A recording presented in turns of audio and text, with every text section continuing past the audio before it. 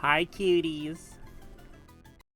Hi, Maddie. Hi, Soda. How are you guys doing on this lovely Thursday? Wait, shit.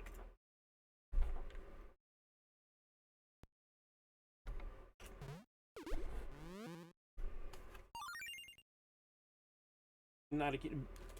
Homie, do not. Do not even go there. We do not do self-deprecation here. It's not cute, it's not funny, don't do it. But you are cute. 40 million stream streak. Oh my gosh, Maddie, thank you so much for 40 million streakings. 40 stream streaks, that's crazy. Oh my gosh.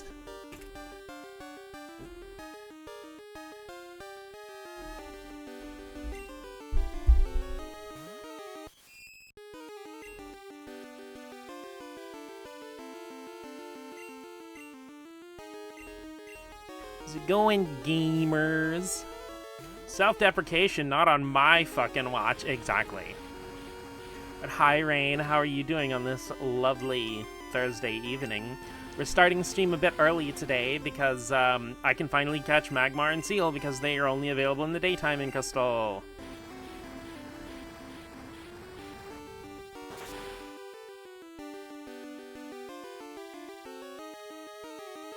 Really should be more, but I can't afford a lawyer to take Twitch to court for it. Oh, don't worry, they'll be taken to court for other things.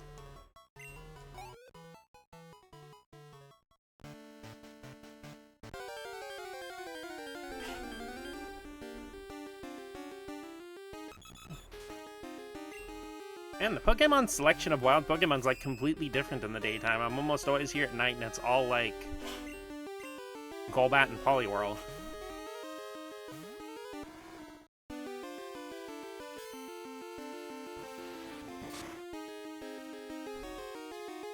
Spent about an hour and a half at the DMV updating my license, which should have taken 15 minutes. Nothing takes 15 minutes at the DMV. And the red green spike Pikachu Buzzies, yes, I need one in my life so badly.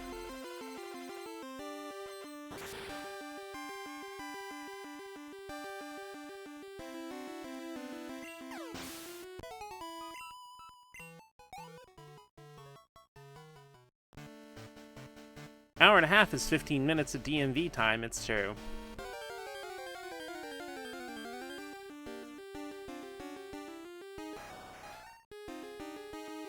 You know, I'm legitimately terrified that, like, in the 45 minutes, I'm not gonna be able to actually get a Magmar to show up, or Seel.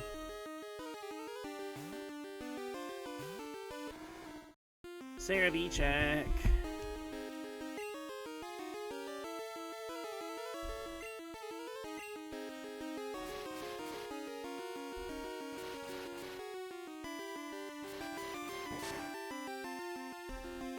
I really wish my Chrome on my phone would just launch to the most recent page I had open instead of freaking...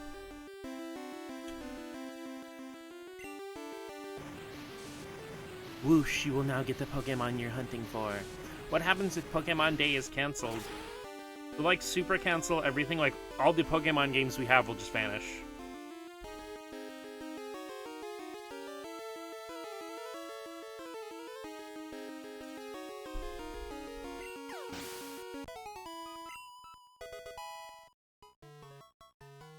Thankfully, I have a backup. I actually did get Digimon Story Cyber Sleuth on stream, so... we'll still be able to catch some funny monsters. Been thinking about learning to appreciate myself more. You should give that a try, because I appreciate you. We'll send a meteor to Pokemon. Well, the problem is, like, they're all, like... they'll just send a fairy type outside, and they'll be immune.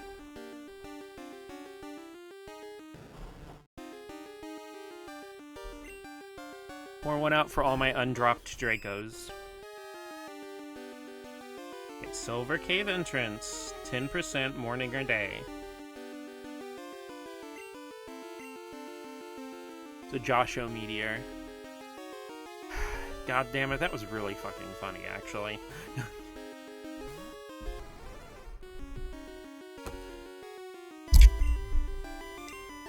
Like, I didn't want that to be as funny as it actually was.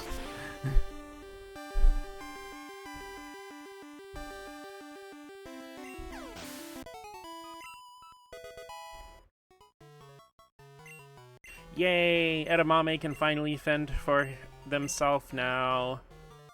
I think we can live without Constrict.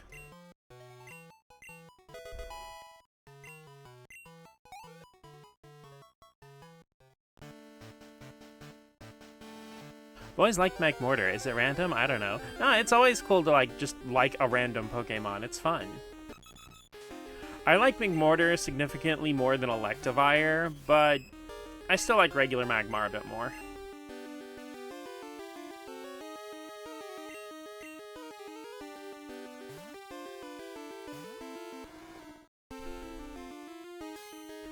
I've liked Dodrio more because of Sleep. Pokemon Sleep, the app.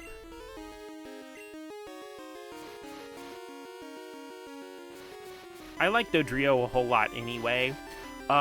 It's like it and Fearow are definitely like my tied #1 picks for a flyer whenever I play a Gen 1 game. I'm infinitely amused by Dodrio being able to learn Fly despite having no wings and being a flightless bird. Sleep made me appreciate a lot of Pokemon. Always surprised that Gen 4 didn't add an evolution for Jynx. Jynx, Magmar, Electabuzz always felt like a trio. Honestly, apparently at some point they were going to do a Mega Jynx in Generation 6. I think just after all the bullshit about Jynx's design in the 90s, I think that they just don't want to ever touch Jynx again.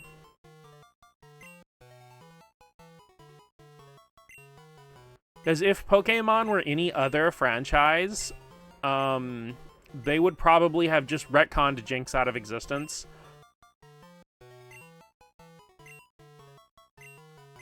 Which, I love Jynx. It's one of my favorite Pokemon. It's super fun to use, especially in Gen 1.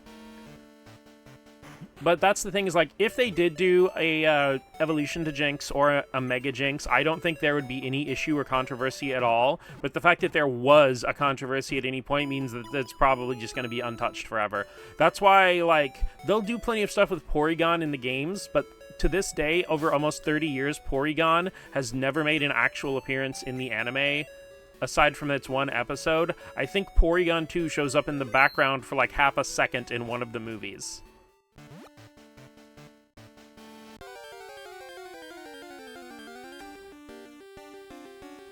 It's similar to when, it was actually an unreleased anime episode, but,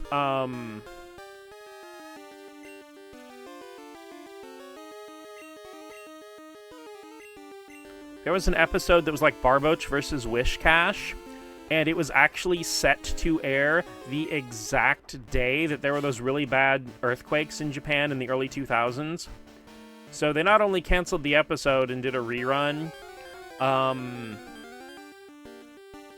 instead, but they also never used Earthquake or Fissure ever again in the anime. Yeah, let women be little fucking weirdos. Exactly. We do need more feminine Pokemon that are not just sleek and elegant. I mean, I like my serving girlies, don't get me wrong, but...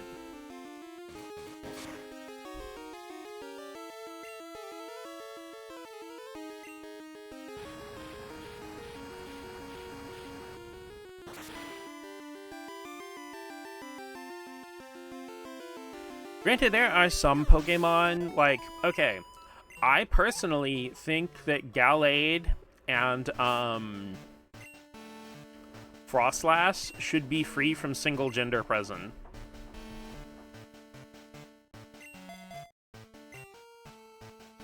There's no biological reason, really, for them to be, gender-locked, aside from Gen 4's weird obsession with gender.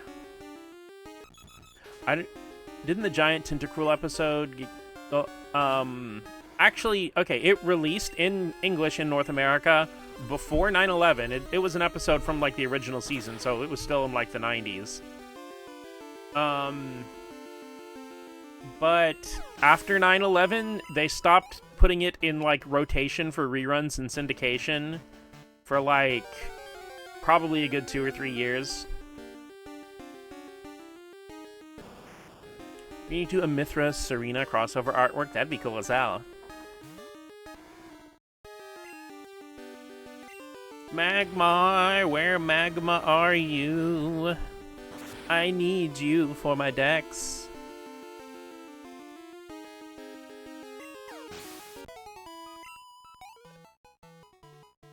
Rosshaus is based on a specific myth that involved a woman, so it's lore-wise it's based on that. Okay, sure, but Machamp can still be female. And, like, so Pokemon do not have to follow real-world biologies. Or real-world society standards. Oh, yeah. There's something I mentioned the other day about, like, thinking baby Pokemon were, like, not necessary additions to the franchise, but there is one specifically I would really like to see. I have a shiny male Salandit, pats you on the back, I'm so sorry. But,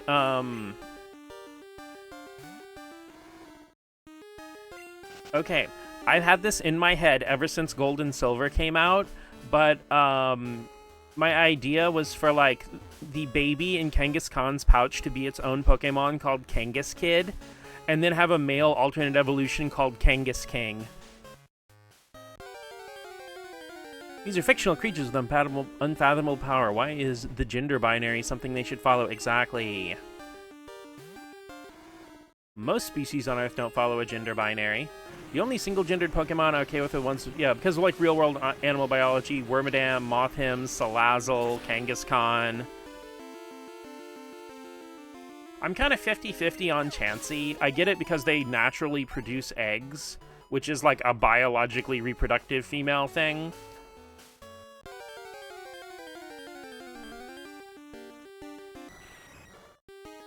Okay, which part of the game counts as Silver Cave entrance?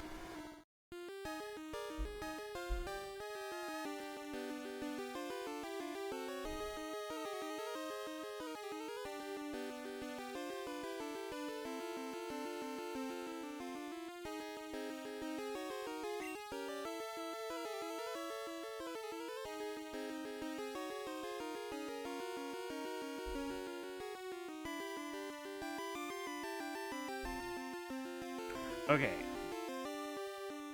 So I need to be inside the cave. That's why I wasn't finding a Magmar. T.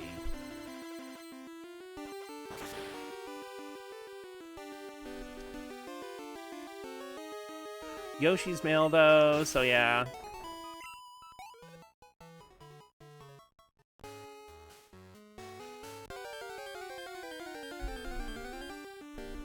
I mean, like, people mention Birdo being trans, but I've always kind of, like, well, not always, but, like, once I started to understand it more, I kind of headcanon that for Yoshi, too.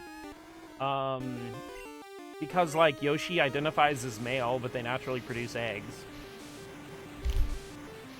My mic fell over.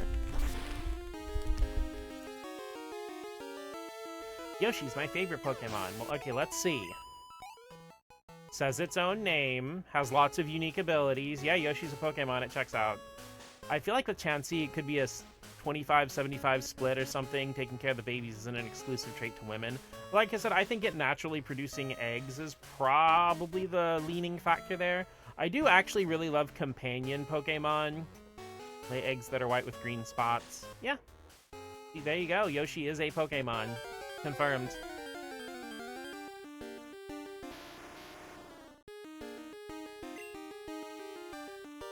Azumarill, the trans icon that you are.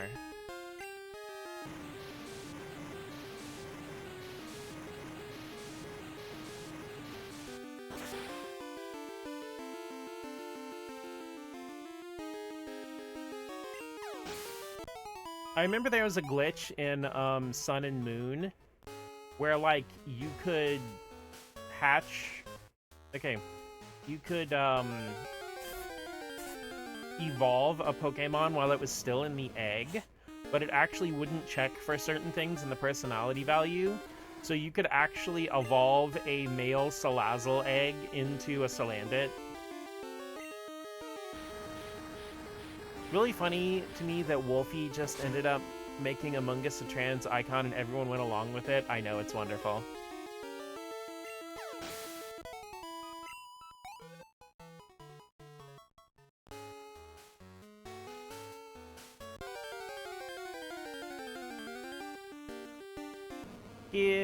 a Magmar. I need a Magmar. I would like to catch a friend who's Magmar. Give me Magmar. Woo! You know, I feel like there are a lot more day and night exclusive Pokemon in Crystal than there are in Gold and Silver. Can you guys hear me okay, by the way? Whoosh, you will now find Magmar, please. It's a race against time. I'll ask my Oshi to be nice to you. And here you find... Okay, good. The eggs... Oh, okay, I saw my audio was really low, but I realized that's the game audio, not my mic. Teehee. After 9 months, maybe I'll someday learn how to read OBS properly. I literally found another 5% Larvitar before finding Magmar. What is this?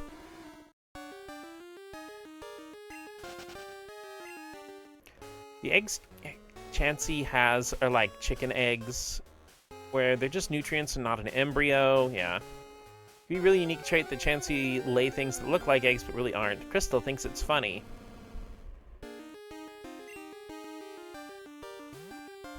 Like, on the one hand, I get it. You want to maximize the use of the feature you implemented in the game.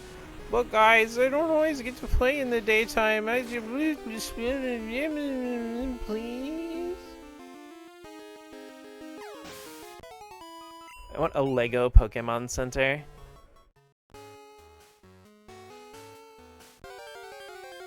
Yeah, well, everything's gonna get scalped. That's what's fucking miserable about it. It makes it hard to get excited over any Pokemon merch or anything like that. That's not something you can just, like, walk into Walmart and find 50 of. Because, like, anything celebratory, anything anniversary, it's like... Yeah, fuck scalpers, but also... Fuck the world's current economic state that makes them feel like that's necessary for them to make a living. Because it's like, I do hate scalpers, but, like, they do exist, like, because of causality. I mean, some of them are just shitty people who just see everything in the world as money. But... Because, like, I was, I think, discussing this with Maddie the other day, is, like, I do not understand how people can look at every single thing in their life on its monetary value. It's like... Okay, this may sound weird, but, like, what the fuck is everything being money gonna do for you? Money is useless. It just exists so, you know, you can buy food, live in-house, pay for services. But it's like, just accumulating bazillions of money. Why would you do that when you instead you could accumulate cool things? I mean, I do understand it. It's because they've romanticized the idea of, you know, having infinity money, and it's like... Because that's why there are just so many people out there who are famous for being famous. Because they were just born into wealthy families. Magmar! You did it, Rain! It was just stream delay, that's why it took so long to show up.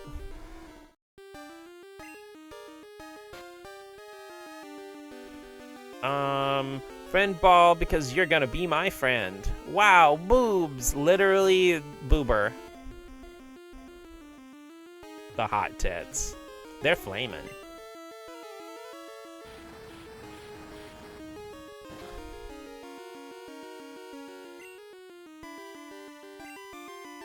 Warm titties.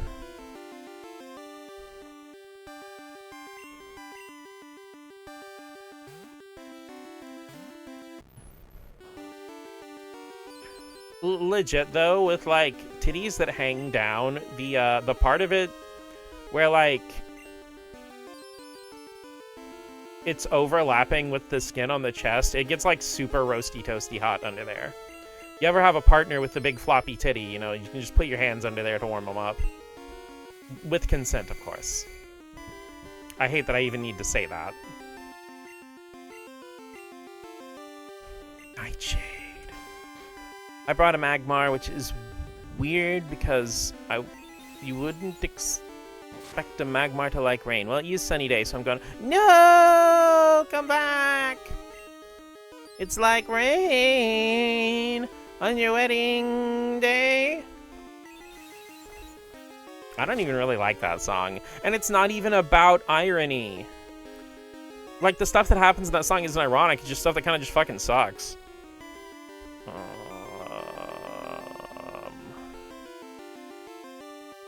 Love ball. We do love balls around here. Let's see. Okay, they're the same gender, so the love ball should have increased chances. Like, comment, and subscribe for more gay balls. Damn it.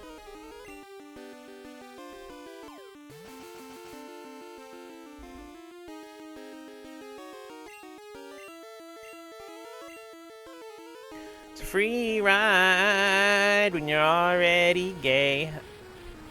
And homophobic confirmed. Quite the opposite, actually. Considering the love balls work specifically when they're the same gender. God fucking damn it.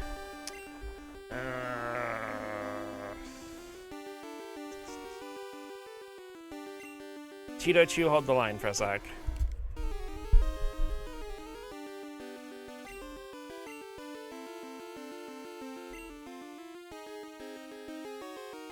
Just this Magmar. Okay, there you go, Rain, you're back. Rain continues to fall in love with fictional women.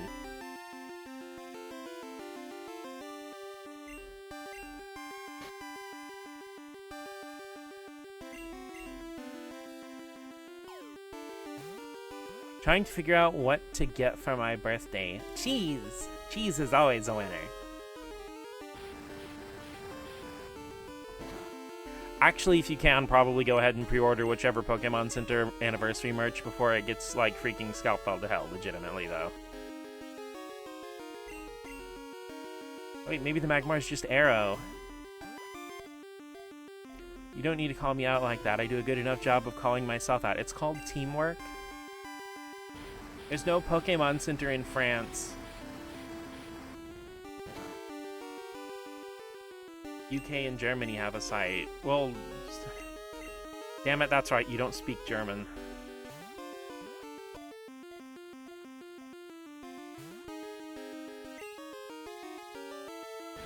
The latter being in beta. Teamwork wakes the meme Turk.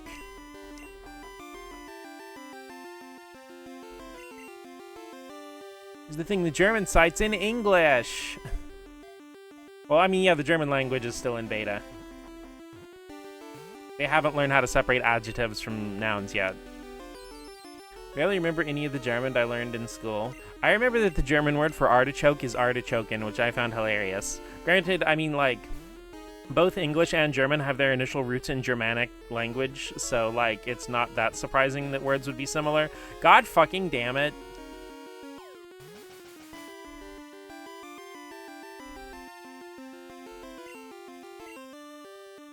Sunlight is strong. Oh, is it? Punk.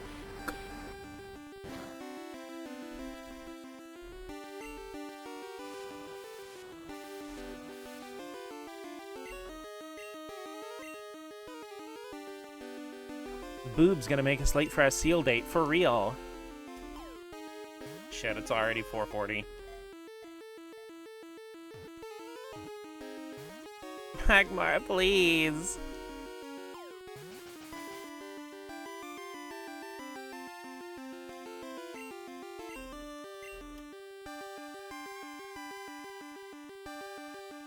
I don't know how heavy you are. Hopefully this'll work. Bro, I'm having a harder time catching this Magmar than I had catching Lugia. Whoosh, you'll catch this Magmar, J-Cup. Where I'll be headed someday.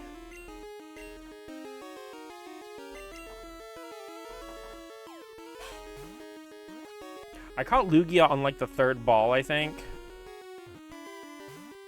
Oh my fucking god, dude.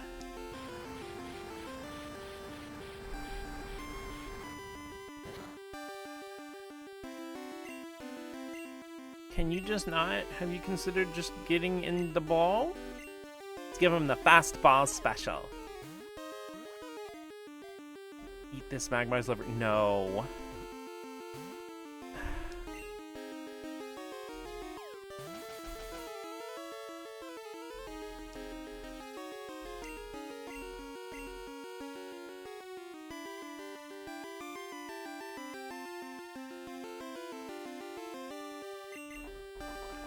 You thought this Magmar would want something fast? Fool.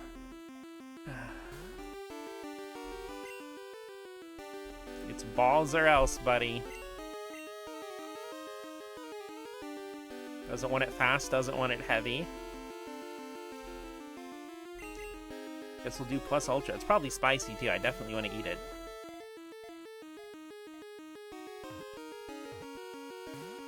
Heavy tits, we believe. It's like from the, what is it, the Dark Knight or whatever. Instead of I believe in Harvey Dent, we'll have the little buttons that say I believe in heavy tits.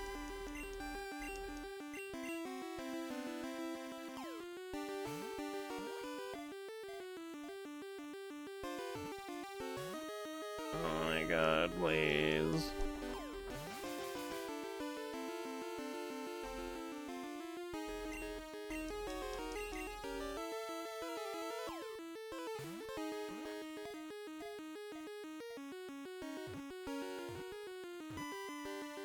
Thank you! Oh my god, we did it! Quagsire just goes, mm. It moves more frequently in hot areas. It can heal itself by dipping its wound into lava.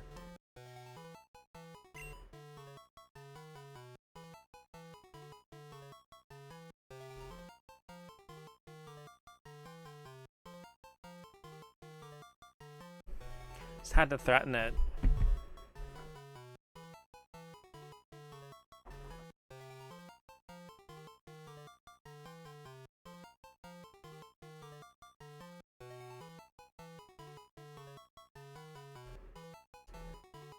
Come Ollie.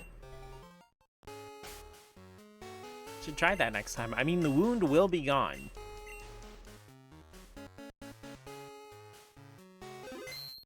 Okay, now we are gonna have to freaking jet stream it back to Pissy Swirl Land to catch that seal. Back to Loogie Land. I really miss seeing this game in the daytime. I'm sure we have a tamale already, but don't have time to think of something else. I can always take it back to the name raider. Seel, Seel, Seel, Seel, nigh the science seal. Seel rules. Seel, Seel, Seel. I'm really sealing it.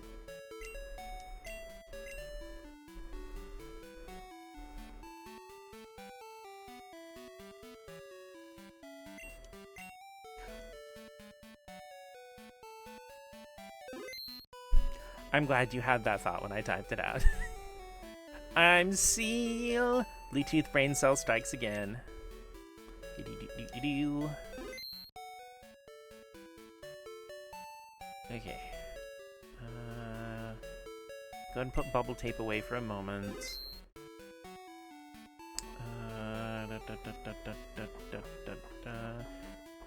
Why did I put you at the bottom of the damn box? Hi, Norimaki.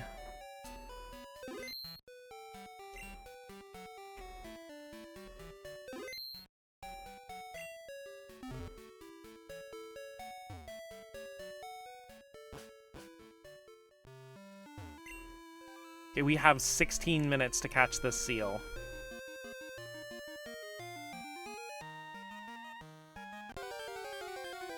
Everything must go perfectly or I will actually cry.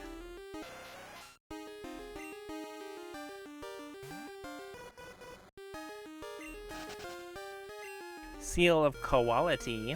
I'm hoping.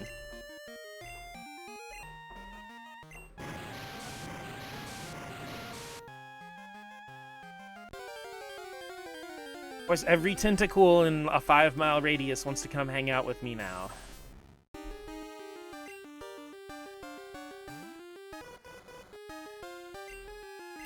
Yeah, come on. Alright.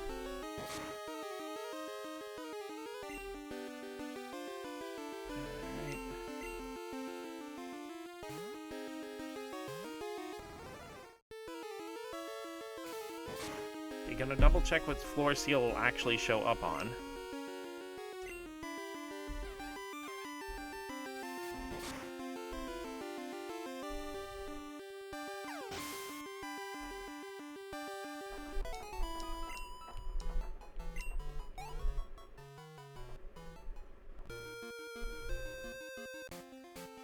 Do we have a bonbon? No, actually, I don't think we do. That's a good one.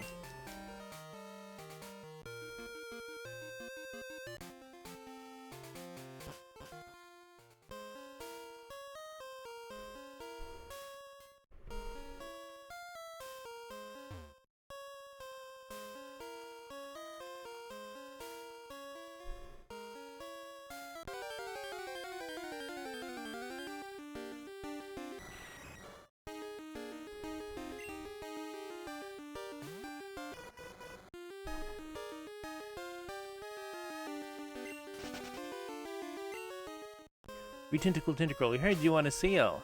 What if you didn't get the chance to get that? Nope, not edamame.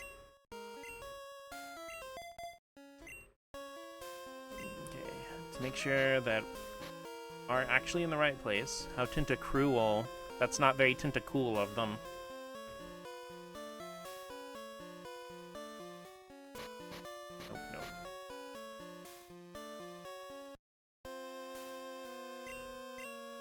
Yay!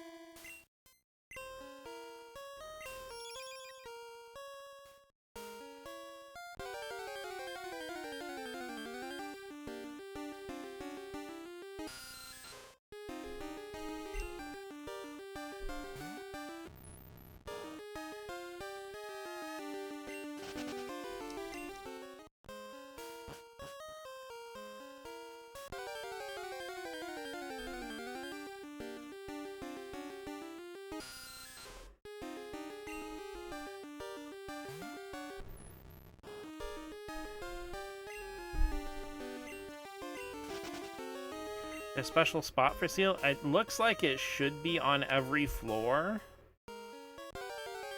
But I think it's more common on the lower basement floors.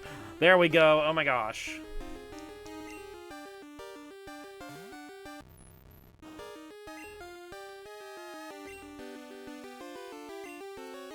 Yippee! Go to sleep, go to sleep.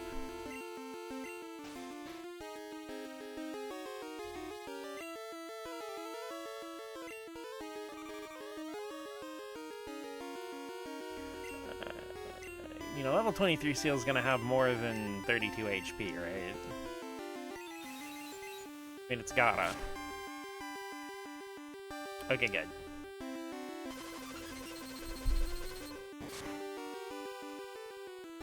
What does it have a face? Well, we just kind of woke it up in the middle of the afternoon. I mean, considering that, you know, the seals stop appearing at 6 o'clock, he's probably about ready to go to bed.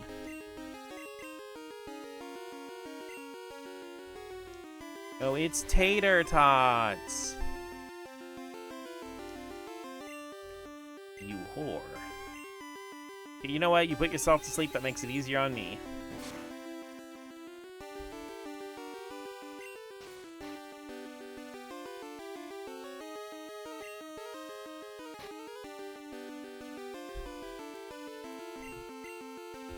Lure ball, let's go!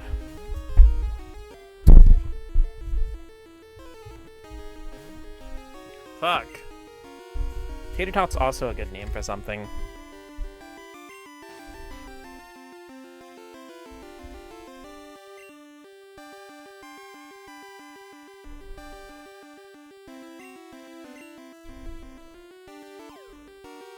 Yowie ball go! Let's fucking go, the power of Yowie prevails.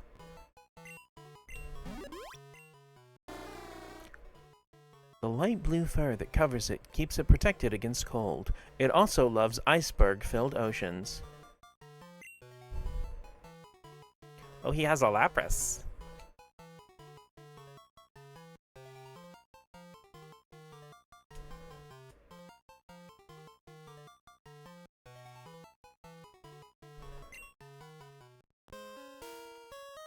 It's never been light blue, but okay.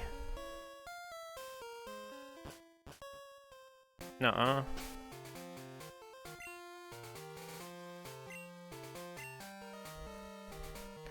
Okay. Save, save, save, save 100 times.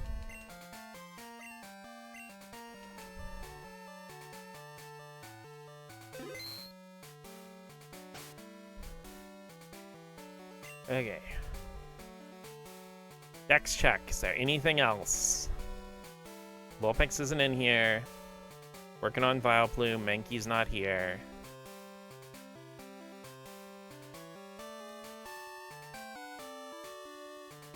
Okay, working on Cloyster. We just got Seel.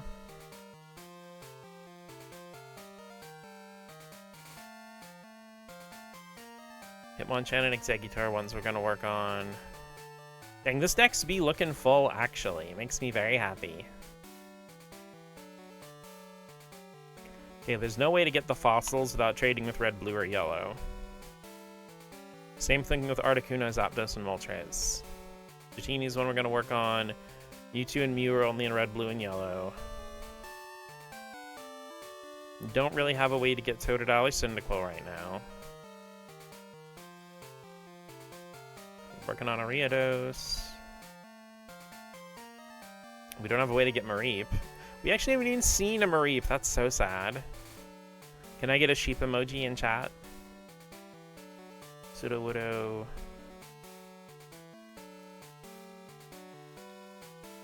So homophobic. The hell's between Sudowoodo and Hoppip?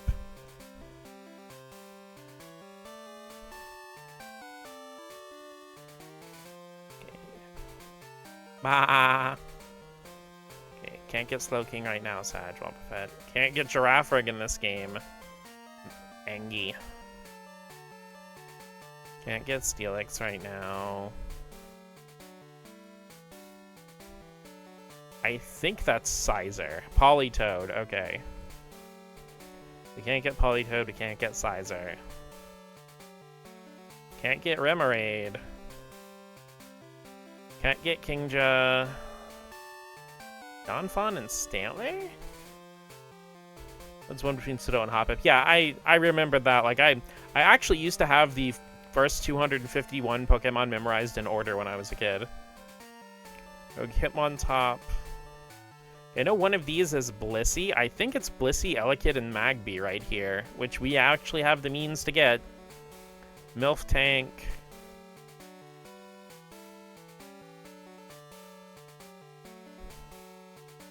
And Ho-Oh, because we can't get Ho-Oh until we have all three of the legendaries. After Donphan, it's Porygon 2. Okay. What's between Miltank and Raikou?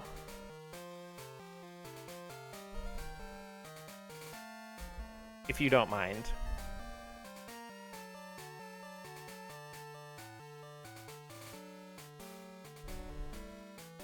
Because I think we're going to have to set aside a stream specifically for catching Entei. Because aside from Entei, I don't know if there's anything else we need to catch in a Pokeball anymore, which is really weird and makes me a little sad.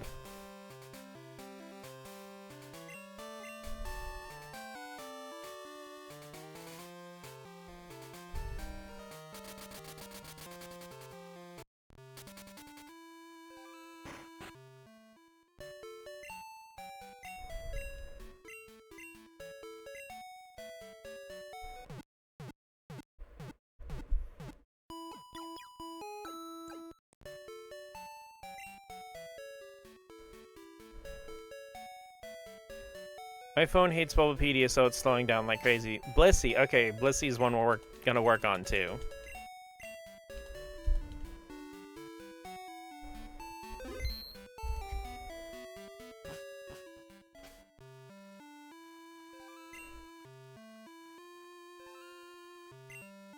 Okay, let's do some rearranging.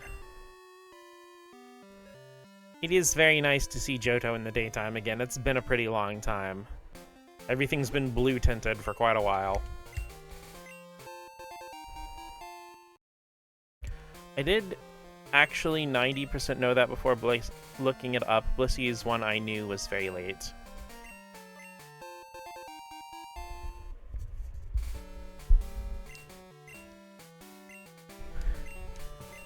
Continuing to collect apricorns. See, that's always the weird thing about when you start to reach a goal. It's like, you get so used to pursuing it that when you've achieved it, you're just like, oh, yeah, I guess that's a thing I did now, huh?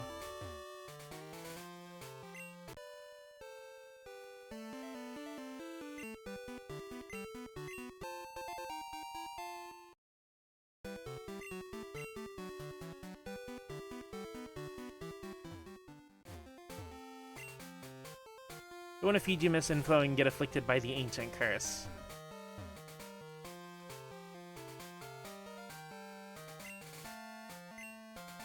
Yeah, and it's never like the cool, sexy ancient curses.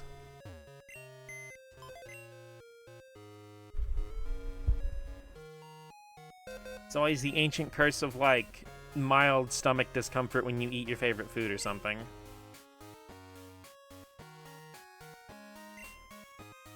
Always a return the slab deal, right?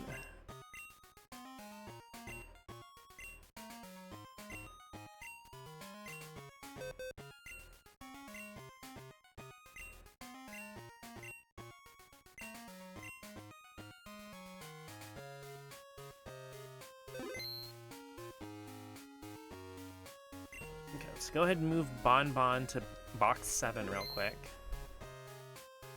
Let's move Bonbon and Tamale over.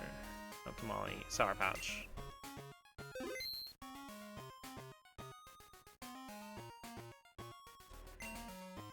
Actually, I will go ahead and move Fruit Stripe and Tamale over.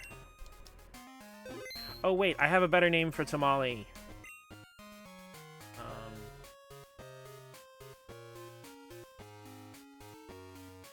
Norimaki, you can go back to the cuties box for now. Thank you so much for your help.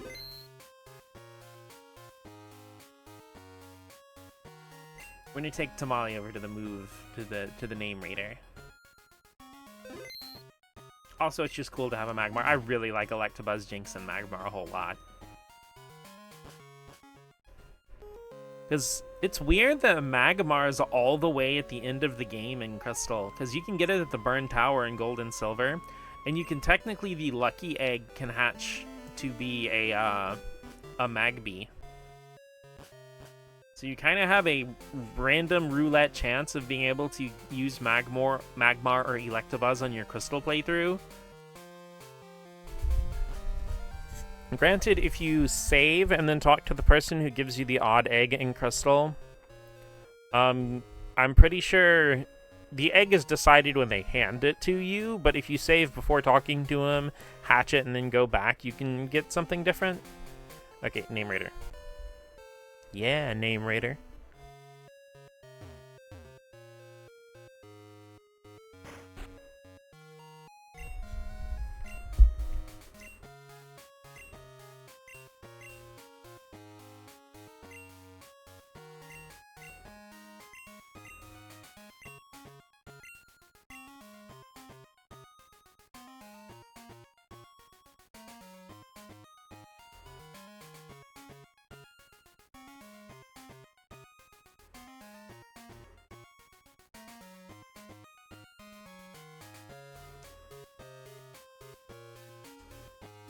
The NPCs called the Name Raider, they don't really rate names, huh?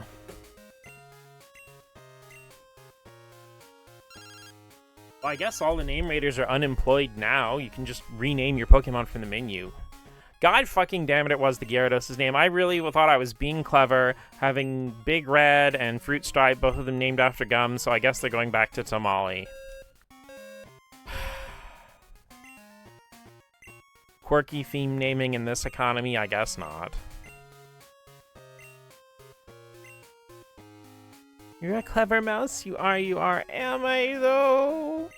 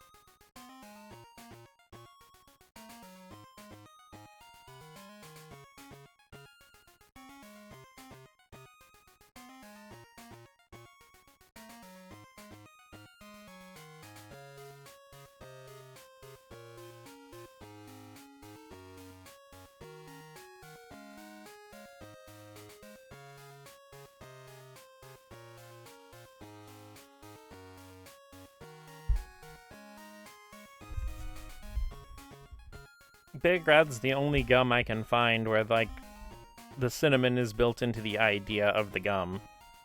The other ones are just like extra cinnamon or icebreakers cinnamon.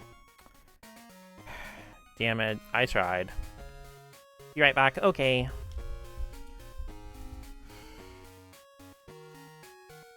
I guess it's tamale after all. Sorry, Magmar.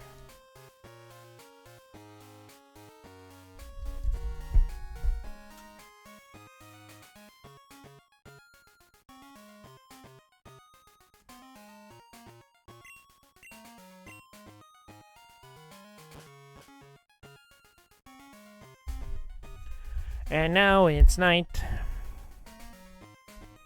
Alrighty, let's go ahead and redeposit Tamale.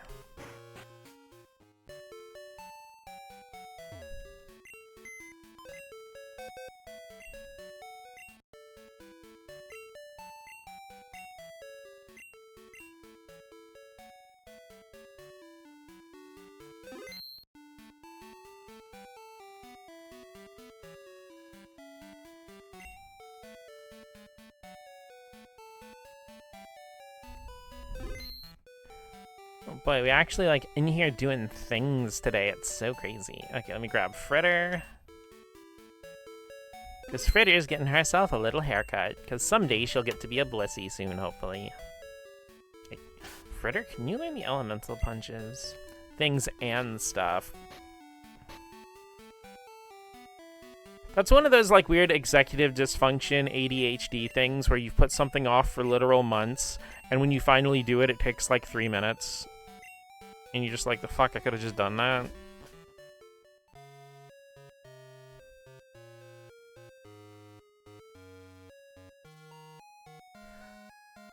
Literally all the time, and I hate it. It's just like... Because, okay, here's the thing. I have actually been able to recently fight through my executive dysfunction, but it is literally like trying to peel open a grilled cheese sandwich in your mind and get the bread separated without tearing it. Like, I can make myself do stuff now, but it's so unbelievably exhausting.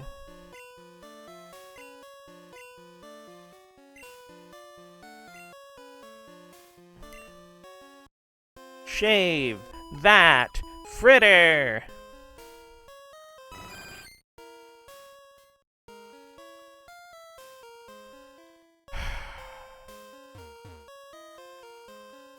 Rain, my darling, would you please?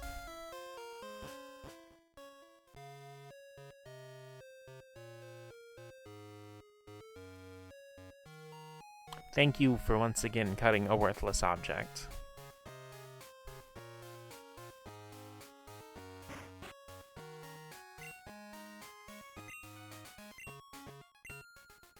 You'd better... Okay, Chauncey's still... We're still getting there. It's tabbed out as it showed up. Well, don't tab out of Twitch now. If you see an ad, it actually will not finish playing the ad until you come back.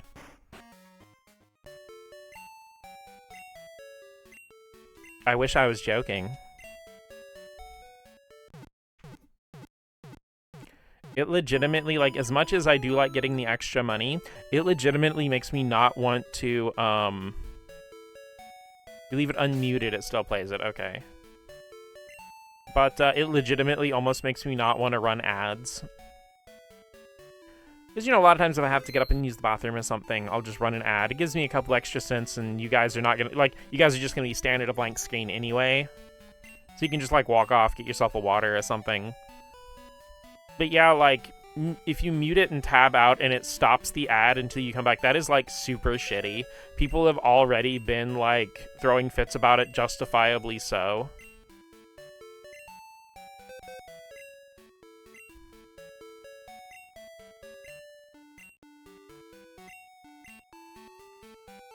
It's like, it's such a pathetic look for your company, too. Like, you just look so desperate.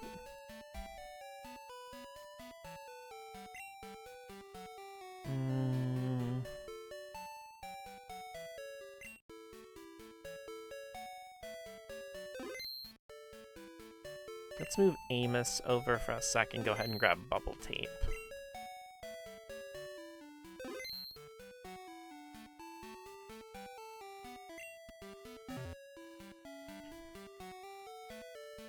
And then we're gonna go check on the daycare. Ads have become so ineffective over time, people don't care about them and stop wanting to get interrupted. Well, that's just the thing, is like, this is probably gonna be like my most like 90s kid boomery kind of take. But advertisements used to be cool and interesting and fun. Which, like, obviously some of them were still shitty. You know, like, I don't really care how much freaking, like, the medicine that cures shit yourself disease, and it's like, you know... And then you see a bunch of people running happily in a field, and it's like, side effects may include dying to death, healing over and dying, farting eternally, and mild discomfort.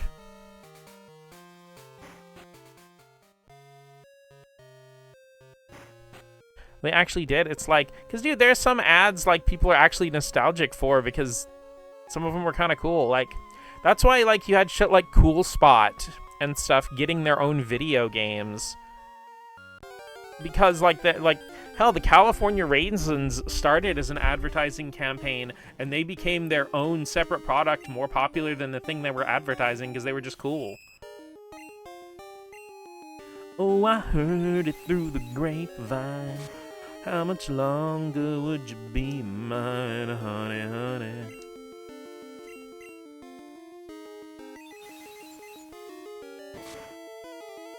Well, the thing is, though, with older products, a part of it, I think, is the fact that, like, the aggressive monopolization, like, post 9/11, I don't think it had anything to do with 9/11, it's just around when it started happening, but companies massively monopolizing, consuming, and fusing with one another,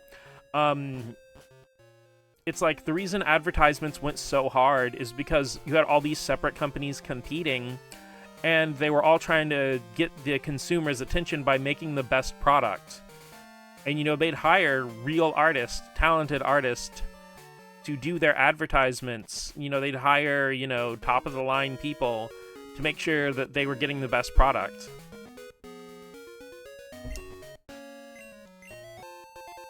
Which, of course, it wasn't always the case. Trust me, there's plenty of, like, barely digestible slop, even with older stuff. And there are plenty of, like, shitty money grabs back then, too.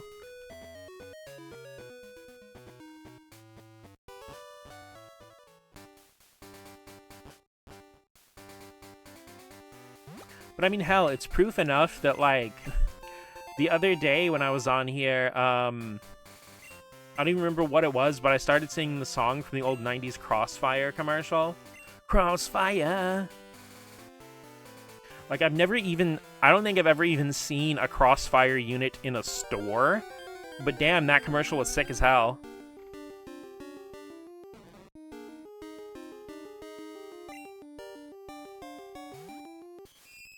Because my thing is, like, I know advertising does tend to be calculated and somewhat insidious in nature. They are trying to sell you a product, but I mean, it's still the advertisement itself can still be a product of human creation itself. It can be a work of art. Capitalism breeds innovation. Capitalism breeds consolidation, because if there's no competition, then you can just make anything whatever price you want. Because I think it's still ongoing, but I know that, like, one consumer protection company in Europe was actually going after PlayStation, well, in Europe specifically, because, okay, you know how you can go into, like, Walmart and you can just buy a digital copy of a Switch or Xbox game on one of those little cards? You know, it's like I was over there at Walmart getting some groceries the other day, and, you know, they have, like, Silk Song on a little eShop card that, like, you spend $20, the same price it would cost in the store, and it gives you a little code, and you redeem the code, and you get a digital copy of Silk Song. It's actually really cool if you want to gift people digital-only games. But, PlayStation stopped doing that in, like, 2017 or 2018. Back, put away groceries. I hope you had a good grocery put away, Maddie. Getting your exercise in for the day. But yeah, like, Sony literally... I just went back to tamale. Because I wanted it to be some kind of cinnamon-flavored gum, but aside from Big Red, every other gum's cinnamon flavor is just called, like, Trident Cinnamon. You know, like Eclipse Cinnamon. And I'm like, man. So I decided to not worry about doing the whole gum theme between the two of them. I still like Fruit Stripe for Electabuzz. Big ol' cinnamon.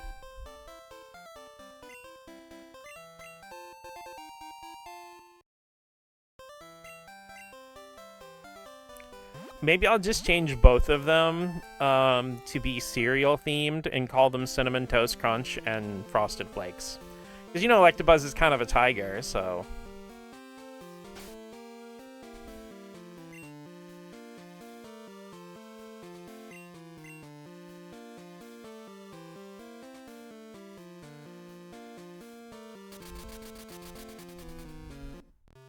Granted, none of those names will fit.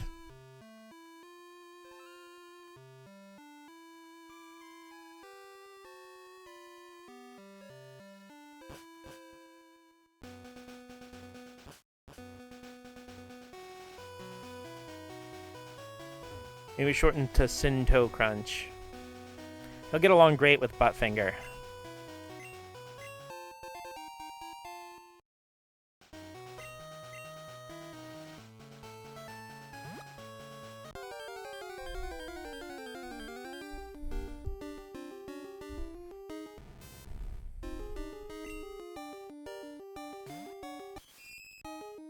Spider versus Magnet.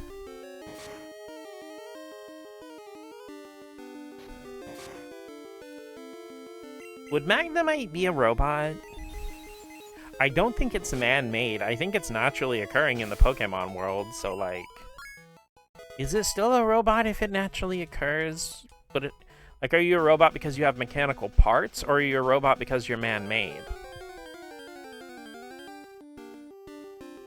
Spider versus Magnet 910 the Spider. Oh shit, I can't Nightshade a Meowth. A Meowth. God fucking damn it. Bubble Tape, solve the problem. Meow.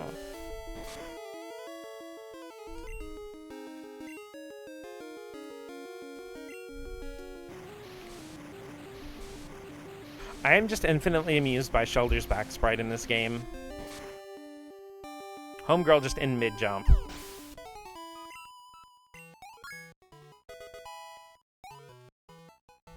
Ran out of Meowny. It's like a homing missile.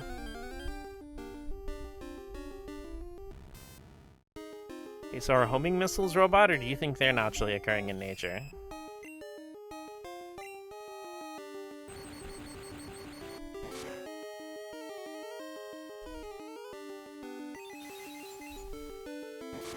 Inverts your palette.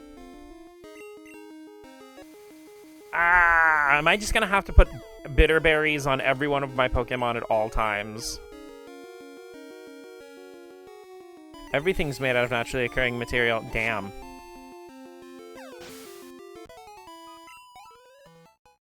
You're not wrong.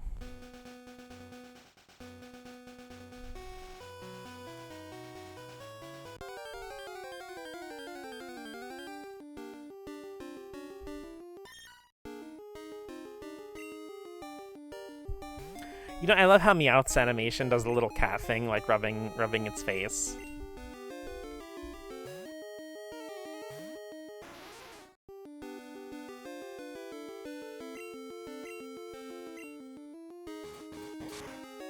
Don't you fucking do it. God damn it! Oh, do not... Okay. Technology is just rocks we checked into thinking, but Geodude is a rock that can already think. Whoa. Whoa.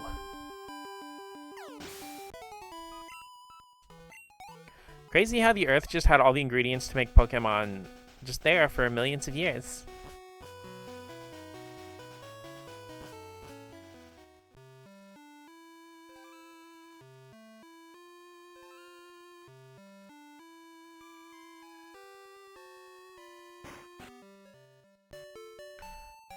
I mean, technology in general is pretty amazing and crazy to me because we basically domesticated lightning.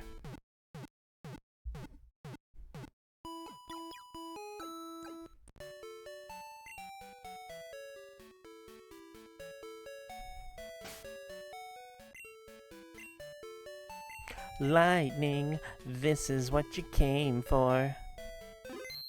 I named mine Princess. Effectively, yeah.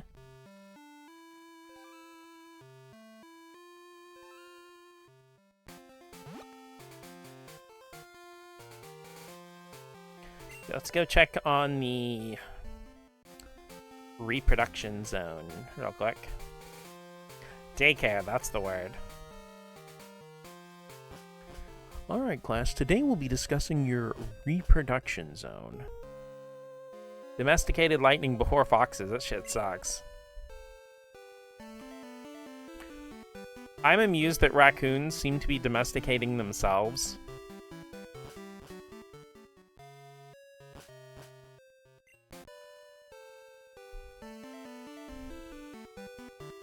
But I feel like that must be similar to the process cats went through, because it's like, wait.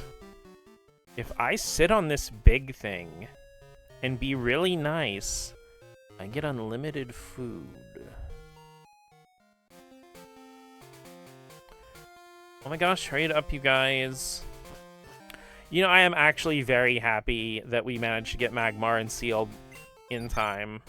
I was really afraid that it was just gonna end up with it, like, fucking up at the last second.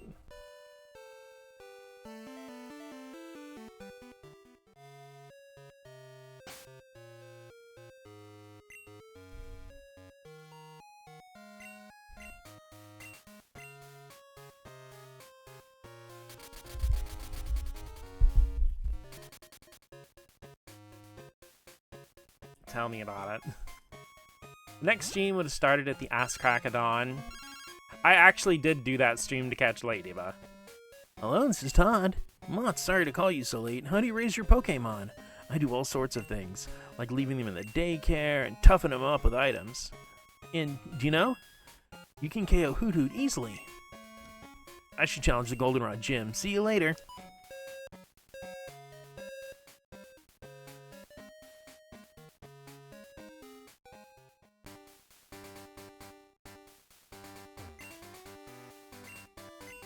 PlayStation Network Curaberry.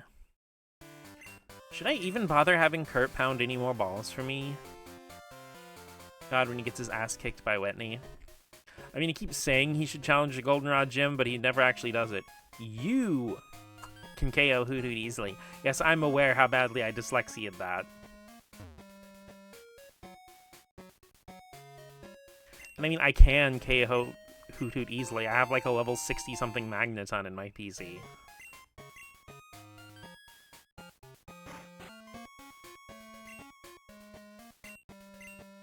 Well, Kurt, this may be the last time I grab your balls. That's not you, though. Oh.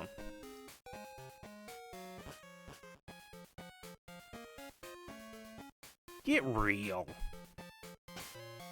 I don't think I could KO an owl easily because it'll just fly away and I'll be like, oh.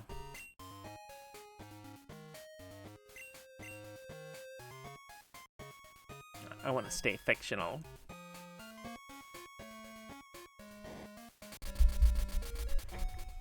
I'm always fictional because people always fall in love with the idea of me instead of who I actually am.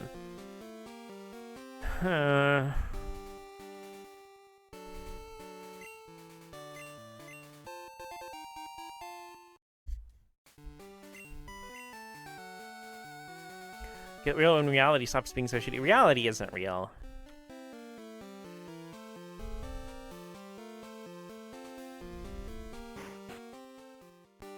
Somebody several thousand years ago just made up a bunch of weird shit and people will not stop still doing it.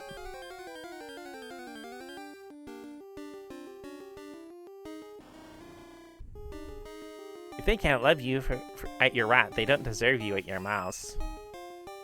Perfect, then I don't need to get real.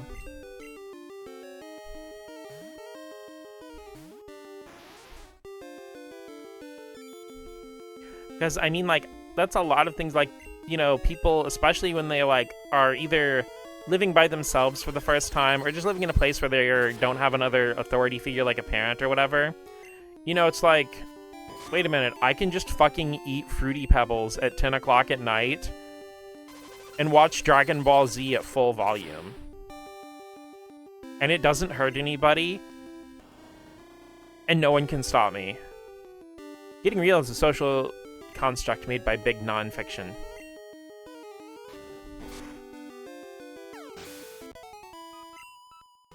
I mean, it hurts your ears a little. Okay, not max volume, but...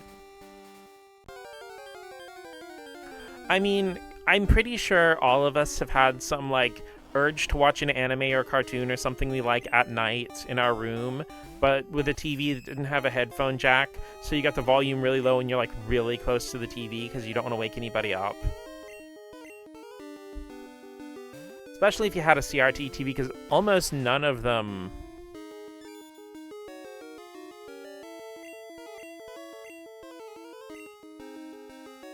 had, like, headphone jacks. Eventually, you learn the hard way those are poor choices. I mean, I think Fruity Pebbles at 10 p.m. can be okay if you've had another full dinner first. It's a cute little dessert. And okay, like I said, maybe not at max volume, but you can watch Dragon Ball Z at a decent volume in your living room. I have never felt a desire for anything, and it's kind of problematic to say that. That's kind of a neurodivergent executive dysfunction depression combo there. But then again, it's really easy to turn off your ability to desire when everything in your life feels unobtainable all the time. It's not unobtainable, but it can feel that way.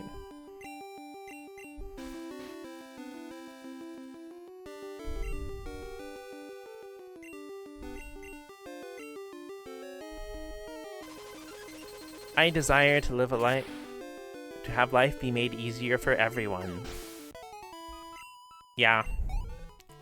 And it's always so weird to me that, like, when people who are also struggling are, like, aggressively against that, you know, it's like when your dog's choking on something and you're trying to get it out of its mouth and it's fighting you, and it's like, no, I'm trying to help you not die.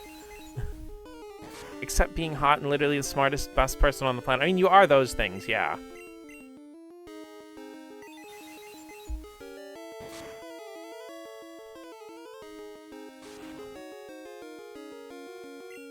But, you know, besides that. Then again, being good at everything can also kind of be a little bit disheartening. Because when you hit things that you're not good at, because eventually you do, then you just like, oh, I will give up instantly. Especially if you've ever been in a situation, and this happened to me a lot in school, where, like, if there was ever anything I wasn't particularly instantly good at, I was mocked ceaselessly by a bunch of people about it, even if it's something I would have had no logical reason to be good at on the first try. So it conditioned me to only stick to things I'm good at and already know how to do. It's eventually something I trained myself out of, because if I didn't train myself out of that, I never would have started streaming.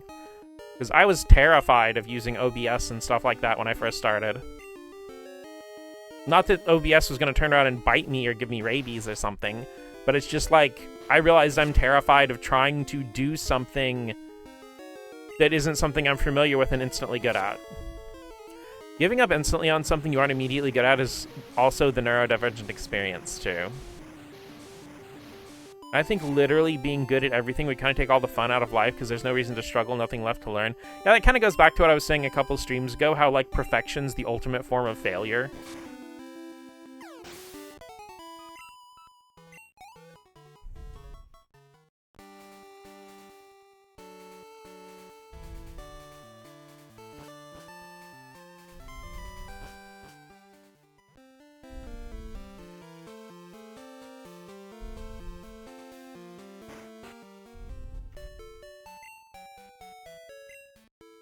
The ideal way to be is someone who's always learning. It is so weird, too, because once you get in that headspace so that you can always be learning new things and growing, you start to notice people that aren't. Like, you can tell the difference, because, like, people that aren't still trying to learn and experience new things tend to be, like, super fucking miserable. Not, like, necessarily miserable to be around all the time, but, like, I don't have patience for people who don't care to learn. Yeah, same here.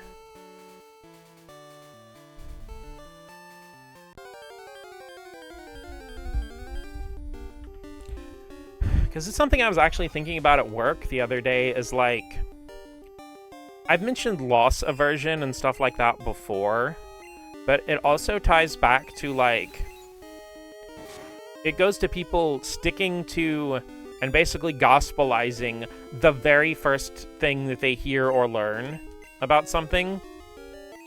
And the thing is, that can stretch all the way to headcanons. Not just of fictional characters, but headcanons they make up for real people. I think a lot of transphobia shock and stuff is based on that too, because, like, you know, if somebody knows you when you're younger or when you're of your, like, you know, the gender assigned at birth, but that's not who you actually are, who you've ever really been. But they know a tiny little bit about you, and they make up the rest in your head, in their head. And when you're not exactly what they made up in their head, they're angry at you for something they did to themselves.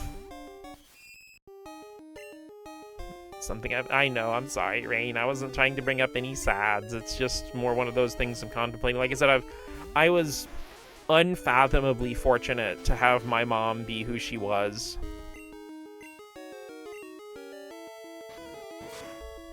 And just always just accepted me and stuff like that.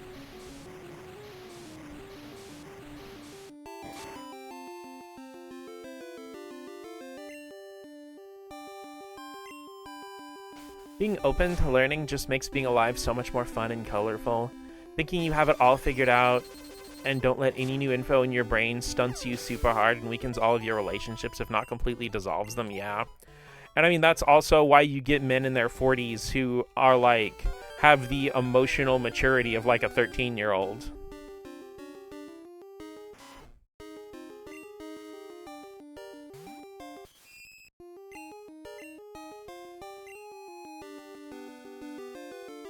Because it's interesting, one thing I've started to notice is that a lot of people's entire personality freezes in place at whatever age they had kids.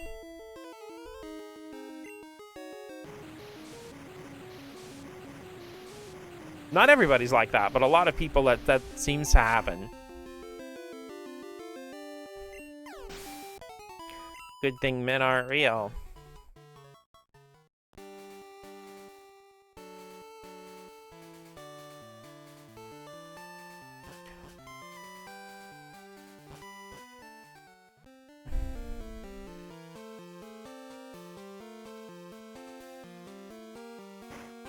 Wait, we aren't real either.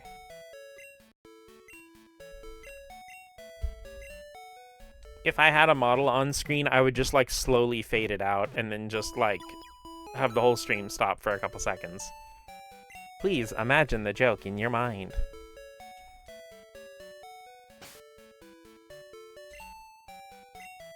$169 hours, nice. Done and done, thank you.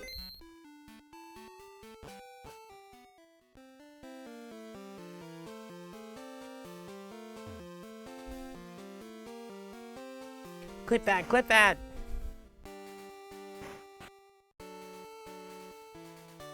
When a fuck up comes along, you must clip it.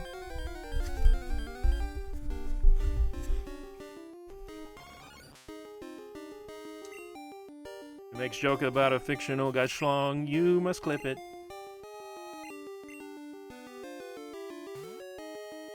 Alright, now I've been holding you accountable to make yourself a PNG tuber. You have until the end of the month to complete it. And the end of the month is in 2 days.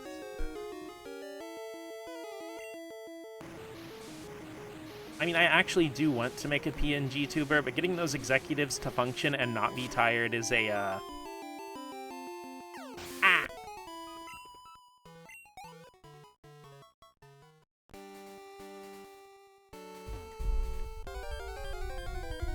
That's the circumcision of my comfort character. Ow.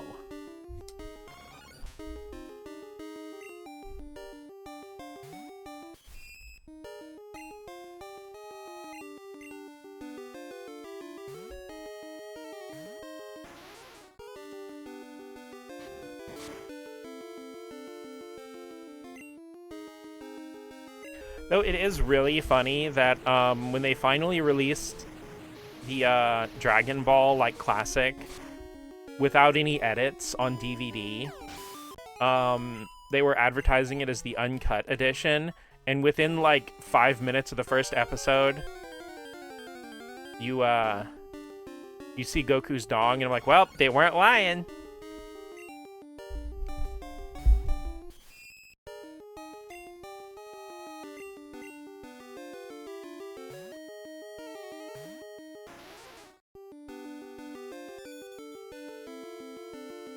We have until the end of this month. Sorry, inflation. No!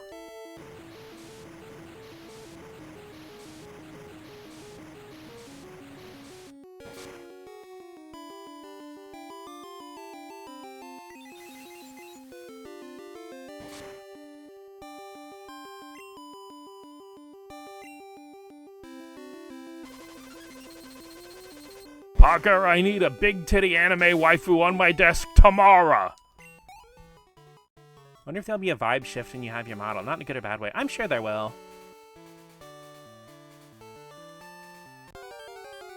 Like I said, not in a good or bad way. It's just like, I think you guys will probably get a lot of fun out of being able to actually see me emote on screen. Because I actually do emote with my face a lot when I'm streaming, but you really only get my voice. And occasionally a cat sneezing.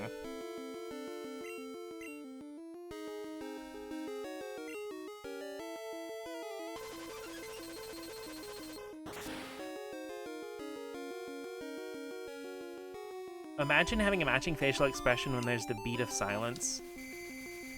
Honestly, like, I really regretted not having an on-screen model in that Mario 64 stream. I just imagine a matching facial expression when there's a beat of silence. Okay, thank you. Dyslexia.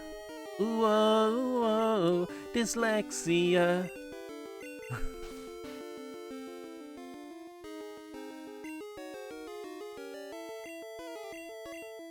You see, that's why it's good that you get to hear me read your messages out loud when I'm streaming, because the amount of times I've responded to things you've sent me in messages, and you're like, what are you talking about?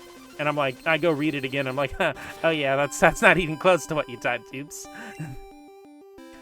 Still don't feel like I'm expressive enough with my model, but it's something I'm working on.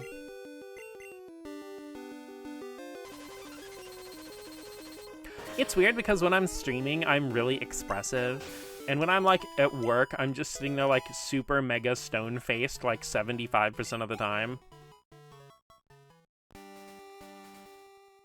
But then again, I'm more closer to my actual real self when I'm on stream.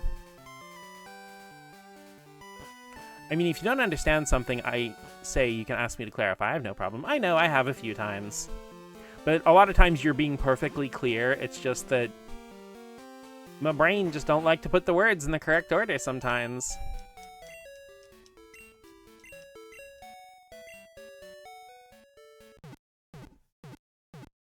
I can be clearer. Why does that come off as a threat? Similar experience, I feel like I'm able to turn on or amplify my personality to an extent with streaming. Well, it's like I told Small Fox the other day when they came in here, it's like, streaming is an improv performance art with a video game as the prop.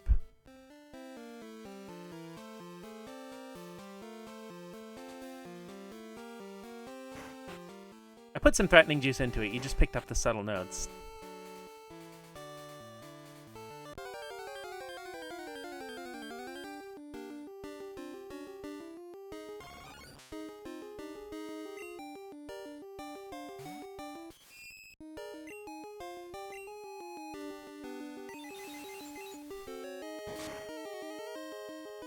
It's a threat / positive.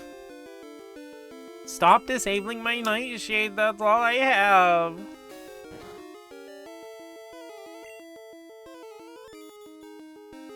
So what I normally do. Yeah.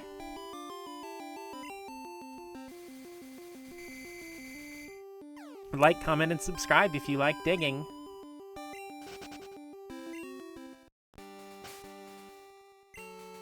I live it.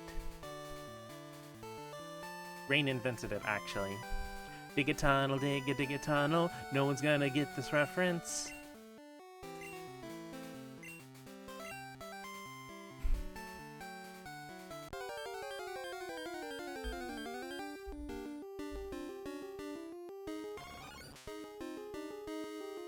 Big Doug. Taizo Hori, the divorced dad of video games. That's not even a, It's not related. Thank you for crediting me, Maddie.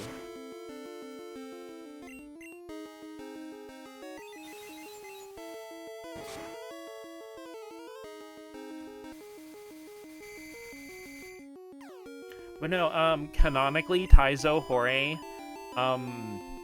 married the woman from, I can't remember the name of the game, but she's the main character of another Namco arcade game, and the main character of Mr. Driller is their son, and they got divorced.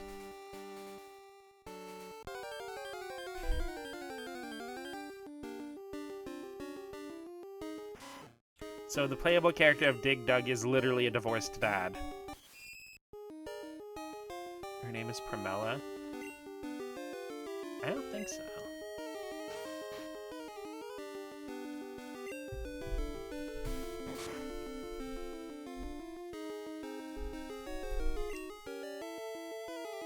I don't know who you're talking about. Give me a sec.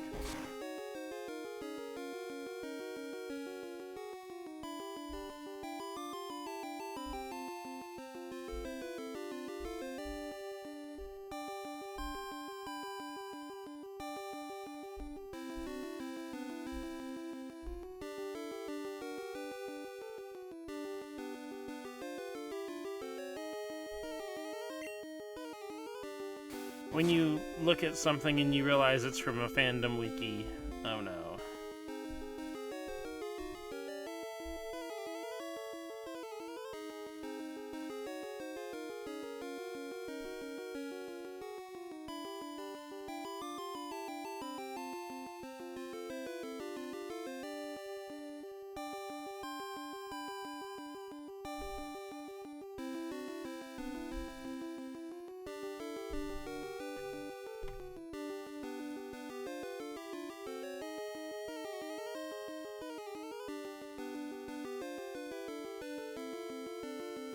Okay, the name of the game she's from is Baraduke, also known as Alien Sector.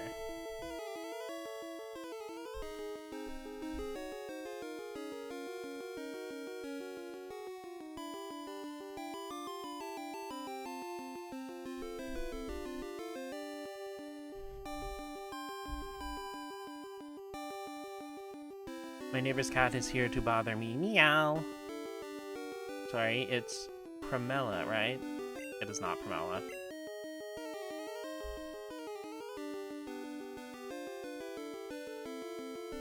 Her name is Masuyo Toby.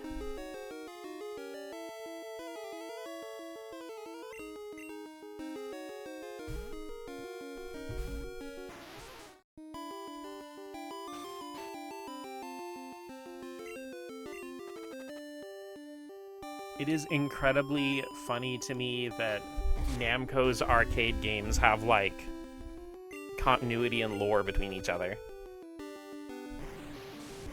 Must you show your toe bean? Not for free.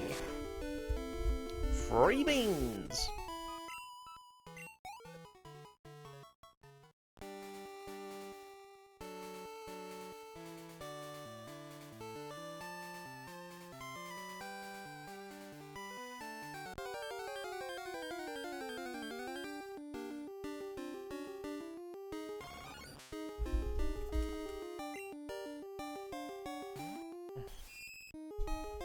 Man, I feel like Edamame's been going through it. It's a rough life being a Spinarak. Challenge beans. Disturbing the beans. I'll sing that next time I'm bothering Dot when she's trying to sleep.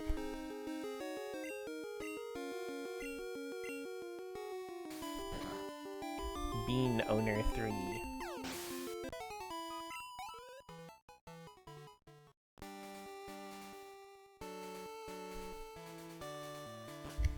Bean Owner 3 FES, and it stands for Feet Escaping Shoes.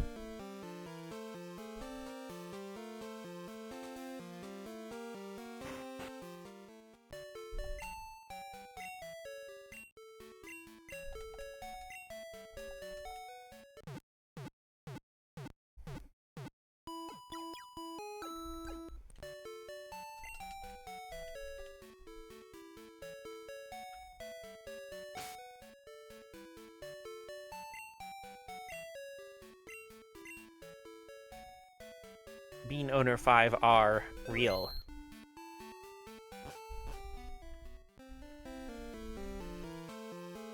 You know, I'm still mad about how they released Persona 5 Royal. Not the current version, but okay. Persona 5 came out in 2017. Bean Owner 5 stickers. Yay, stickers! You distracted me. But, no, okay. Persona 4, or Persona 5, originally came out on PlayStation 3 and PlayStation 4. I ended up getting a PlayStation 4 version because that's the version that came with all the bonus special stuff, like the backpack, or duffel bag. But the thing is, with Persona 5 Royal, when it first came out, it was also only on PlayStation 4. And there was no way to, like, upgrade your vanilla version of Persona 5. And it was, like, fucking $60 when it first came out. Neurodivergent versus Neurodivergent. Who will win? Find out this Sunday. Two go in, one comes out. Be there. Seeking. Seeking,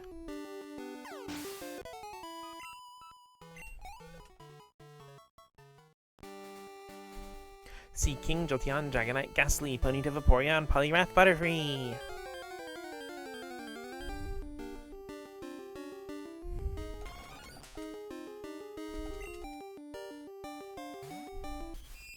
Appleton. An apple ton of fun.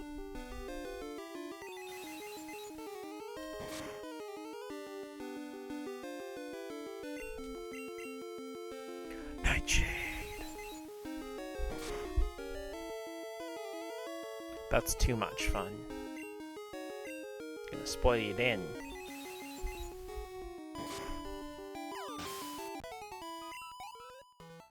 You're getting there, Edamame. I believe in you. This is probably not the best place to train you. Why didn't I just go train you against the Bellsprouts, you quad-resist grass? Arrgh, Makea. Already spoiled your lunch. It was kind of my breakfast, kind of my lunch. Now it's kind of in my trash can.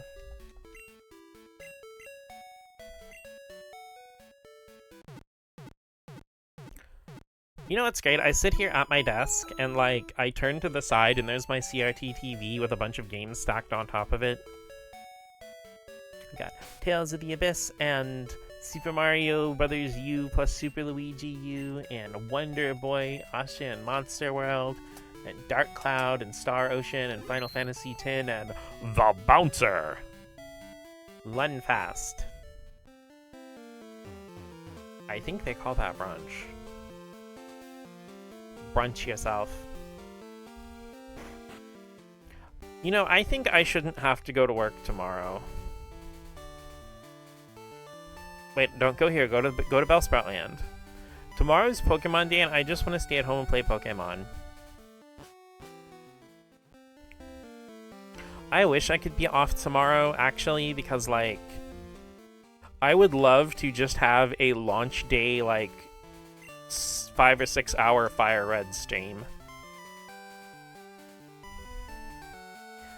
That would be so much fun.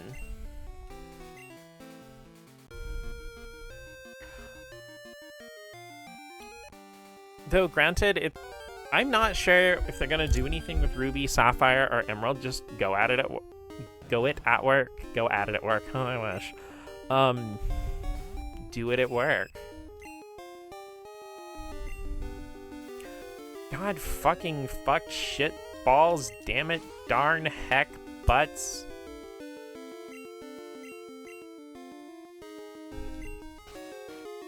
This tangle has got me angry. I'm tangy. Tangery.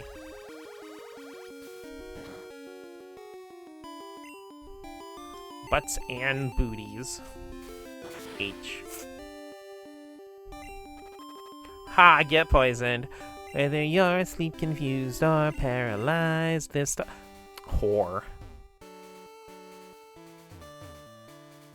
This toxic is slipping under. Actually, you know, I can't really blame that Tangela. If a spider came out of nowhere and poisoned me, I'd probably run away too.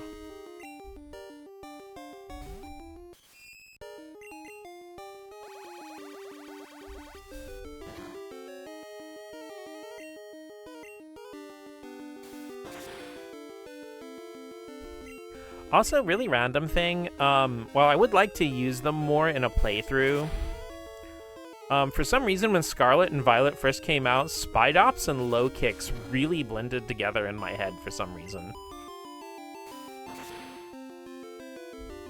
I'd actually like to use a low kicks in a playthrough sometime though.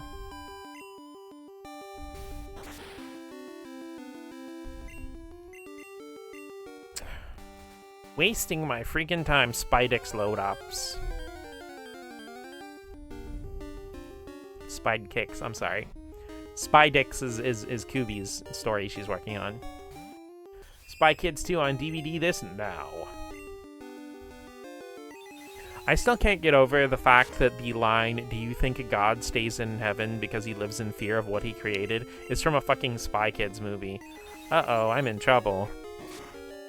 I got hot and took off my shirt, and now there's a cat crawling across me to make biscuits on my chest. Uh-oh.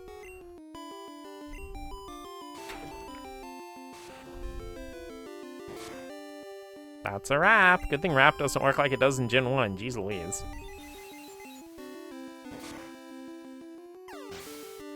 Okay, instead of tearing up my chest, she decided to go get something to drink.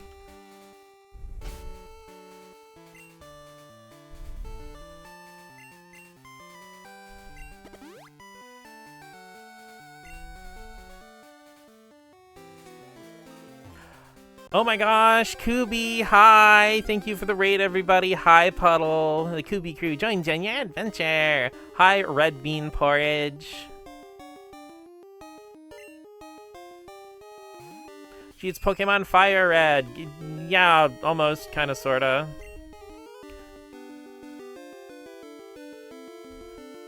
But yeah, we're playing some Pokemon Crystal today. We're mostly working on grinding out the decks. I mean, there's red sometimes, like in Haunter's Mouth.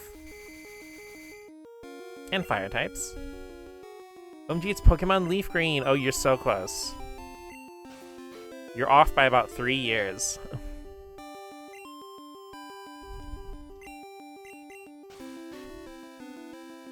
Yeah, I started stream early because there were 2 more Pokemon left I needed to catch, and both were only available in the day.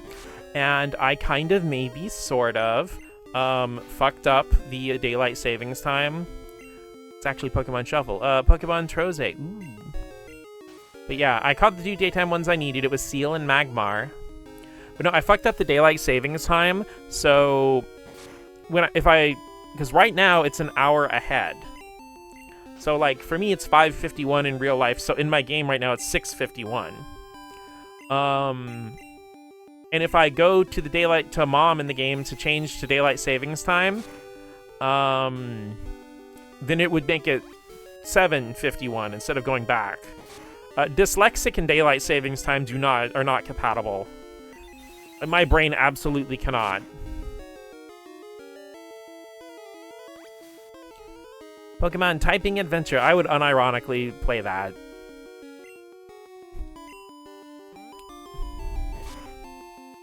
Honestly confused me. Well, like, I feel like our dyslexia is not that far away from each other, Kubi. So, Edamame's evolving. Let's go. See, Kubi, you're just in time for Spider Evolution.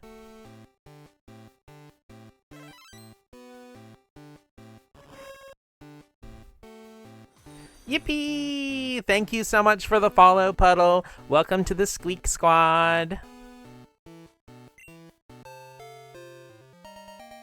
Spider dance, we spider in. Thought I was followed. It's okay. I just feel like, it feels like Nikea never goes live. I wonder why.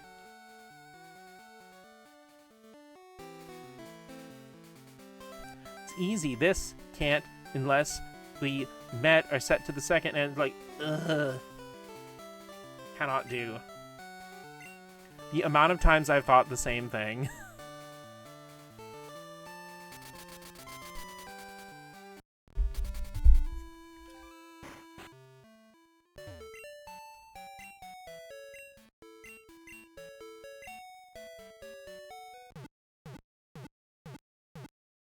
Ding, ding, ding, ding, ding.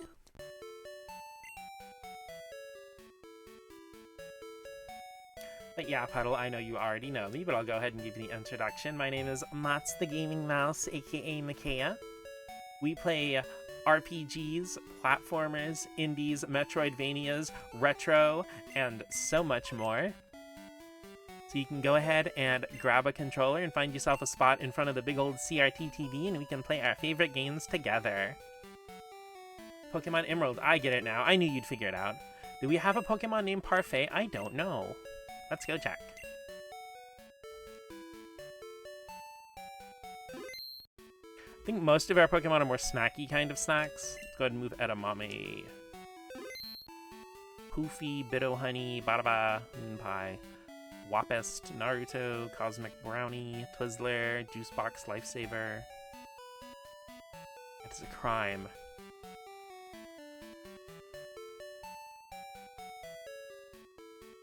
Oh, Juicebox!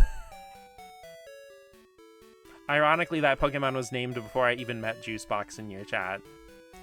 Starcrunch, Coronet. Mallow, Briar, Muscle Pudding, Payday, Marks, Arbok. It'd be good for the Google Doc, actually. Went to go play with my neighbor's cat, and I missed the Kubi raid. Well, they're still here. Typing hard, wow. It is hilarious. Hilaro Lewis. Hey, Lewis. Milky Way, Cowtails, Snickers, Mars, Macaroon, Rolo, Taiyaki, Malted, Chiclet, Hazelnut, Swedish, Rocher, Play-Doh. You can eat Play-Doh.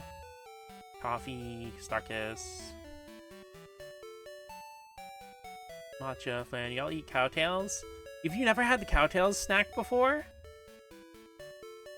they're like those really long caramel creams. They taste amazing. You are missing out if you've never had them. I usually get kicked when I try. Man, Big League. You've never heard of Cowtails? Oh my fucking god. Okay, Kubi, give me a sec.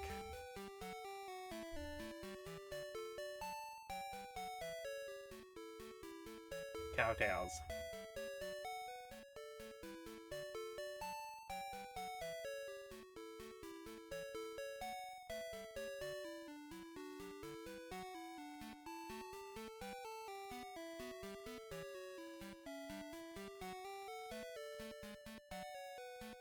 Give me a sec. Oh, you just trying to be funny? Oh, I thought you actually hadn't heard of them. I don't know. You'd never heard of Bojangles before. I don't know what they didn't have over there in fucking Saskatchewan or wherever in the Midwest you originally lived. Can't even say it's because you're old, because they've existed like forever.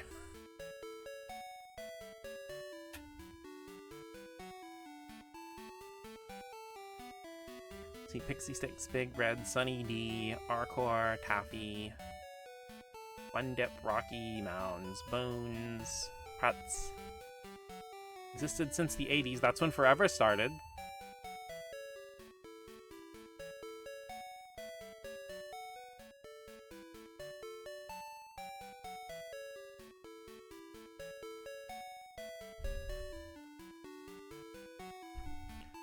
That's why everything that comes out is just a regurgitation of something from the 80s or later.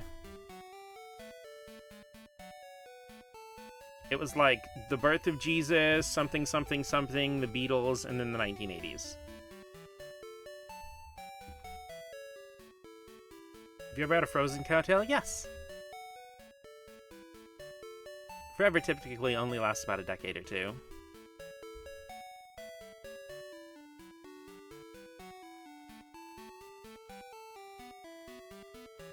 Cinema.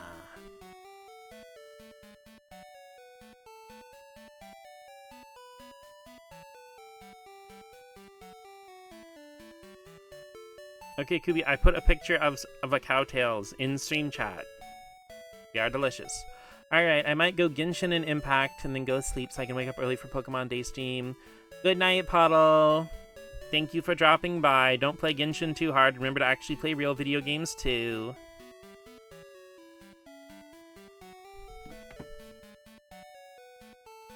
Oh, Twin, Lollipop, Appy Slice, Welch, Lemonhead, Hydrox, Switchama, Jiffy Pea, Pringle, Hoot Beer. Wow. How about sorry. Ugh. I mean, at least it's turn-based. At least we're getting the kids to play turn-based RPGs.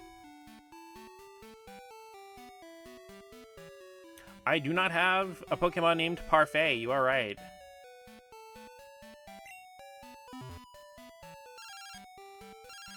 Hi, Dana. Mods? It's me, Dana. My Psyduck is so full of energy, it's a little scary. How are your Pokemon doing? It took only an instant to KO a wild Meowth. Oh, I'm sorry, Meowth. It must be because you gave me some battling tips last time. See ya! Alright, time to write an expose about this.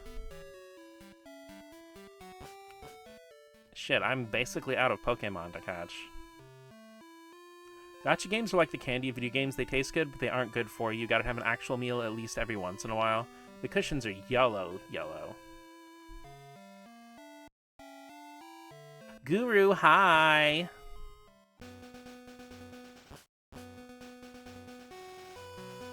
Neko here? Packed from the post-con coma. I was wondering where you've been. Well, actually, I wasn't wondering. I knew where you've been. But I'm glad to see you back in here again. Hi, Guru. Did you sell people lots of comics of hot gay boys?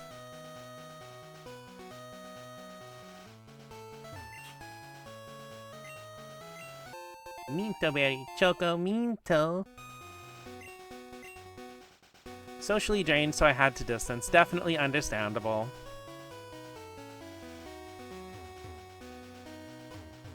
I mean, you need Magby, breed Magmar, and name one Parfait. Actually, wait a minute. There's something else I'm breeding. I've been breeding so much, I can't even remember which one it is. Parfait the Beeee. It's so perfect. Beeee Parfait! Ooh, I love breeding. Well, I still got a lot of it to do.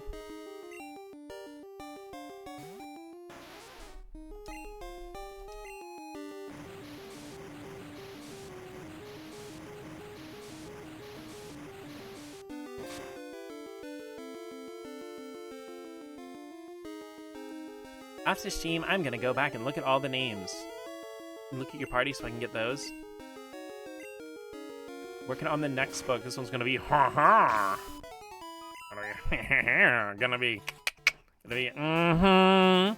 be girlfriend.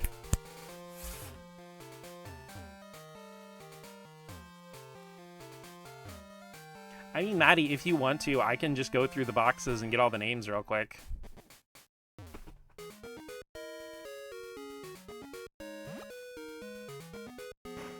No. Okay. Damn.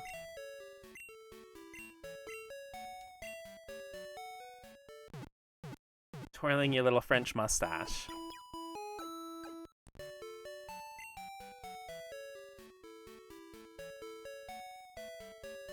You know, Rain and I were actually talking about this a while ago, but like, we really need to work to end like the weird anti-French propaganda in like the US and the UK and stuff, because like Okay, France, right?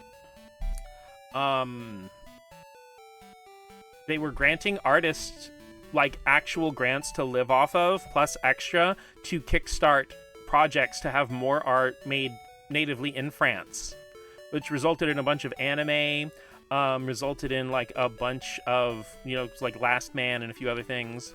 Of course, like when there was a horrible despotic ruler, they just sent them to the guillotine. And also, in France, it's not considered like you're not socially pressured, if female, to shave your legs or underarms. So yeah, the French were actually right all along. France is based as fuck, and I think we need to stop the France slander, the flander. Okay, on the party we have Bubble Tape, the Shelter, Fritter the Chansey, Mellow Cream the Haunter, Max Toast the Furo, Cheeto Chew the Quagsire. So we got Amos the Oddish, Jelly Belly, Espeon, Taki the Arcanine, Musketeers the Magneton, and Doritu the Meganium. France was overglazed here, so I'm not offended by the slander. I mean, yeah, balance, obviously, but, like, there's this weird anti-French sentiment that, like, where people from France tend to be the butt of jokes a lot in English-speaking territories. And it's like, yeah, no place is perfect, but holy shit, like, it seems like a lot better place to live than certain Americas that'll remain nameless.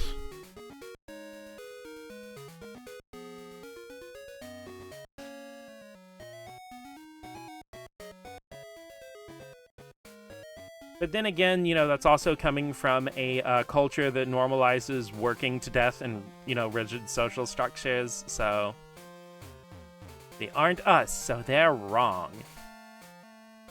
Like, the weird romanticization of working yourself to death for, like, a major company is fucking weird. Or, like, a multi-billion-dollar company, it's just like, yeah, go ahead, die at 58 from a heart attack because you dedicated your life to creating shareholder value. Full honesty, I don't know what the Brits or Americans do, so I can't speak of, but I'm glad Japan finally realized France is, like, yeah, like, no specific country is that great, because I know, like, some elements of France are super romanticized, too. French kisses are pretty good, though.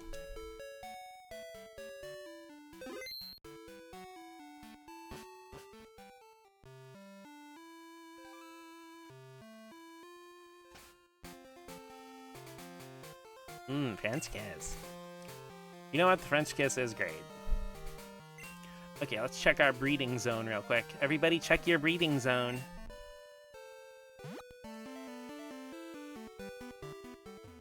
Arctica's looking real livable right now.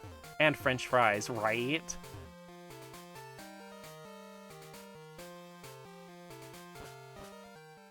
Apparently there's a special embassy for depressed Japanese people because of the romanticization. I mean, there needs to be an embassy for depressed Japanese people in Japan.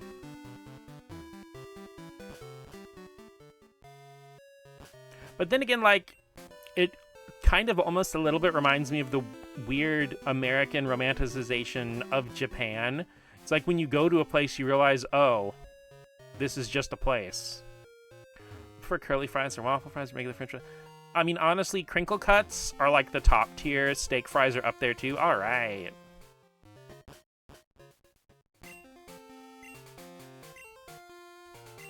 Curly fries are fine, but most places that have curly fries have crinkle cuts, and I'm not going to say no to crinkle cut French fries. Can't pick a certain fry. As long as they have the crunch, I'm good. Ooh, I like really hot fresh fries that are super crunchy on the outside, but when you bite into them, they're like kind of soft and really potato-y. Steak fries are higher up for me entirely because of the seasoning. Also, thank you so much for the follow, Jira. Okay, everybody grab your caffeine-free, sugar-free beverage of choice. I got my water tumbler right here.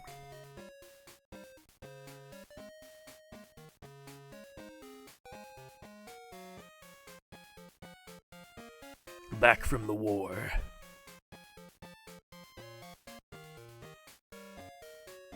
I actually like soft French fries too.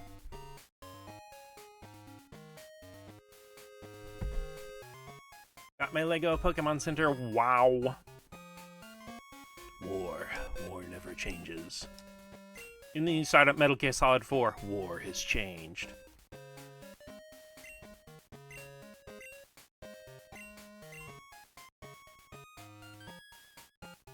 We fight to the death for that special soft floppy fry. Whether it's hard and crunchy or soft and floppy, I'm still game. The fun don't gotta stop. Okay, bubble tape, take a break. Husband will eat the crunchy fries and give me the soft fries in exchange. That's true love.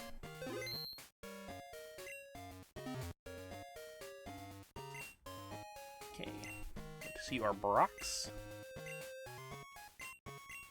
Ordered a Lego replica of the Great Wave. Cool. Do you spar when there's a medium fry? Speaking of, like, fucking medium fries at my nearby McDonald's are like $4 fucking for one order of fries. What the actual hell? It's weird because if you get like a combo with like a 6-piece nugget, medium fry, and a drink, it's only like $6. So like, they punish you so aggressively for buying food a la carte. I just use €4. No, it's like $5 for a large order of fries at McDonald's, yeah. Don't buy a whole cart then. But how am I gonna race my Marios? Everything is too fucking expensive. Well, McDonald's prices are scaled so high because they want you to use the app.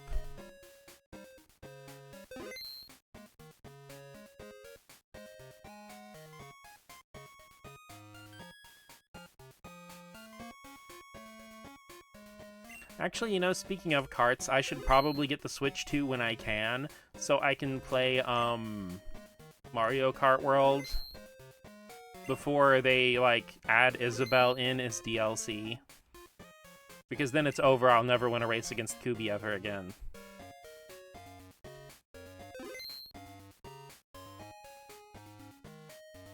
Again, our large fry is, like, bigger than European large fries. BK app for our orders. Special Isabelle sauce. No, it's like, I just remember that one picture of Isabelle with a gun on a go-kart, and I'm like, that's the Kubi racing experience. Isabelle can have cute outfits. I don't know, like, I can't really fault World for not having crossover characters, because I really love the Mario crossover game trajectory, you know, like the tennis and Mario Kart and stuff, of just letting you play as all the funky little fellas like Goomba, Piranha Plant, and Spike and all that stuff. Like, seriously, give me a roster of 50 funky fellas and I am 100% there. Crab! Crab!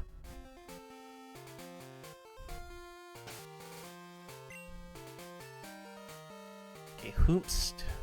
Because, okay, Bubble Tape's got to get to level 50 before she can evolve. And with Amos, I'm waiting for Liz to give me I almost said a lick stone because you... Okay, calm down, okay. I'm waiting for Liz to give me a leaf stone. Oh, and Wario and Rosalina. And Burdette. So I want to play Little Weirdos in Mario Kart World, right? I feel like everybody who has a complicated relationship with gender at some point in their life is just attracted to playing as a scrunkly weirdo. When will What Peach be real? I hope so.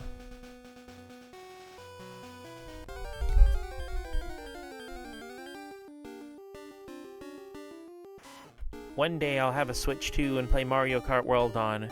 Probably around the time Gen 10 comes out. Better hurry up because it's coming out tomorrow. I don't know. I don't know if Gen 10's gonna be the thing. I also play as the women. I mean, I play as the women, but for entirely different reasons. I am one. Expect them to not Yeah, I don't think... Yeah, dude, shadow dropping Gen 10. What a fucking move that would be.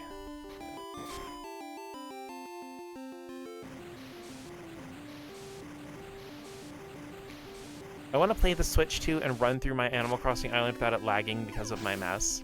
Okay, Guru, if you're still playing on Switch 1, I don't know if this happens to you, but for some reason, whenever I go into the hotel... Okay, like, I don't usually have much lag on my island normally, but whenever I go into my hotel, and then come out, it lags really badly on the main, like, world map. Shadow dropping Gen 10 tomorrow would be fucking hilarious. It sucks. I have to go to work tomorrow, and I have to be at work right when the fucking Pokemon Day starts. I'm just gonna be 30 minutes late for work. Ugh, I'm stuck in the bathroom, you guys. Oh, this is terrible. Dropping Gen 13. That old comic from the 90s? Looking into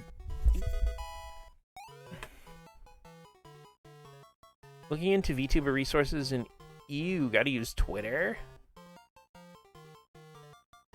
Tone was hard to tell over text. Shadow, drop, Pokemon Coliseum? I mean, that is already confirmed that it's gonna be on GameCube NSO at some point. Though it's funny because it's literally cheaper to buy a Switch 2 and the subscription than it is to just buy a copy of Pokemon Coliseum and Pokemon XD. But hi, Cole. How are you doing on this lovely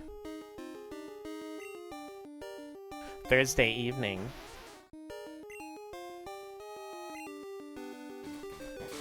Shadow drop Pokemon XD before Coliseum. That would be funny. Meowth, baby!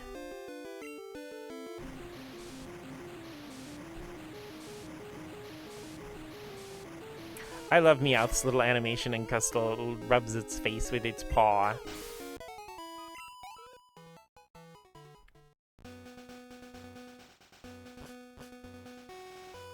Oh wait, shit, I need to fucking drop Magmar off at whatchamacallit land so it can fuck. Never got to have Crystal. Well, you can... Oh, actually, Kubi, I've been saving all my VODs to my YouTube channel now.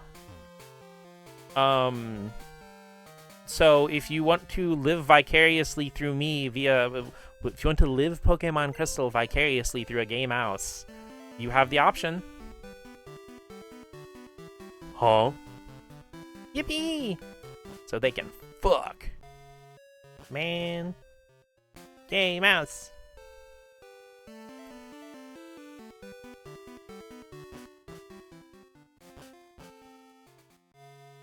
I mean, my favorite Pokemon's Japanese name is Kuchit, so like...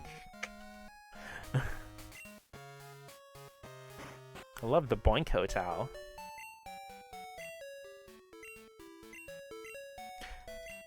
Is this just me being old, or does anybody remember when, like, one of the weird slang terms for having sex was knocking boots?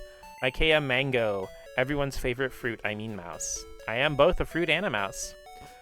Going, got sleep, I got therapy. Leaving my day job in April, I'm hoping to work on debut stuff. Awesome! You have mentioned that before, like, summer. Summer? You okay with the consequences of drinking a milkshake and having lactose illiteracy? Well, I mean, you can't resist. You are a boy, and it did bring you to the yard. But yeah, Soda, I think you said you were going to go take a nap? Or go to a sleep? Sorry. I usually chat doesn't go this fast. Okay, wake up on the weekends. True. But yeah, you have a good rest, Soda. Good nighty-night.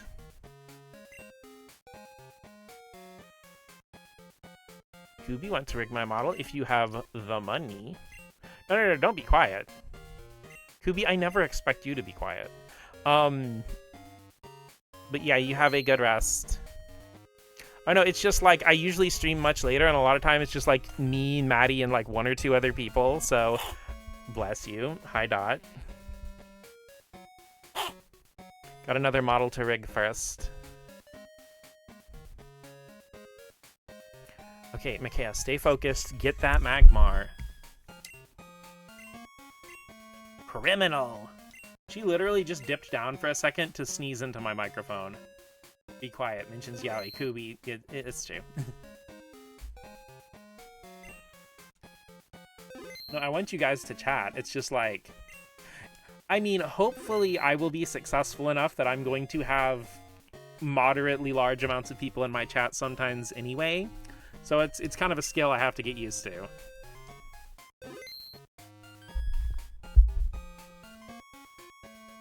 Okay. We got Custard. We got Tamale.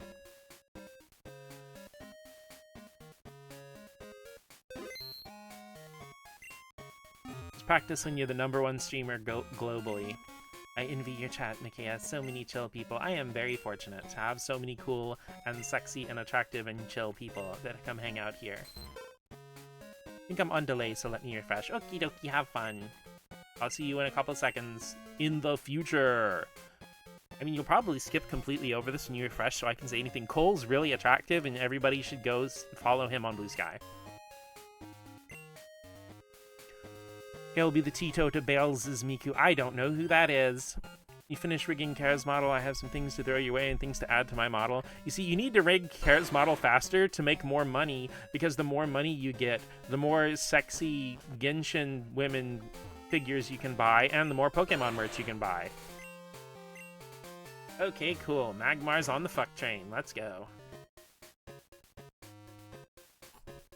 I know, trust me, I know how those executive dysfunctions work. I know, like, I'm not ever blaming you. Don't hate yourself. It's hard for me too. Why do you think I don't have an on-screen PNG tuber? I mean, I have software to draw pictures. I can draw. But getting the energy and the body actually listening when you want it to is exhausting. Because I was talking about it to Rain earlier in chat, actually, a little bit ago before you guys raided, is like... I've managed to partially start learning to overcome my executive dysfunction, but it is literally like trying to pull open a grilled cheese sandwich without tearing the bread. It is so hard and so precise, and it is exhausting. Like, making yourself just do one simple thing when your body won't listen is like running a marathon. Since Care won't hold you accountable, you have 2 months to finish rigging Care's model. Good luck. Now you have a deadline. I need to draw boys to practice my VTuber character design. What happens after 2 months will be very sad.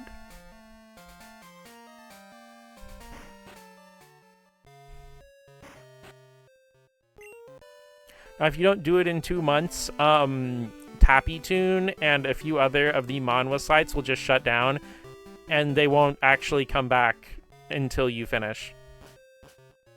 Being a male/NB VTuber is going to be weird. Field's most women. No, there's plenty of masculine and NB VTubers. It's not that the field's only women, it's just that you're mostly looking in the major commercialized space, and that's largely women because it's centered around idol culture. But if you go to the broader and indie VTuber space, it's pretty diverse.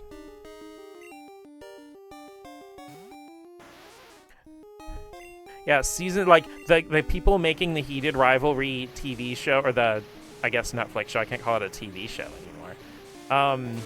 They'll be like, yeah, we're not gonna actually finish Season 2 until Kubi's finished rigging. A lot of male VTubers because I hate the squeaky voices. Oops, sorry. Is this better, Guru?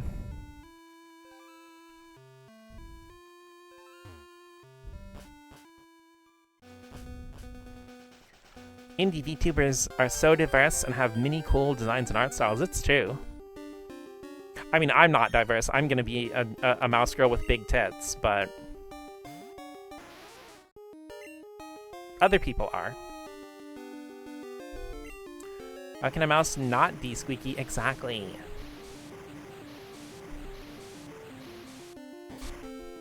Nikea. Well, no, like, remember, Kubi, you're the manly sounding bitch, so your voice isn't squeaky at all. Don't worry.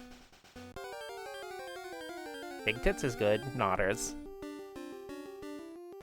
I mean, you're diverse in the sense of how queer you are. That's true.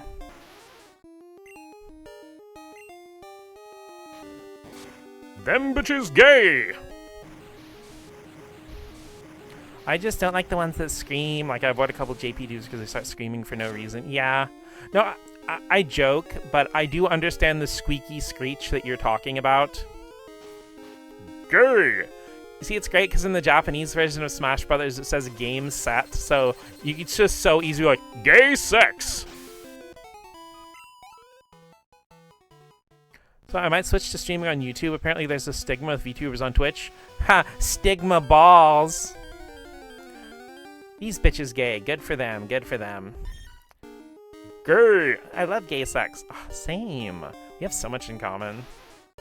Say Gex! You know, I actually want to play the PS1 Gex games. They look pretty good, actually. You know, I have a higher pitch voice as a guy.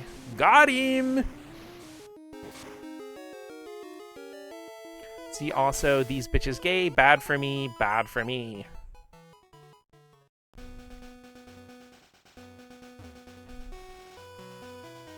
Miku cosplayer's voice. These bitches. Good for them.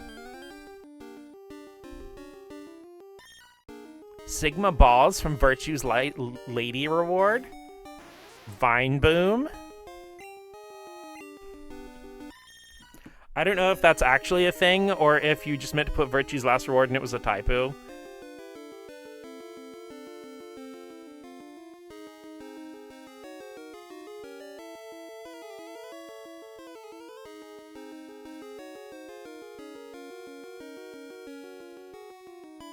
Give me a sec.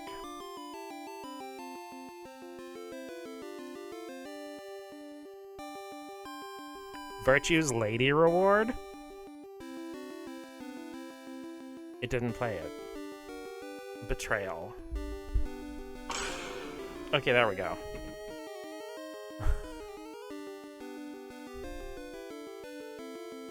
Yeah, even if you do, there's nothing wrong with that. Everything actually tail time! I love the Miku cosplayer TikTok so much. I mean, Cole, I've heard your voice. It sounds just fine. It doesn't sound high-pitched or squeaky. You do know generally your voice sounds a higher pitch in your head than it actually sounds to other people.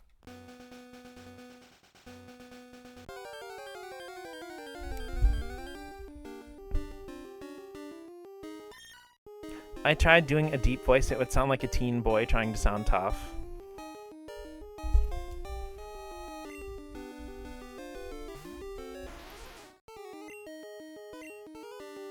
I feel like mine sounds deeper than how it sounds when I listen back. Maybe I have it backward then? Hear my accent's weird? I know it's not, but it... I mean, I think you only feel like you have an accent because you listen to so much content in English. From, like, native English speakers. Need to play around with my voice more and expand my vocal range. I mean, I already have a fairly large vocal range, but still, oh yeah, keep expanding it. I mean, I listen to a lot of people who, like, you know, on YouTube and stuff, who have accents and do their content in English, like Stika and Steve Gaming and stuff like that. And I never even notice it. I don't think about it being an accent. That's just what their voices sound like. So it's okay, good night, Soda. Have a wonderful sleep. Good luck with all your therapy stuff tomorrow. Actually need to practice my young guy voice more. Understand being subconscious about the accents. That's the thing, like, Guru, I never hear you having an accent. If I never knew that you spoke Japanese, I would have never guessed you spoke anything but English.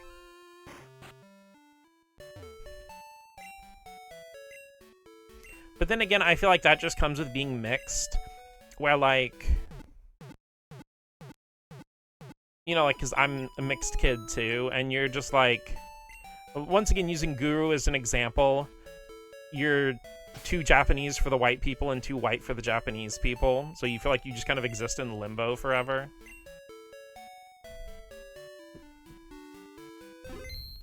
I really want to voice Caddy Deltarune. I mean, that character's practically made for you. See, this is why we need to voice act games together. It's funny because I've had Americans and Canadians poke fun at my accent, which is where that insecurity came from. I mean, once again, maybe it's because I listen to so many, like, such a diverse range of people all the time, especially from YouTube. But, like,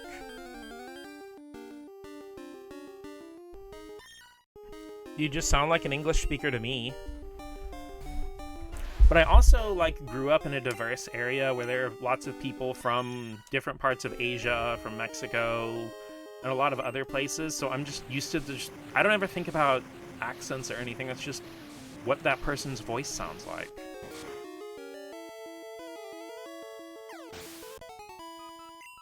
Telling Kubi to get a group voice act Deltarune for a bit. I don't know, like, granted this has been like 11 years ago, but I'm not sure if Kubi's ever gonna touch anything Toby Fox on Twitch again, just because of the miserable experience she had when she tried to do Undertale when it was new. Because, like, it was really weird because people were always like, oh, with Undertale you have to play it blind, and then these same people would come into every chat telling you how to play Undertale and what not to do.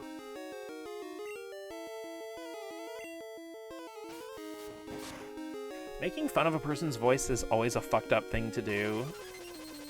People who do that always suck, absolutely. I was telling Kea about it. I mentioned to her that I wanted to voice Catty if we do that.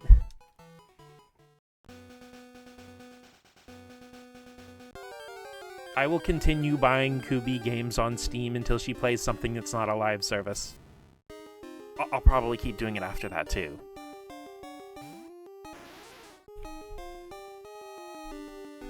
Maybe because I grew up with a mom that used to have to juggle 2 languages, I never understood people who do. For the funsies, doesn't have to be anything to stream, yeah. Sorry, I was taking dog out, but thank you for the voice reassurance. I'm doing a little smile and a peace sign, but you can't see it. Please imagine it in your head.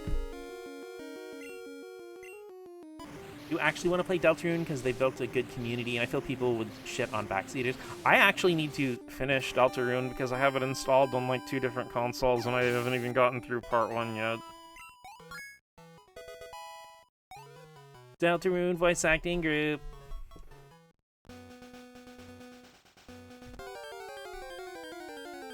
Does anyone in Deltarune want to do Beardly?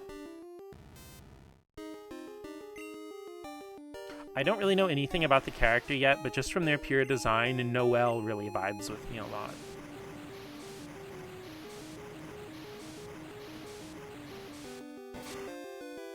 Tutorial and Noelle? I mean, you'd probably be a better Noelle than me just because, like, your voice is more naturally feminine sounding. Need to get a spreadsheet and list off who would want to voice what.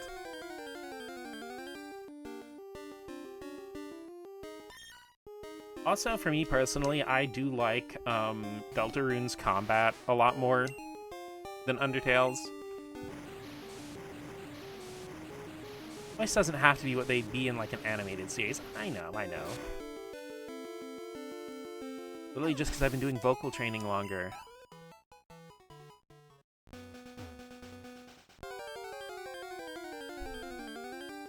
Connect to a character, you can do him justice. Yeah, I know.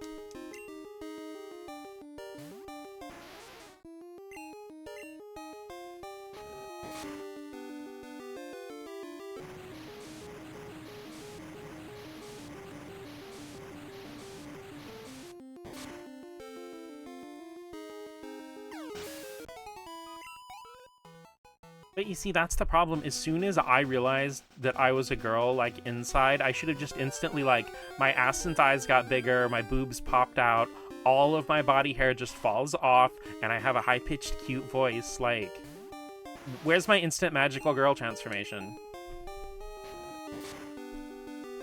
I just meant so I can... got the spreadsheet autism. Time for me to start doing this. Remember, so I can remember who wants to voice what. More important voice of voice acting is the acting. Voice in my head for Catty isn't feminine, but still fits her. It's all vibes and good times. True.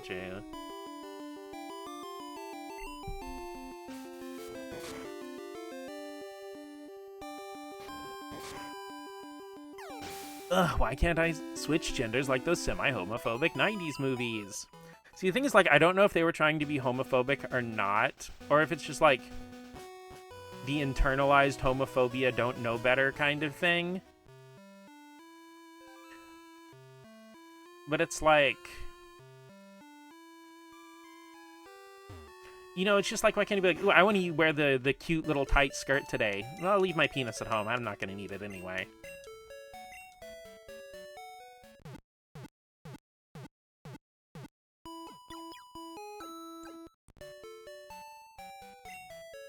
It's the internalized homophobia, somehow to depict the gay experience at the same time. I think that was kind of one of those things where, damn it, it was in my head for a minute. Oh, it's where, like, writers who don't know that they're autistic and find out later are the only ones who actually end up writing, like, good autism representation. Because for some reason, neuronormative writers seem to have interpreted the idea that being autistic somehow makes you act like a freaking temperamental 5-year-old, but also while also being really smart. And it's like, no, you're confusing it with neuronormative people who are always acting like temperamental 5-year-olds.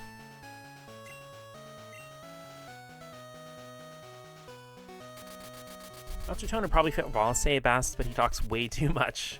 Not have an anxiety attack. This would fit Susie. She's such a mood.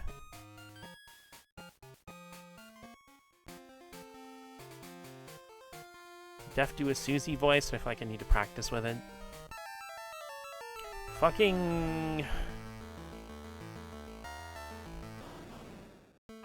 Well, Daddy Entei came back from the store. I think Vanilla Mace recently proved that not all quirky girls have ADHD. Just really like loud, aggressive girl voices. I mean, same, honestly. It's a weird trend of looking at a quirk and go, autism! Well, I mean, I think a lot of that is just because, like, the stuff's being newly discovered. It's the same thing as when, like, people who learn a new language just want to use that language all the time. It's like new toy syndrome. Once mental health stuff starts to level out and become more normalized, I think people will stop doing that as much. I'll start working on the Deltarune VA spreadsheet over the weekend. Need to make a list of peeps who want to do it. I mean, I'll volunteer, but I have no idea what character my voice would even work for. One of my voices.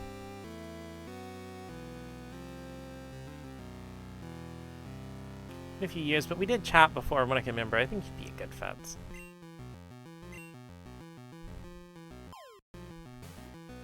Fuck it, heavy balls. He broke my balls again.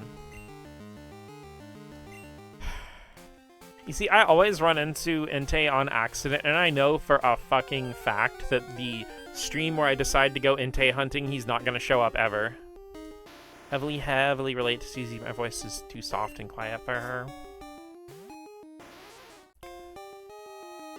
But see, Japanese learners use random Japanese words in English, which outs their skills.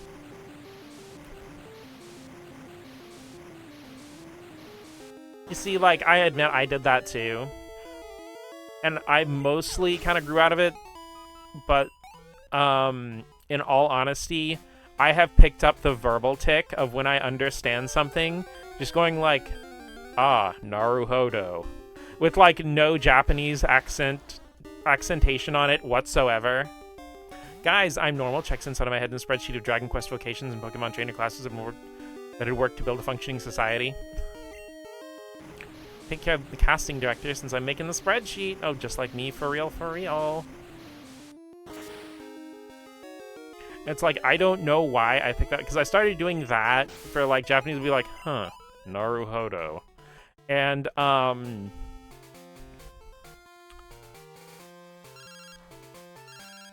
see, I'm also on and off trying to learn Spanish. So, when I have started just saying freaking, compromiso instead of excuse me. Liz, are you awake? Listen, listen, I saw a beautiful skier. I wish I could become a beautiful skier. This is the second time Liz has called me up just to lesbian thirst tweet at me. Because before she was talking about how hot the swimmer girls were, she's like, oh, she literally just called me and said, oh, the skier's so fucking hot, and then hung up.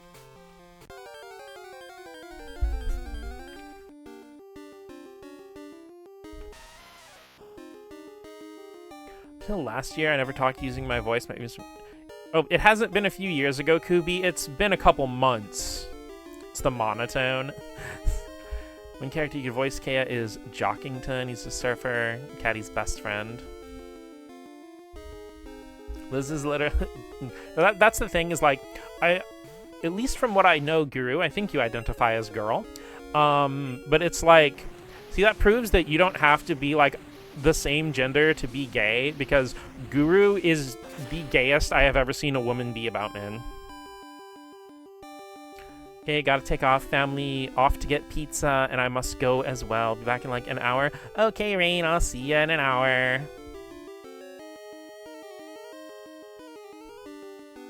Said something before, but it's one sentence in a group chat. Don't know if anyone knew it was me. Let's see here. Couldn't like say "itadakimasu" before eating. Understand.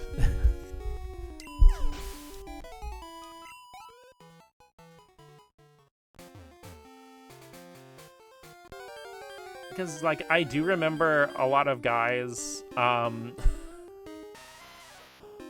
you know, be, like, talking about their girlfriend, and, you know, other guy would be like, yo, how big are her tits? And he's like, oh, I really haven't been paying attention to that. I've just been more interested in her eyes and the late-night chats we have, and just how she makes everything better for being there. They're like, dude, that's kind of fucking gay.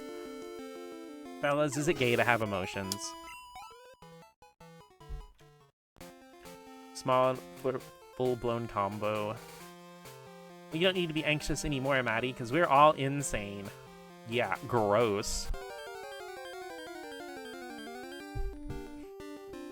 I have the ick when my boyfriend has emotions, but also I don't know why he won't open up to me. Struggle with emoting in my voice, so I wouldn't want any roles where I have to get too emotional in it.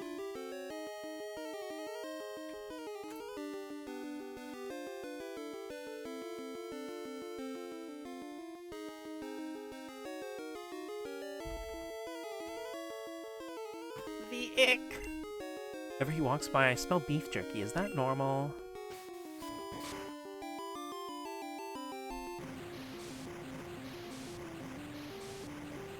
I mean, a big titty girlie needs to cry, and we need to appreciate a man who understands that. I mean, sometimes a big titty man needs to cry, and you need to comfort him by shoving your face in his big, muscular, hairy boobs. So true.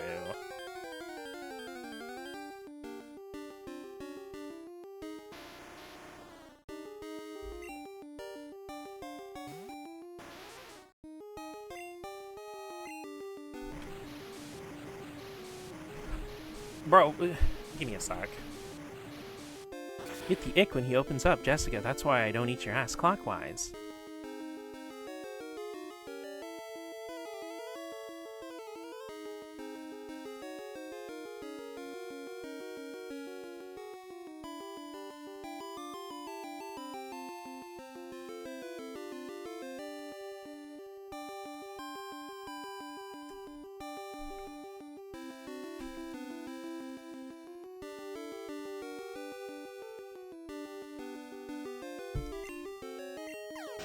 Counterclockwise, I think real is the word of the day.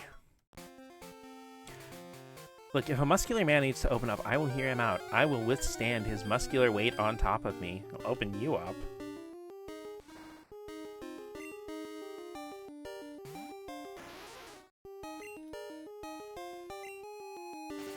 We need a more organized conversation about voice roles. You've been a little scattered with it.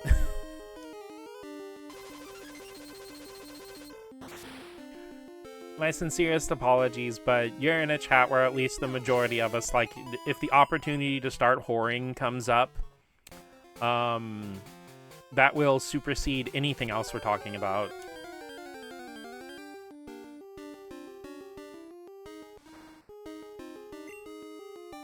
Walked right into that one.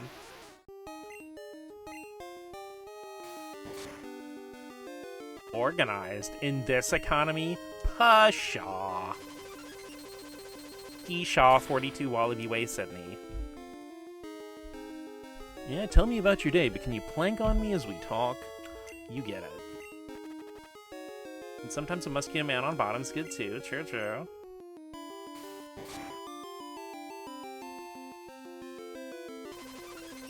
I'm sorry, though, but that just makes me think of, like... Because you guys are familiar with the whole Burning Men Souls in the house, like, carpet thing. And the comments on the freaking video for that song are so fucking funny. One that sticks in my head is like, yo, he started at the bottom, and this motherfucker found a shovel.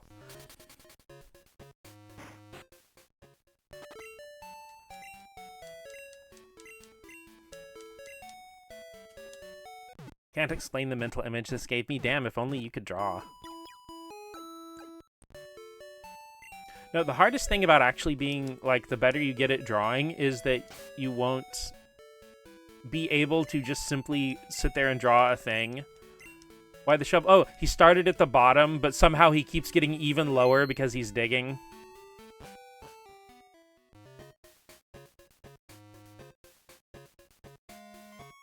A revolutionary way of finding new bottoms.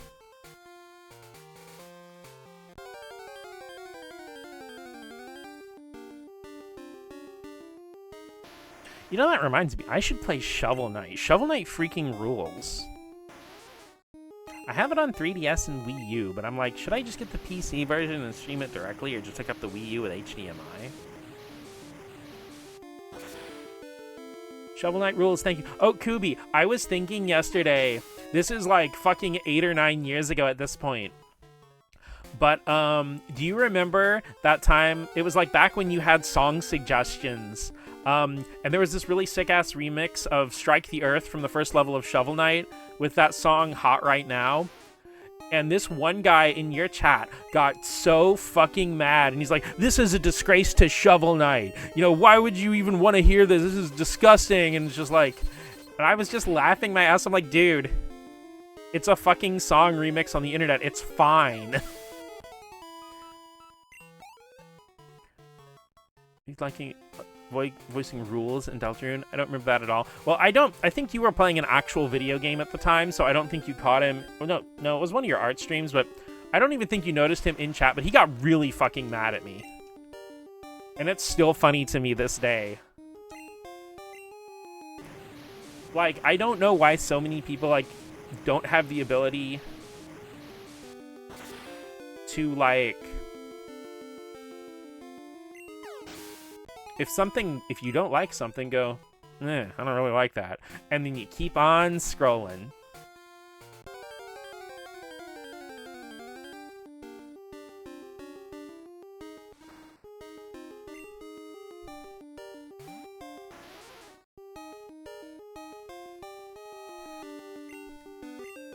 It's just like, it is so weird, because, like, Kubi, like, ever since you got into gay man sex, your community has been, like, super amazing, and everybody's been, like, really cool and nice. But it's like, I remember back when I think it's mostly because you used to do Pokemon content, and you had a lot of teenager bleed over from a lot of popular Pokemon content creators in the 2010s. Because, you know, you do a lot of art for, like, Shady Penguin and Joy Pokemon, and I have nothing against them. They're all really cool, but Pokemon content and teenagers is just going to create a lot of shitheads, who will probably grow out of being shitheads later.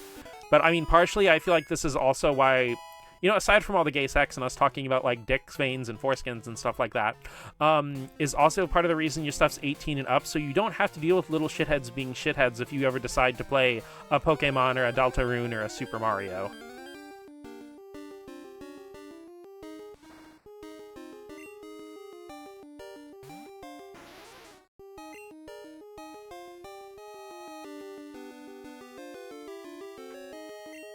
Creating content for cis men. I used to be in the same place when I mostly draw safe for work. I mean, I like to believe a lot of people will grow out of it. Not everyone does, but it's just like, it's this weird sense of, like, entitlement as the target audience that things should be changed to cater to you. But it was just my thing, and a lot of PokeTubers happen to be guys, yeah. I mean, Pokemon's still a thing that we're all into big time. I mean, the observation on your screen right now. But I set all my streams to 18+. I have been incredibly fortunate where I really haven't gotten a whole lot of weirdos. But then again, I'm also playing a Pokemon game that's, like, older than some people in my chat. That's the way I grew, but I noticed on Twitter. Yeah, Twitter was miserable. Like, that's one thing I love is, like, even when I post something, like, with Ali or something from my manga, you know, it'll get, like, a dozen or so likes, which, like, I got jack shit nothing when I posted anything I made on Twitter. Honestly, that's why I got out of the habit of ever posting any art, because, like, Twitter was miserable.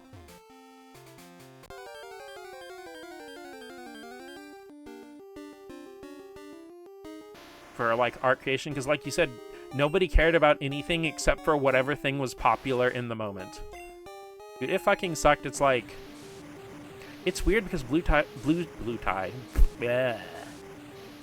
Sky's so positive and receptive. But then again, it's like, it's interesting because, like, I feel like a lot of people who are more open-minded, positive, and want to see interesting new stuff just moved away from Twitter. And then a lot of the mean-spirited, sardonic shitheads just stayed on Twitter. So weirdly enough, it's like, once again, that's not 100% true. There are sadly a lot of really cool people who just absolutely will not stop using Twitter, and there are a handful of shitheads who are on Blue Sky. God, I wish I could get Frog Lord to come over to Twitter full time. She is. Well, she'll never watch this video. I can just admit that I have a crush. Yeah, I want to stay miserable-ass people on Twitter. It's like, I've said it before, I do not use social media for the PvP. I'm as old as Pokemon, so I'm vice-gripped by the Pokeballs. Something slipped through later. God damn it. Listen, can't a girl like another girl who's autistic for DuckTales and Tales of Fantasia? Clip it and ship it.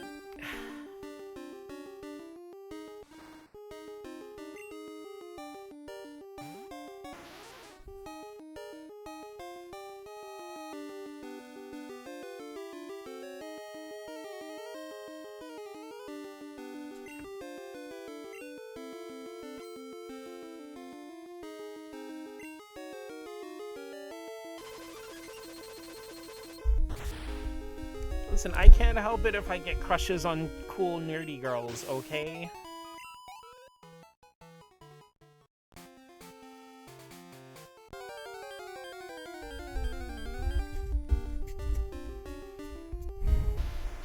Well, looks like I can't export this one to YouTube.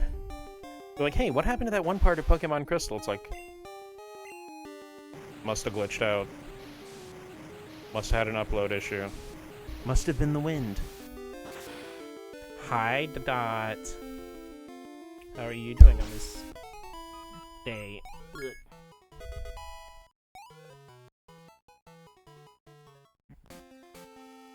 There's now a cat on my chest.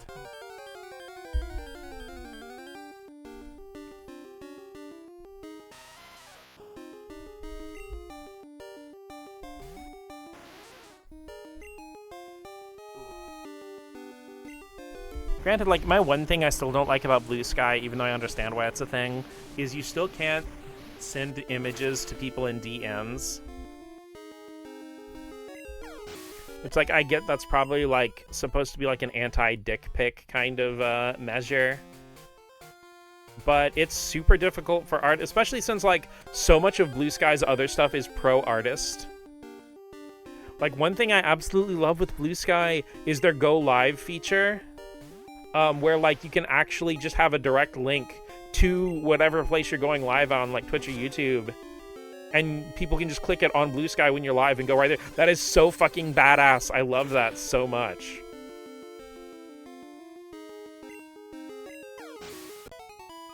And it even has the little live emblem around your icon, like if you were live on YouTube. It's like, ah, that's so cool. I don't know. After using Twitter for so long, it's really weird to, like, say something positive about a social media site feature that's been updated.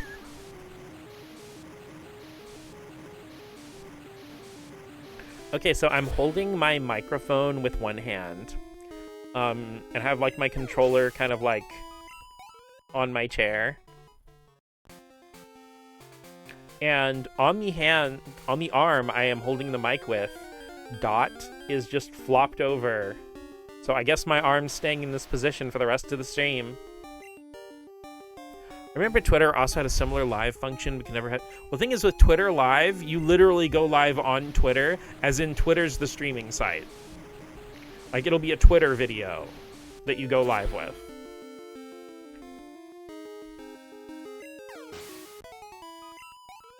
So Twitter's live thing isn't for that. It's like literally for using Twitter as a live thing. Gonna head out, gonna get some rest before my big early for the presents tomorrow. Good night, Kubi. Thank you for dropping by, and thank you so much for the raid. Thank you everybody who came by to raid with Kubi. I appreciate you guys so much. Have a good night, Kubi.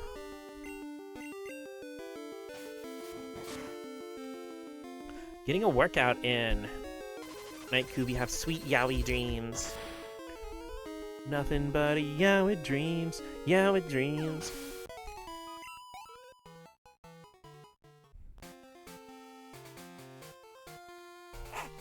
Bless you.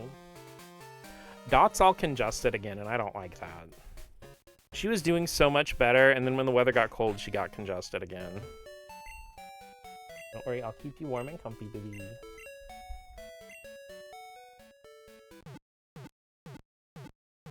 Like, I really try to, because in my chair that I usually sit in when I go to bed, I'll put, like, a warm little blanket that Dot can, like, comfy herself in and curl up, and she will not sleep on it. Like, when I got up today, she was sleeping on, like, one of my Nintendo DS cases, just awkwardly, and I'm like, why would you do that? Woke up 5 hours earlier than usual, so I'll be passing out before long. Good thing I started stream early. Cats do not understand blankets.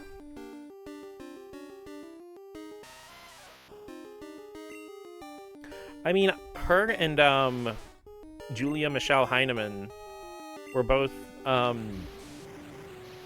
up together on my chair once, so they kind of get it, but I guess they just want their freedom to just go wherever they want to.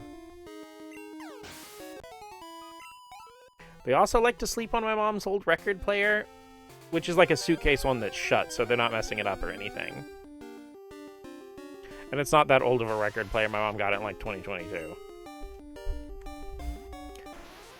Which does not feel like it was 4 years ago. That feels like it was like last year, maybe.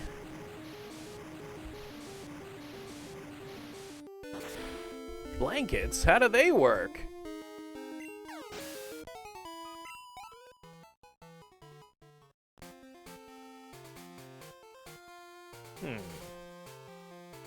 Doing a brain thinking with my brain. Okay, I might have an idea.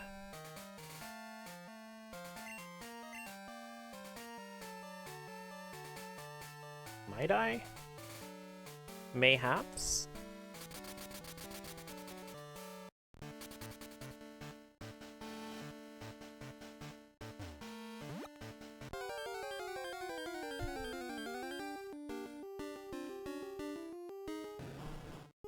Hengala! 2020 to 2023 were so weird to think about.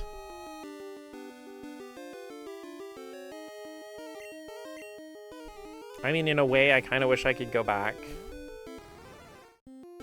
It's like, I wish I could take who I am now, to a time when revealing who I actually am wouldn't cause me to get shot to death.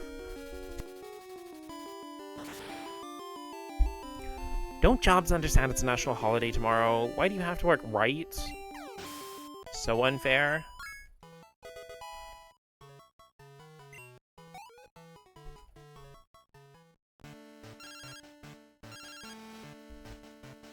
Hello, Arnie calling. Are you awake now, Mod? Say, let's battle our Pokemon. I won't lose you in battling or the bug catching contest.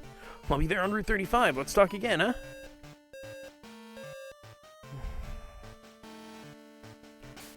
Okay.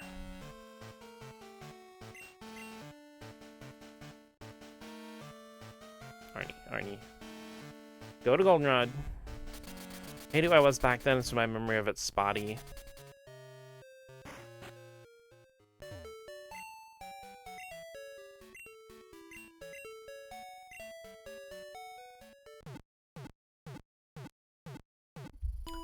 I wish I almost had a do-over starting from the day I met Kubi and eventually the rest of you with all the ingredients of who I am now.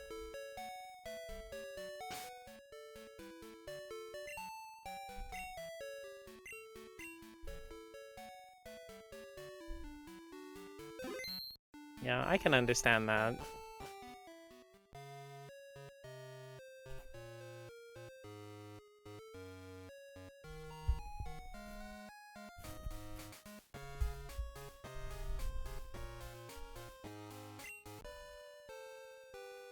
Just want to be more present and actively participating and remembering it all. Yeah.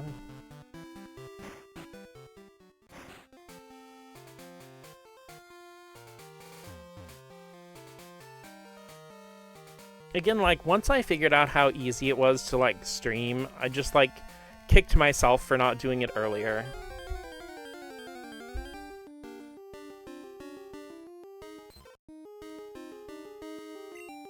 Especially because my mom would actually tell me that, like, she's like, you really should stream, though, even if nobody watches but, like, one of your friends. You know so much about video games, you should share it with people.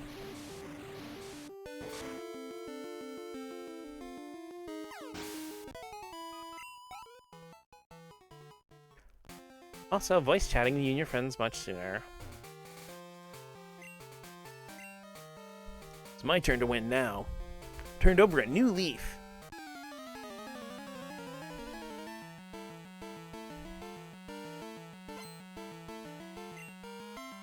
You know, weirdly enough, I think Animal Crossing New Leaf was the last time a new Puzzle League game was released.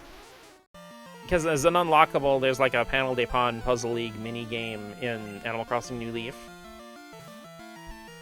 You know, it's weird how legitimately fantastic that series is, and it just, like, stopped getting entries. Glad you started streaming. It'd only be too late if you never did. True.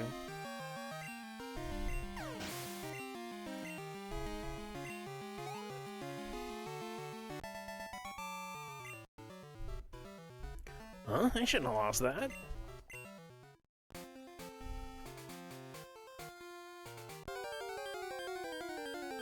Arnie, my dude, you have one Pokemon.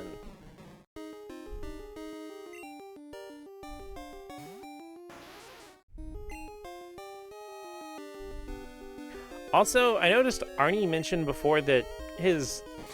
Well, it's a Venomoth now, but he mentioned his Venonat was the Pokemon that won him the bug catching contest. Okay, sure. Then what did he use to catch it? Did he, like, just put that other Pokemon away in his PC box and be like, I am a Venomoth trainer now. Or Venonat trainer. By every number, he should have.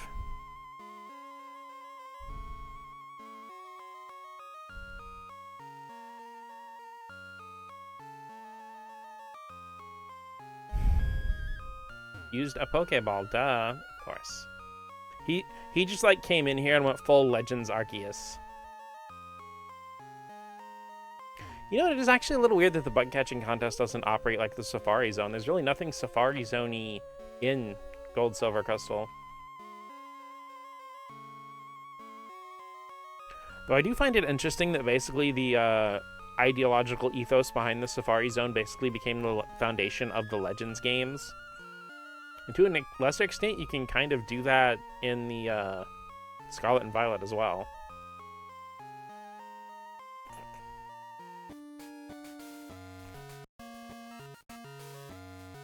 National Park is just one of the best areas in any of the Pokemon games.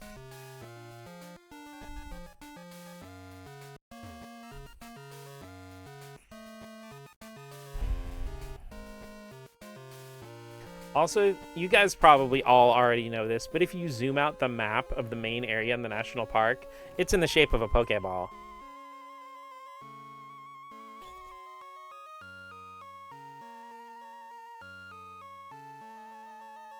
I still look forward to a Legends Johto game with cool atmosphere. God, give it to me now, please. Please. It's weird because, like, Johto has so much history. I would be shocked if they never did a Legends game on it. Oh my god, Pokeball shaped like it's like Disney. You know, outside of the Disney afternoon and watching a couple of the movies when I was little, most things I know about Disney come from Kingdom Hearts. Seen fan-made ones, they're so nice.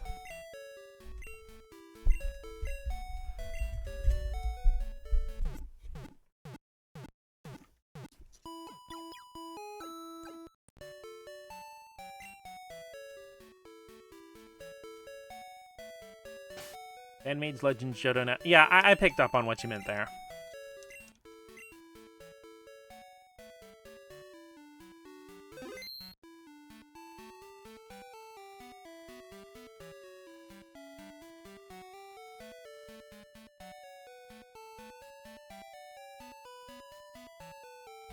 Drop it. Down, down, down. Down, down, down. Down, down, down. Down, down, down, down, down. Dang, she got it dirty.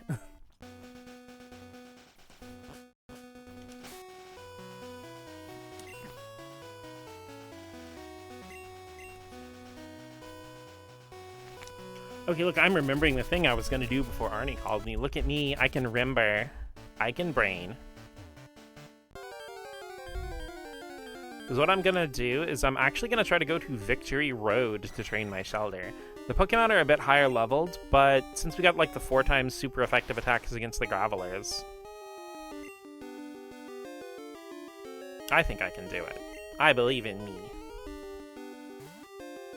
And you should believe in yourselves, chat.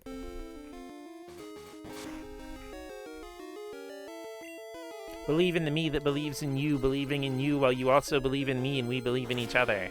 What is an oyster to a giant rock?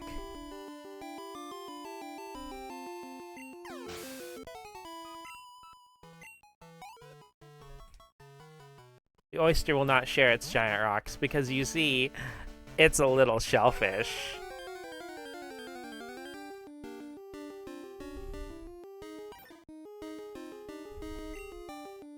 A random reminder that when I do implement a VTuber model, I am going to make a redeem where you guys can throw tomatoes at me.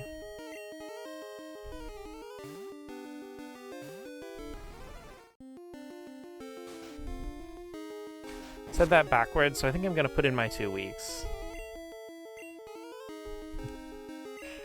It won't take me 2 weeks to notice how wonderful you are.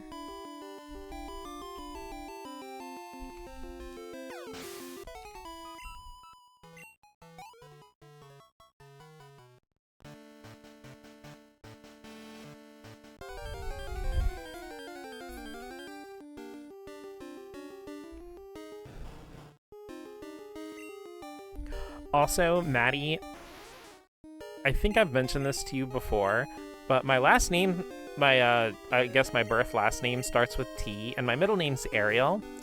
I'm doxing myself because there are just so many Micaiahs where I live. But like, and also my work friend who I've been talking to since like I had my old job like a decade ago is also named Matt, so it's just like the Matt singularity. Every other mouse is named Micaiah. Dude, you're doxing yourself!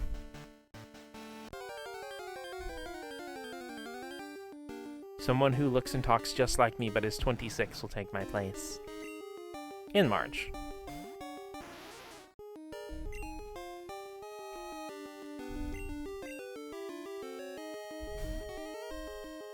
Well, I mean, I already doxed myself when I told everybody that my cat was named Julia Michelle Heinemann.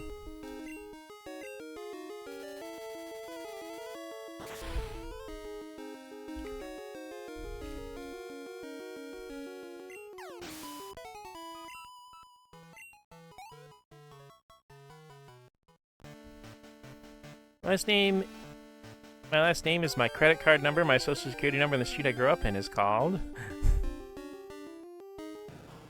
Well, I mean, yeah, like, am I doxing myself when people will be like, don't ever tell anybody your real name on the internet, and then, like, what Maddie posted there is just like, that's their Facebook profile.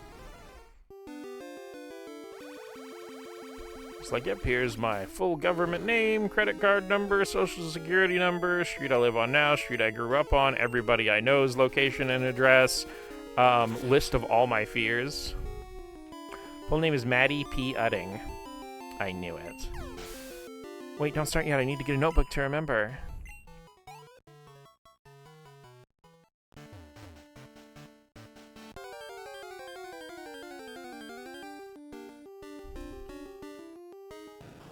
Tengala! Add some sounds in at times. Wangles. 3 dots connect to rectangles. Like music and rhymes connect in rambles.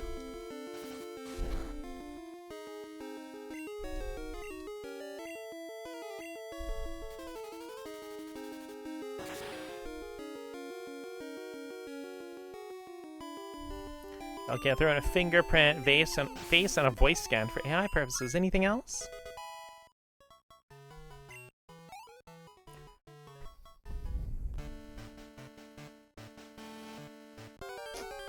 That's you.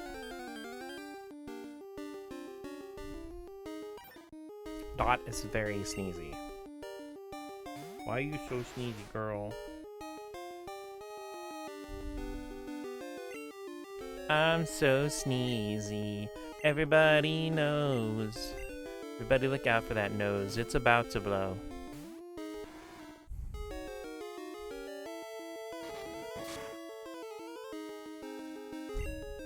Yo, I missed the 100% paralysis chance. I love Cat Sneezy. She's sneezing a little too much, though. I can tell she's congested.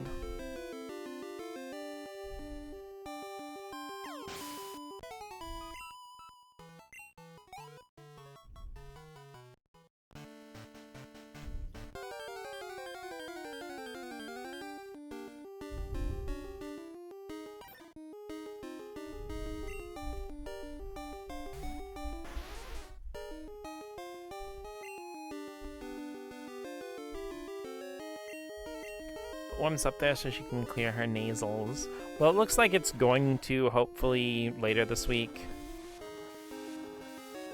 It's like it did warm up. It's definitely warmer today than it was yesterday. But it's just I had a couple days there, it was like really chilly.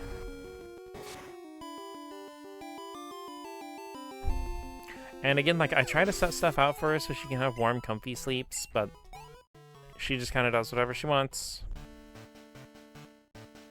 Cats do be doing that.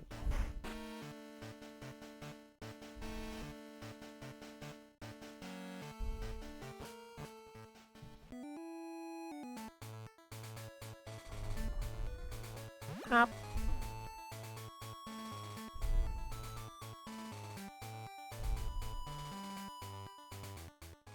Is there a blanket outside?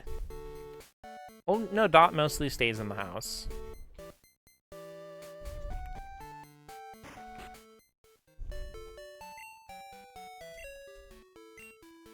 She almost never goes out unless I put canned food outside for the outside cats. In which case, she'll try to take as much as she can and then come back inside. Because she knows that she can just have food whenever she wants. Some warm things out there. I'm sorry. Well, I mean out there as in not in my bedroom. I do keep my bedroom door shut.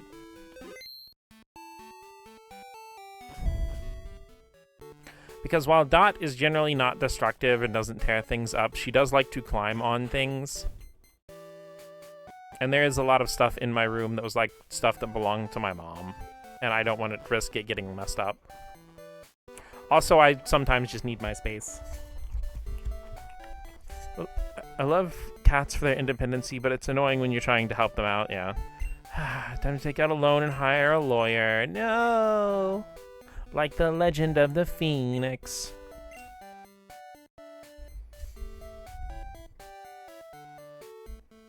I traveled out here just so I could battle you.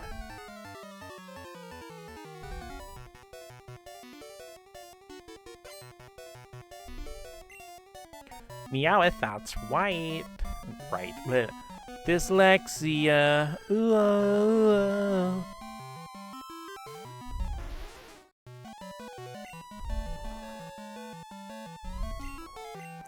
It's white point.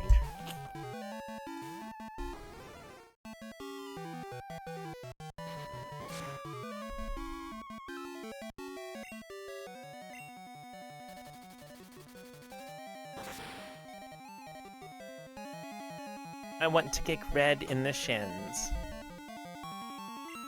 Like Pokemon Red from this, like Red from this game.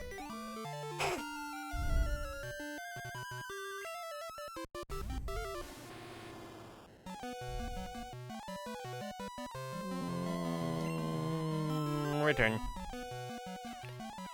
That was a big one. Oh, you can hear her. I mean, she's like flopped across my chest and stuff, so she's not that far away from the mic. Girl, you low-key choking on it. I make sure she's got plenty of water and stuff, too.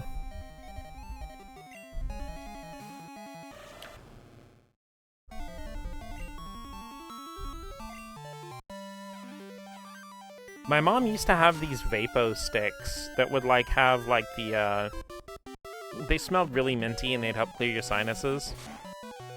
Stop flopping on my kid's titty, it's true. At least she's not trying to biscuit my titties again.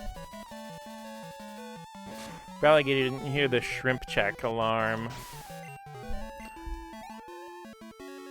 Big shrimpin', drawing titties, you know I'm big shrimpin' in my bedroom, please.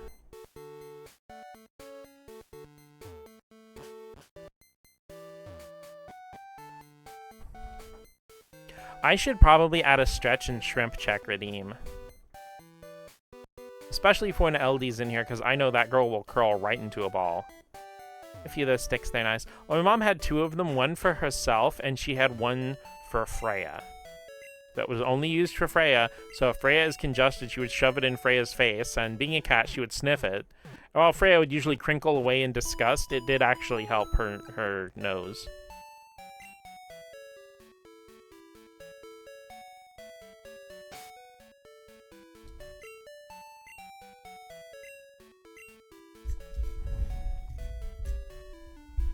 I really want to get Shelter to level 50 on this stream.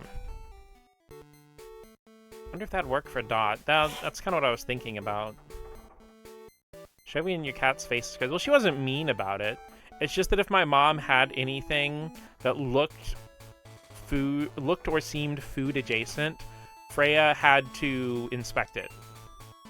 She didn't always take a bite or try to take it. It was just like Freya just wanted to be included in anything my mom was doing. So my mom would use that to her advantage and pull out the Vapo stick, and mom would, like, hold it near her mouth. Not, like, touch her lips with it, but hold it near her mouth. And Freya would be like, eh, eh, eh, and then mom would, like, put it in her face, and Freya would sniff, sniff, and be like, ugh.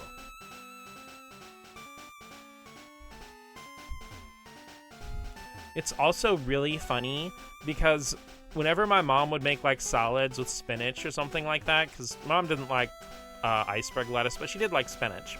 But, you know, whenever she'd eat spinach or make a salad or something, Freya would kind of dote on her for a little while. She's like, are you sick? Why are you eating grass? Are you sick? Cheshire is similar in that way. Apparently it's really common for cats who really love their main human companion. Cats like minty spells, but probably not when they're strong like that, yeah.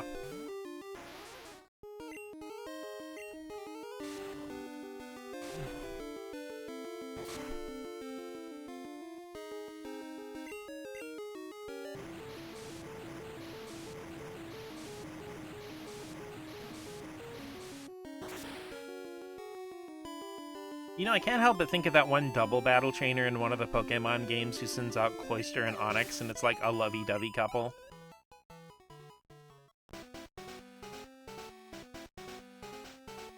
It's like, what did they mean by that?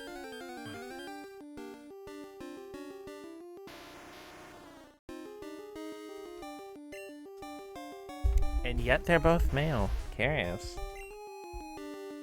I mean, it really only tracks the reproductive biology, so...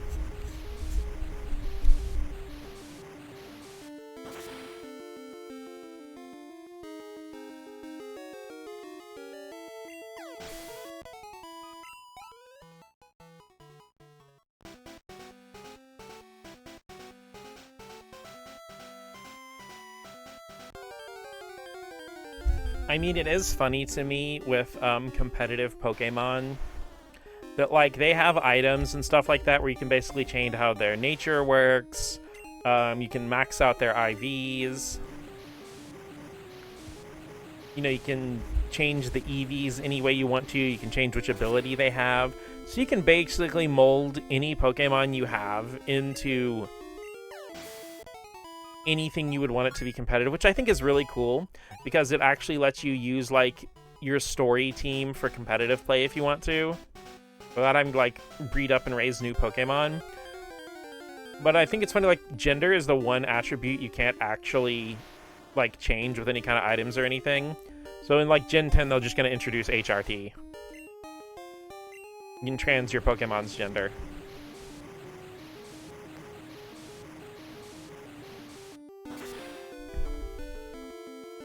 Azurill was a trendsetter.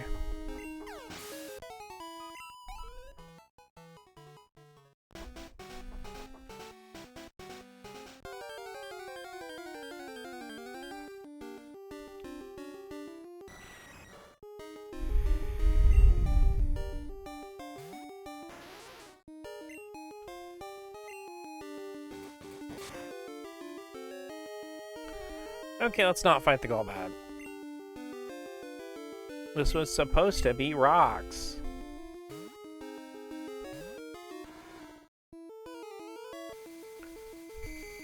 I'm leaving.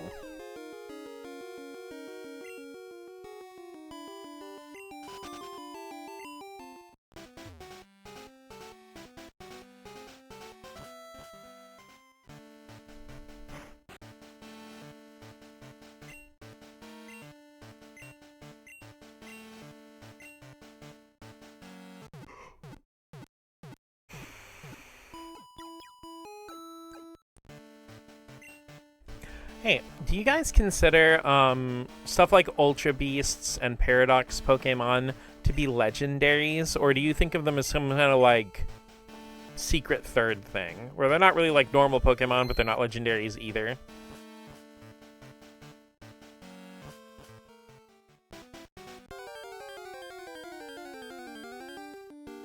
Ultra, yes. Paradox, no. Interesting. Because, I mean, I personally feel like Paradox Pokemon and Ultra Beasts are kind of in the same vibe area.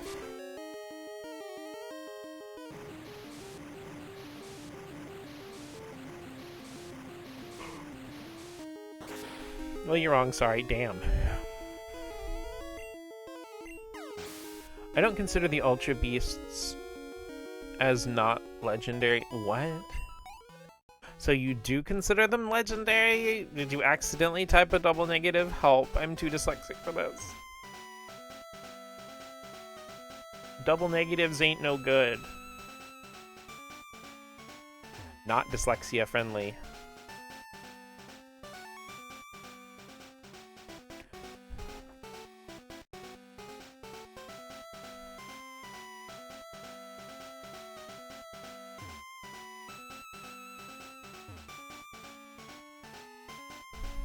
I mean, I don't consider them as... Okay. I mean, like, it's a bit ambiguous of how the actual game internally considers them, because, like, I'm pretty sure they're allowed in, like, regular tournament stuff that don't allow, like, Raikou and Entei or Articuno, Zapdos, and Moltres or something. But, they're also, like, findable with Scarlet and Violet's Den raids. Edited that sentence and forgot to remove a word. Ah.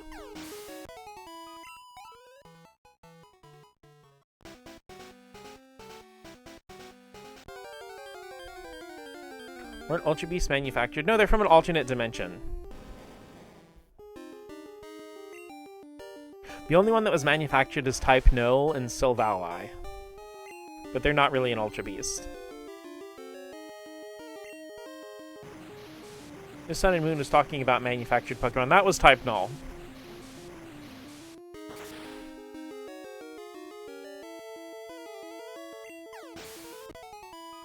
Ah, Naruhodo. Naruhodo. Only consider the Ultra Beasts as something like legendaries because they're difficult to get multiple copies of, with some having one or all having one in certain games. I kind of see that. I mean, granted, I'm not a huge fan of legendaries in general, because, like, aside from some of the Gen 4 evolutions, like, most of my, like I said, there are no Pokemon I flat out dislike, but, like, the least of my, liked Pokemons tend to be legendaries, mythicals, and the evolutions introduced in Gen 4. I don't know the conditions that make them legendaries, but I just don't. I understand. Like I said, it's pretty ambiguous. That's kind of why I was asking opinions on it. Like, I think my brain compartmentalizes both Paradox and Ultra Beast into, like, a third thing category. Because they're definitely not, like, regular Pokemon, but to me, they don't feel like they're legendaries.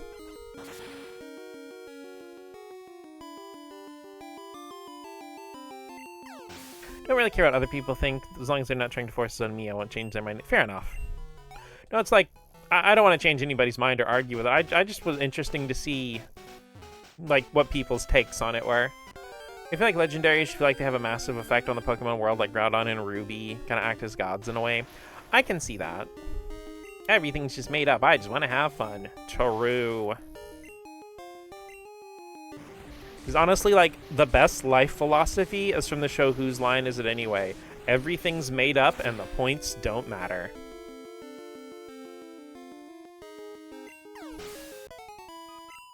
In future games, we can only get one of a Paradox Pokemon. Oh, that's true. You see, I wasn't thinking about that, but with Paradox Mon... Why are you learning Leer at level fucking 33?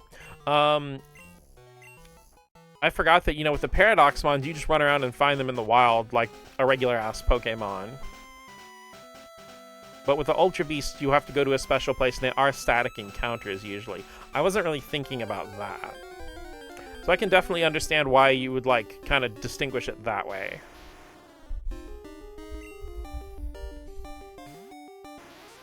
Because when I was thinking about the Paradox Pokemon, I wasn't really thinking that much about Area 0. I was more thinking about, like, you fight the giant Iron Treads or whatever as part of Arven's, like, missions. One thing that really gets me with Scarlet and Violet is with, like, the advertising and some of the early story stuff. They tell you that, like, you can choose your own mission, whether you want to be champion, like the Champion's Road or the... the exploration or the Pokedex, but it's like, in reality, you have to complete all of them. You choose what order you do them in. Pokemon's becoming like Yu-Gi-Oh! Where the rules are changing. I mean, some of the old rules I'm okay with just being thrown away. It's not like there were 3 tracks, but it's just what you do in every game, yeah. I return now with pizza. Aw, yeah. You have to tell me what kind of pizza it is and where you got it from. Welcome back, Rain. Like I said, some of the... I can be a boomer about some of my opinions with stuff. Here, why don't I'll do a round of some controversial Pokemon opinions. I think having 2 versions of each game is just fine. You're not supposed to buy them both. Yes, I am very aware that there are a lot of things where they will give you a bundle pack if you do want to buy both, but they only do that because fans keep doing it. The intention is that you and your friends buy whatever version tickles your fancy, and then when you guys get together, you'd be like, oh, you know, I have Galarian Ponyta, well, I have Galarian Farfetch'd, and then you trade. It's to encourage kids to interact with each other and be more social. Because so many people who say, oh, I only want one version. I wish you could have one version where you can just catch all the Pokemon in one run through. The thing is, like, you're looking at this from the perspective of somebody who feels like to get everything, they can't socialize with anybody, and they have to buy 2 Game Boys or DSs or Switches or whatever, and a copy of each game and trade with themselves and do all this stuff. And it's like, no. Pokemon's designed to be social. It's one of the few games that perfectly combines multiplayer and single player and has them both be very fulfilling and well made. Oh yes, the new Pokemon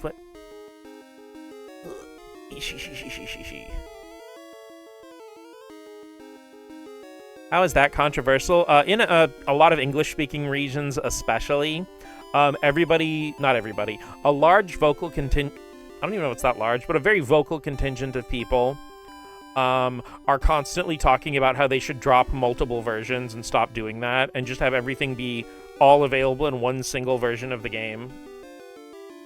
Ah yes, the new Pokemon game flow, fighting the gyms, fighting the evil team, and finding wild Pokemon. Or fighting wild Pokemon. Went to Blaze Pizza, got spicy red sauce, pepperoni, ham sausage, chorizo, jalapenos, banana peppers, artichoke, mushrooms, and black olives. Hella spicy, sounds awesome. This is how I bonded with my brother. We'd always get opposite sides. Yeah, because again, I feel like the opinion of getting rid of multiple versions comes from people who, whether voluntarily or otherwise, seem to look at it as a completely isolated experience. I mean, I understand fan games, which are largely designed to be run on emulators, only being one singular version where you can get everything. But that's not the same thing as an official Pokemon product. Funny how siblings often get drawn to opposite versions.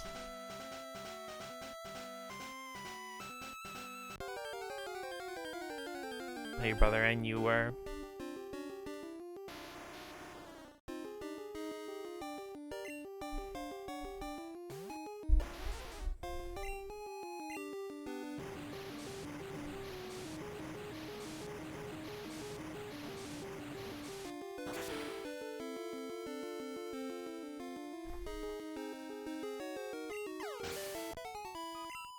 Bubble Tape taking down the freaking Gravelers 7 levels higher than her. She's a boss.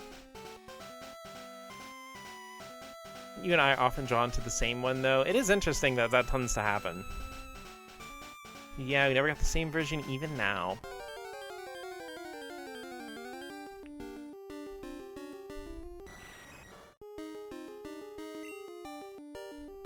It's okay, Guru. Even if you never get the same version of Pokemon, you can always have one thing in common, is that you're both desperately attracted to men.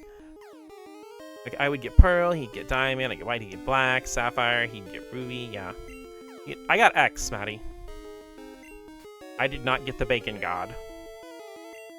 Though, I mean, I have Y also. I end up buying almost every version, but I'm guessing you're saying which one, that, like, I did for my main playthrough.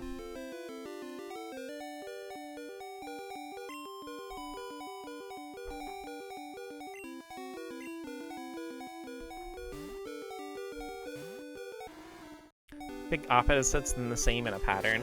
Well, I always end up playing through the one that is the first one in the naming scheme. You got Moonshield and Scarlet. So I did like Red, Gold, Ruby, Diamond, Black, X, Black 2, well, Black 2, X, Omega Ruby, Sun, Ultra Sun, Let's Go Pikachu,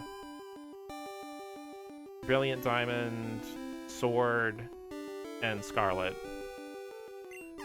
They have a gay sibling. I guess he's always a shithead at the end of the day. I thought the gay one and the shitty one were two different guys.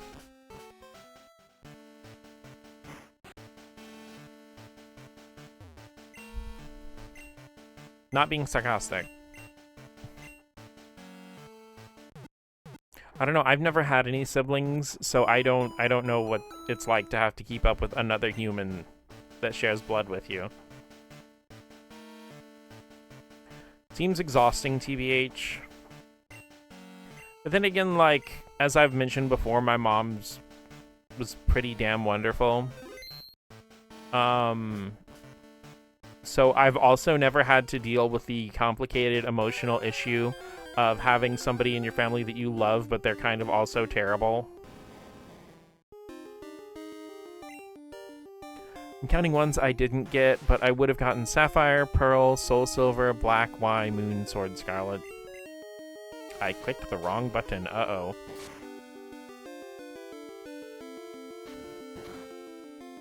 And 2 older brothers, and they're both shitheads. Only difference is one likes boys. Ah.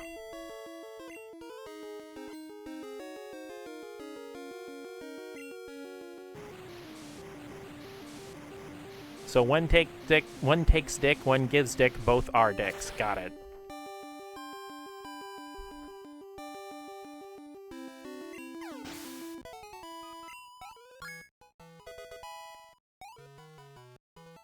Actually, I don't know, your gay brother may be a top, but it's just like the joke was too smooth.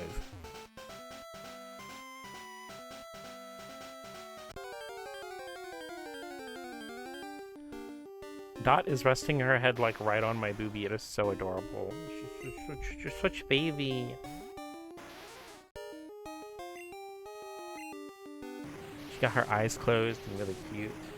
But I see your ear twitching while I'm talking. I know you're not all the way asleep. I really questioned him about it. I just leave him alone. Fair enough.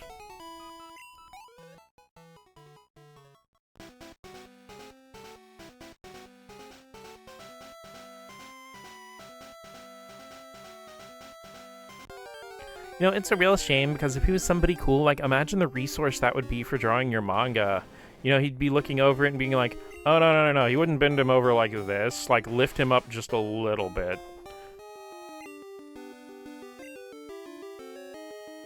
It isn't really info a sibling needs, to be fair. Yeah, that's true.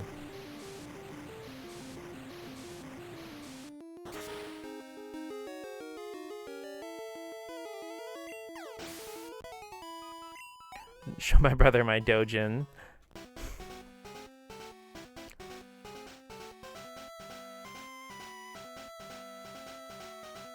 I don't know, because, like, I never showed my mom anything, like, super spicy specifically, but, like, she saw that I drew, like, nudes of characters and stuff. She didn't mind.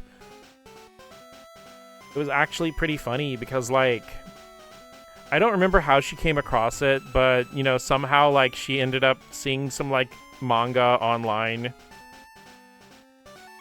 that was, like, you know, like, hentai dojin, and Mom's like, you could literally draw a better smut than this. Why would someone want to get this? You need to be the most likely to appreciate it simply going off sexuality. And then again, I don't know, because, like, he may just not be appreciative of any... Again, I don't have siblings, so I don't know. Because, like I said, my mom was very open. And very, like, smart about a lot of stuff.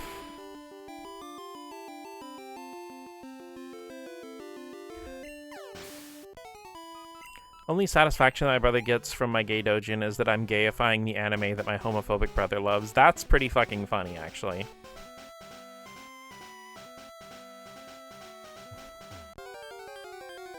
I'm putting the D in initial D. That's not all the D's getting put in. Hey, yo.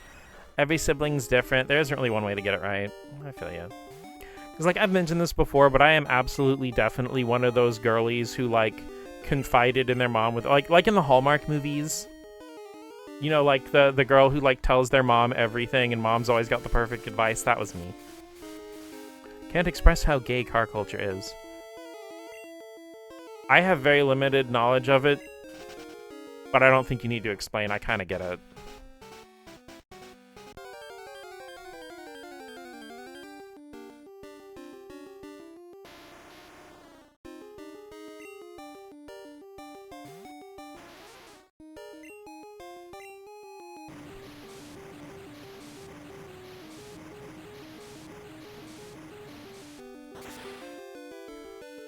I'm not close to it at all to either of my older brothers, but I was slightly when I was super young, but they're basically just roommates. One moved out, yeah. They were roommates, literally. They reject women from their space, constantly surrounding themselves with men. No different from the Navy. Ah, the good old heterosexual Navy, where everybody's straight and heterosexual. Where nobody's ever wanted to put their dick in another guy's ass at any point ever in their whole life. Might as well face it, you're a dick to the butt. Might as well face it, you're a dick to the butt. Really don't get the sibling dynamic either. True. Doesn't click with me how someone can get along with their sibling or what that looks and feels like. Oh no, I have to ride a submarine closed space to my heterosexual roommate.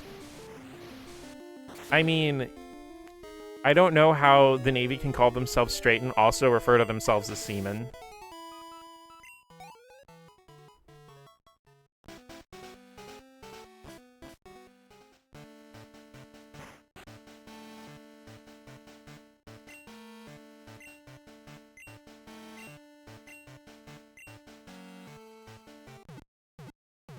Quick, his temperature's dropping. The quickest way to warm him is anal sex.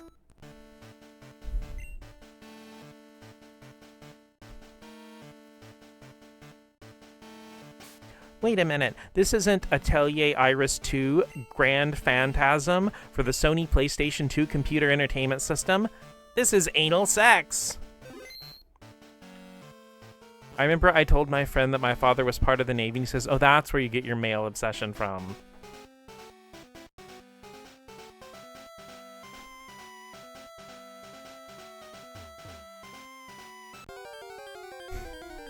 I think you just helped Guru start her next dojin, Maddie.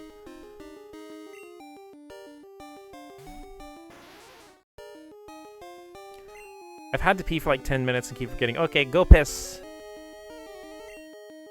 Go piss, girl. Make sure you don't miss, girl. You know that would be a crime.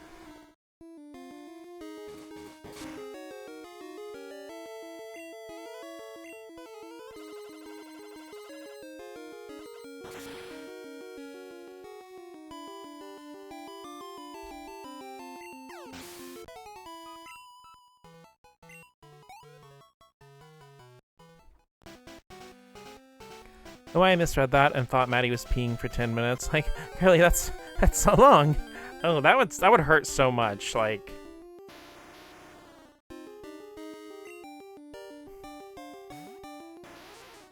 I can't imagine the weird like after aches you would have about that.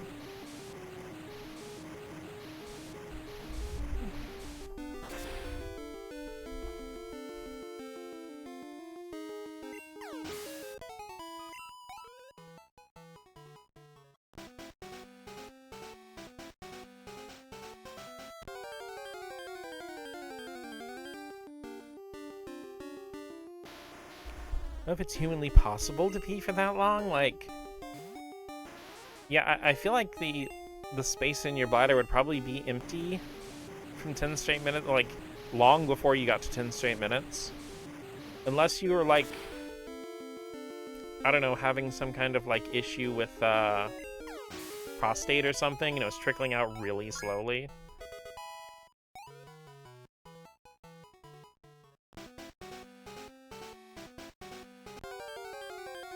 Which also sounds miserable.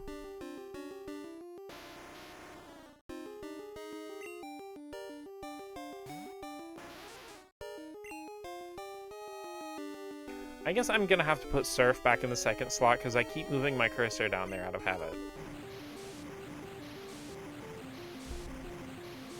I also kind of have to pee, but Dot is being so darn cute right now.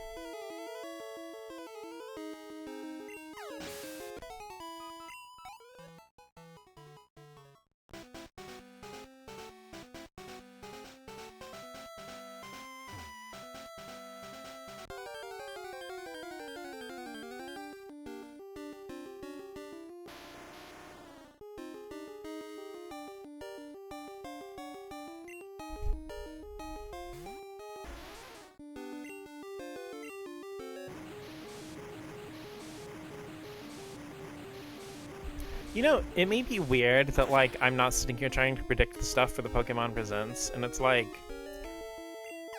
even if they don't announce Gen 10 tomorrow, I won't be disappointed or anything. Like, I don't know, maybe it's just something that comes with age, but, like, I'm excited when new games get announced, but I don't sit here, like, thinking, oh, you know, oh, I want every single game to get released, or, you know, making these weird expectations that this is going to get revived or that's going to get revived. It's like with Castlevania. I am super happy that there's a new Castlevania coming out this year, but it's like, I would have been pretty okay with Castlevania just being over.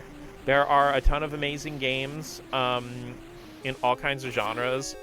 Like, even the games I don't like in the Castlevania series are still pretty good. They're just, like, not to my taste. Mostly I'm talking about the Lords of Shadow games. But it's like, I would have been okay with the series just being done. I'm just kind of gotten to the point where I'm okay with things ending and just being concluded and being what they are. Because more than anything, if something's gonna, like, they're gonna do a new something, I would want it to be, like, because they had a cool idea for it, not because they felt obligated.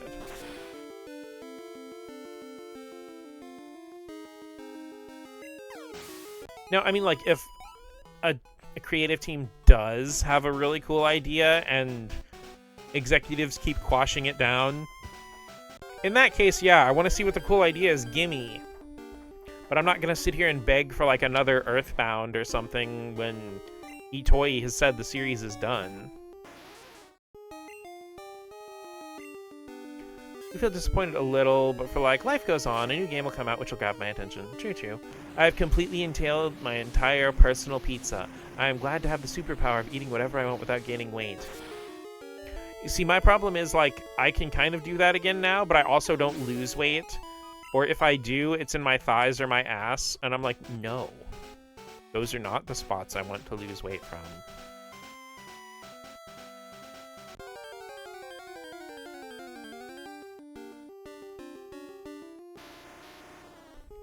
Because I'm not, like, fat or anything, but I do have some pudge on my tummy. And I'm like, I just want my tummy to be flat again. Because I admit I did not do a very good job of taking care of myself while Mom was sick.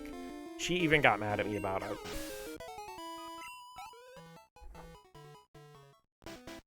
But I very much got myself in the caretaker loop of just eating whatever. So my stomach would stop growling at me to eat food.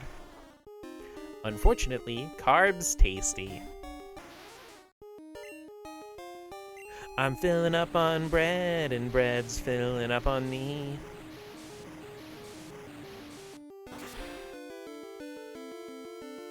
You know, actually, that one Miranda Lambert song is like one of maybe a single-digit number of country music songs I actually like. Bread makes you fat? Welcome back, Maddie. I hope your piss was very enjoyable and fruitful.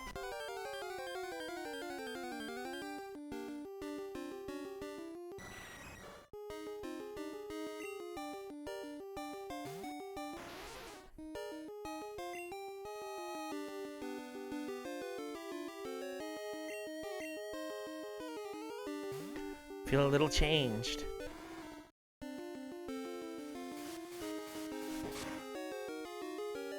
It's weird that I had to take vitamins to motivate myself to eat again. A lot of people say it's a myth, but with personal experience, vitamins do motivate you to start consuming food.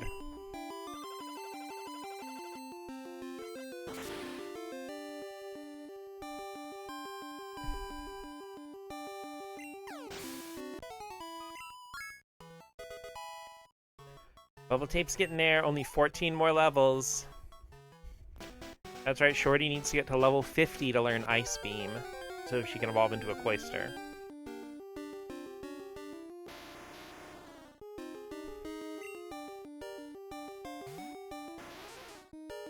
Taking vitamin D gummies recently, because I never go outside.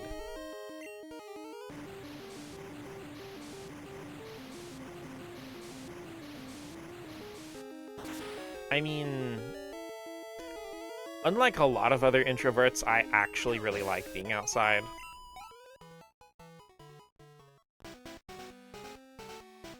I'm a grass toucher. 'Cause I'm weird like that. I mean, I don't really go outside often because, like, the problem with ADHD is that it is really difficult to motivate yourself to exercise because it's really boring without some kind of goal to focus on. Trans girl who doesn't realize she's turning into a vampire because she assumes it's natural side effects of taking estrogen. I feel like you eat way too much garlic to be a vampire. Or maybe it's like that one Tumblr post where somebody's like, you know, garlic doesn't actually hurt vampires, but it suppresses their vampiric abilities. So there's just a bunch of, like, asexuals out there who are actually vampires and don't know it because they won't stop eating garlic bread.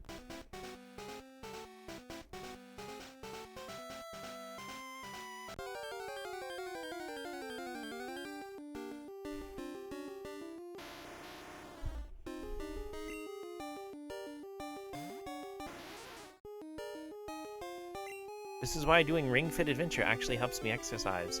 I actually really want to get the game, but I don't know if you can even find it anymore. Also, I'd have to, like, move a bunch of stuff in my living room because I don't really have space right now. I mean, I do have the space, I just need to actually move the stuff around in my living room to make the space more efficiently, but in order to do that, I'd have to stop being tired and also my executives to not dysfunction. People who say vitamins are just a placebo effect don't know what it's like to actually be deficient. Yeah, like, it's not a placebo effect. That stuff actually helps. It's me. I'm the asexual who doesn't realize that she's a vampire because she won't stop eating garlic bread. Love being outside, but in a nature way. Outside my doors is a suburban made of gray, beige, grayish beige, beigeish gray, and for the sauciest among us, grage. Despite all your grades, you're still just a Maddie in a cage. You really do miss going camping. I did it a fair bit growing up. Let me out!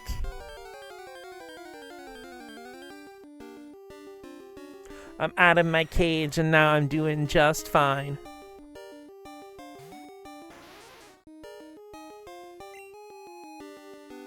Sorry, I'm very singy tonight.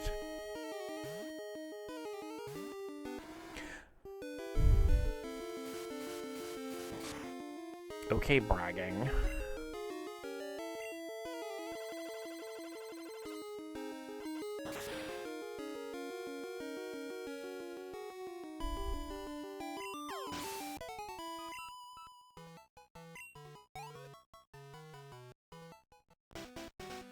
Does anybody remember the trend started by, like, Game Grump remixes, and then it, like, kind of spread out to other Let's Players, where, like, if they sang something or even said something accidentally singy, make really cool songs out of it? I know that's not really much of a trend anymore, but, like, I cannot hear falling asleep without muttering and calling a cab. I can't listen to Mr. Brightside without seeing those 80s cocaine dancers. I love cats. Me too. They'll find me.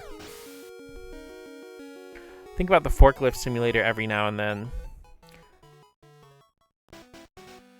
Yo, I'm good at lifting forks and picking up this spaghetti. Nom nom nom nom nom nom nom nom nom. You're too late, Sonic! I'm already forklift certified!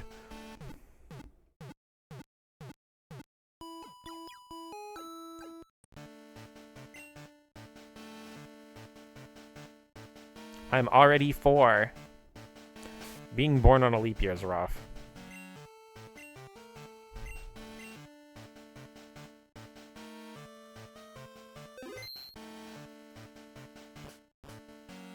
SA2 animation kills me every time.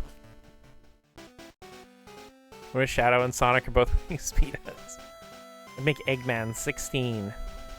I don't know, they're so, like, namby-pamby with Eggman's age.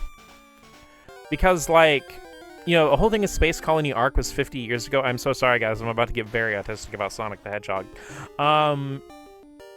But the Space Colony Arc thing was, like, 50 years ago.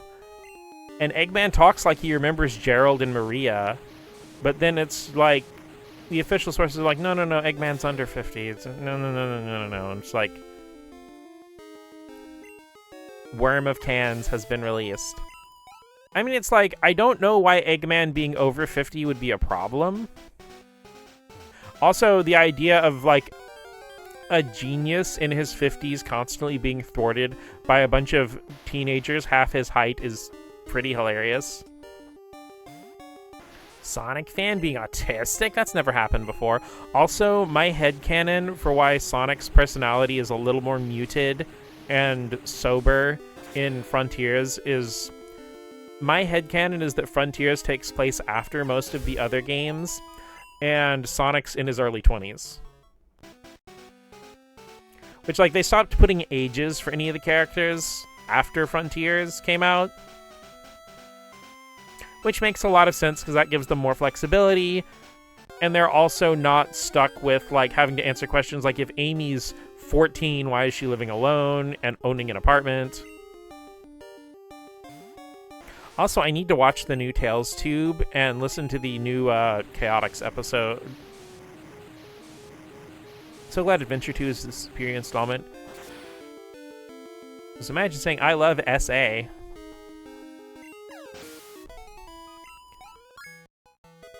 She's a hedgehog. They're special. She is special. We love Amy Rose in this house. No, I love SA is like just... when you're writing a male protagonist for an OVA between 1987 and 1999. They definitely ambiguously aged up all Sonic characters. I'm fine with that. I don't think they necessarily need ages. Sonic's young and hip. Tails is a kid sidekick. Like, dude, you can be 23 years old and be a kid sidekick. It's all in the spirit.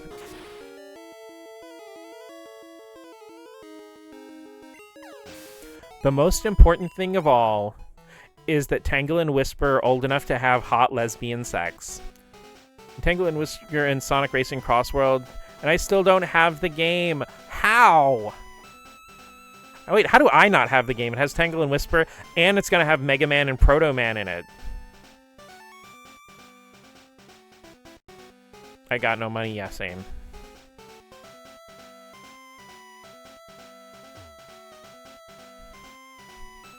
I'm like, oh, I say I got no money, but I've been buying games, and like I realized everything I bought has been like between $5 and $10. I have not bought a full price game in months. This is just the autism game at this point. You joke, but it really is. Also note that the Ninja Turtles and SpongeBob are also going to be in Sonic Racing Cross Worlds, so it literally is actually that.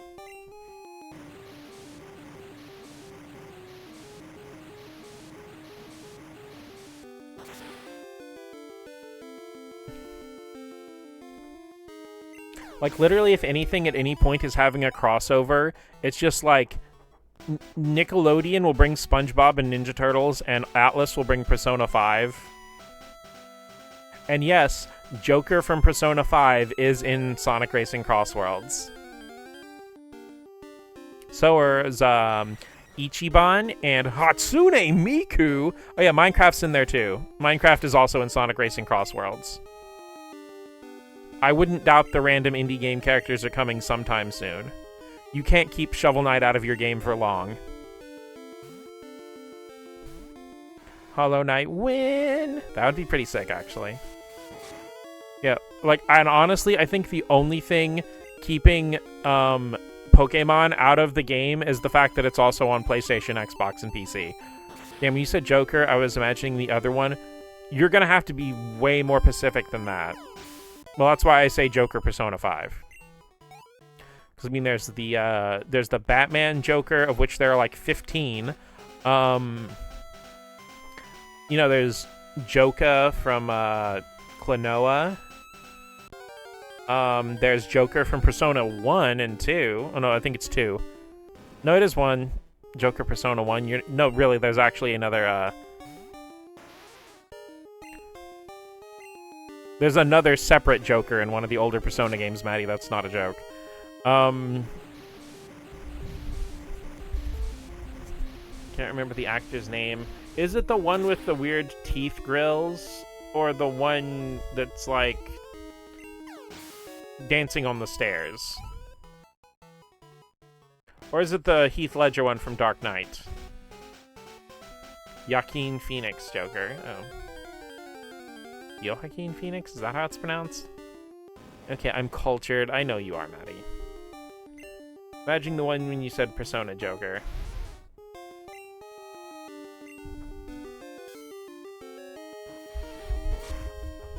You'll like, comment, and subscribe if you're a purse owner. Like Joaquin, I think. Okay.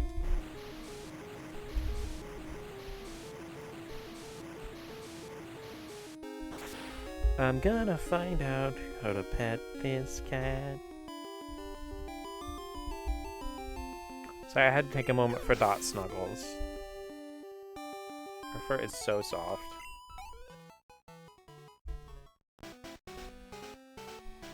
Precious little calico baby butt.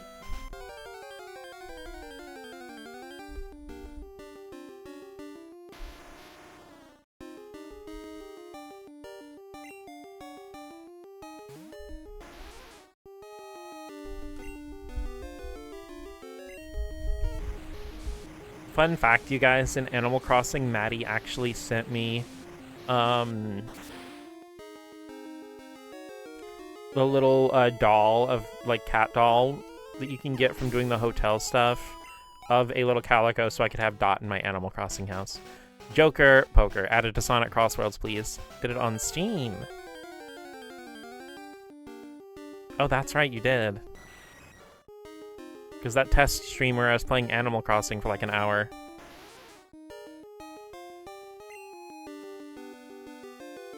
Okay, like, gauging the temperature, I kind of had an idea of a stream I wanted to do. And I'll probably do it anyway, but see if you guys would be interested in all. There are a lot of Game Boy games I really want to play, but some of them you can finish in like 45 minutes or an hour, because a lot of older Game Boy games are pretty short. So I was thinking of just having like a day of just playing a bunch of Game Boy games, like off of NSO, in like one single stream. You know, like Super Mario Land 1, Kirby's Dream Land, stuff like that.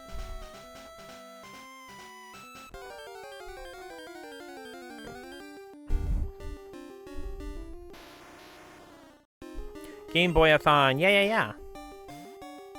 Game Boy, Game Boy, Game Boy Day, Game Boy Day, Game Boy Gay.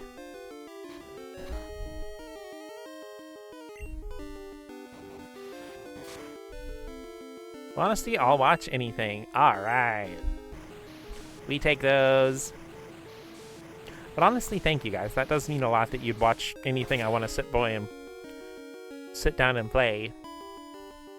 That does actually mean a lot to me.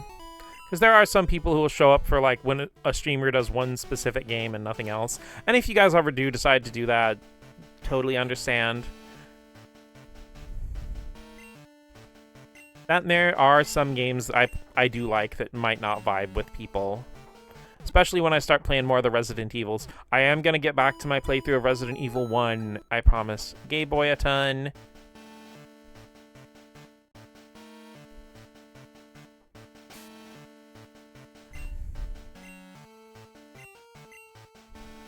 We're here because you're a fucking friend. Like you and care about the things you do. Ooh, thank you. That does actually mean a lot to me, you guys. I feel like I don't always express it as loudly as I mean it, or it comes off jokey, but it actually does mean a lot to me. Graveler with the grabby hands, the grabbler.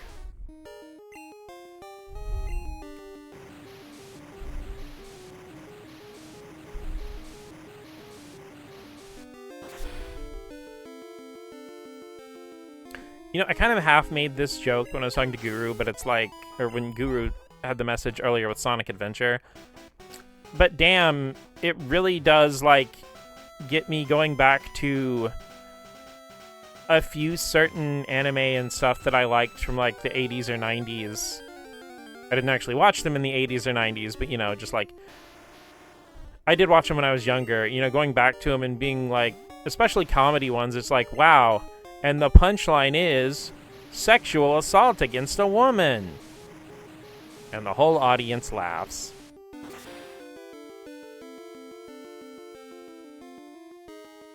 Or either that or like accidental like boob grab or something, and then the woman being portrayed as this like completely unreasonable sociopath when a dude just like, you know, stumbled on a banana peel and accidentally fell and almost broke his own ass. You know, because like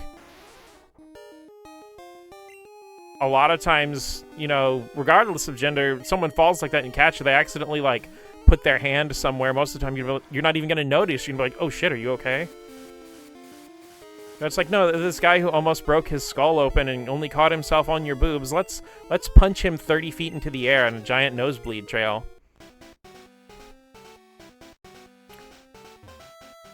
Sexual assault humor is weird because it's harmful to both women and queer people. And also a punchline for them to be assaulted. Like, for men, depicting gay men as predatory it's always been super weird to me because, like, okay, if a gay guy hits on you and you're like, yo, I'm not gay, do you know what he's gonna say? Something along the lines of, oh, I am so sorry, and shit. Oh, well. And then that's over and it's done. But then again, it's like, I feel like a lot of straight cis men who do portray gay men as being like that is because subconsciously they think that's how they're supposed to be toward women. So they just assume that's how a gay man would be toward them.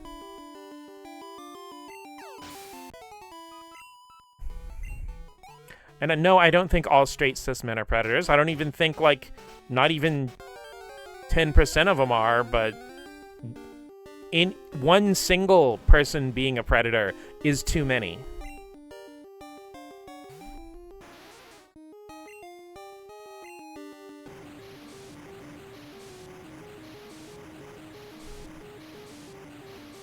Like, the fact that a man can control himself is odd to them because a lesbian woman has the self-control toward women. Well, I mean, that's the thing, is, like, it's so weird that...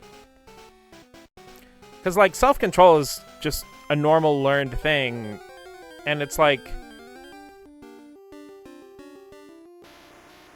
It doesn't matter what you are or what you're born with, you can learn self-control. I mean, hell, gay men have to learn self-control from a very young age, especially in cultures where, you know, like, public bathing and stuff like that's normalized. Or hell, even in America where public bathing's not very common, you still have people in sports teams just taking showers together. Some piece of media, there's sometimes one man who isn't predatory at least some point.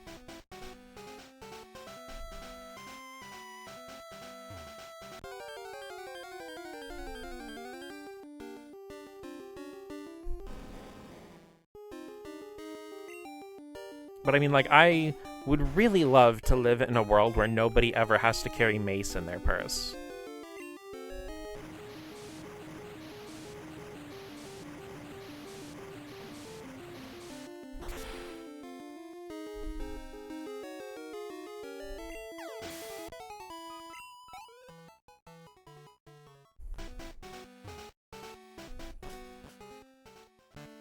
Because don't get me wrong, I'm definitely no prude, and I can enjoy, like, a piece of media about, like, dumb, horny shit happening, don't get me wrong.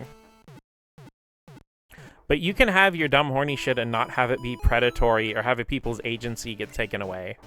I mean, hell, one of my favorite subversions, I don't even remember what anime it was, because I only caught, like, one episode of it. Trust me, we know you aren't a prude. Okay, fair enough.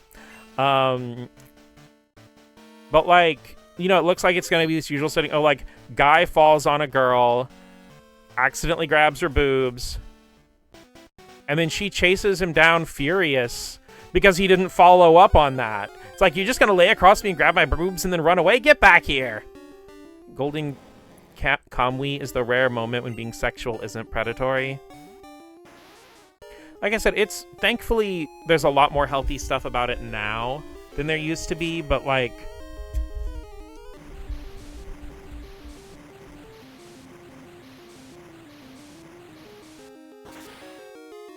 Oh yeah, I laughed my ass off seeing that. I wish I remember what series it was, but it was so fucking good. Just like, get back here!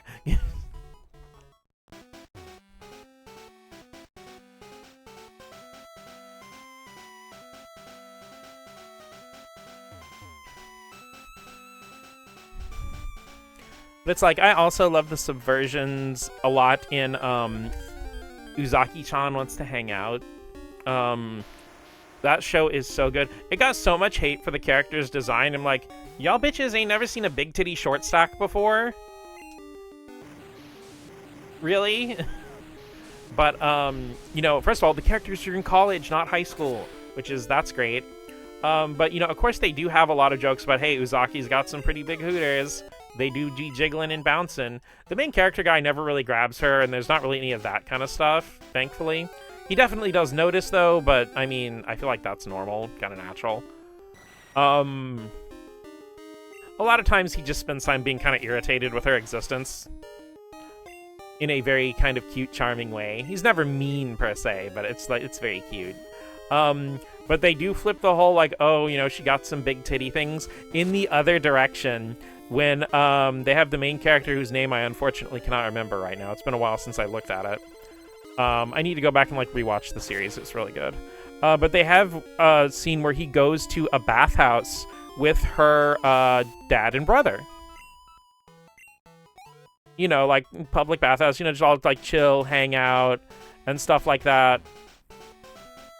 And,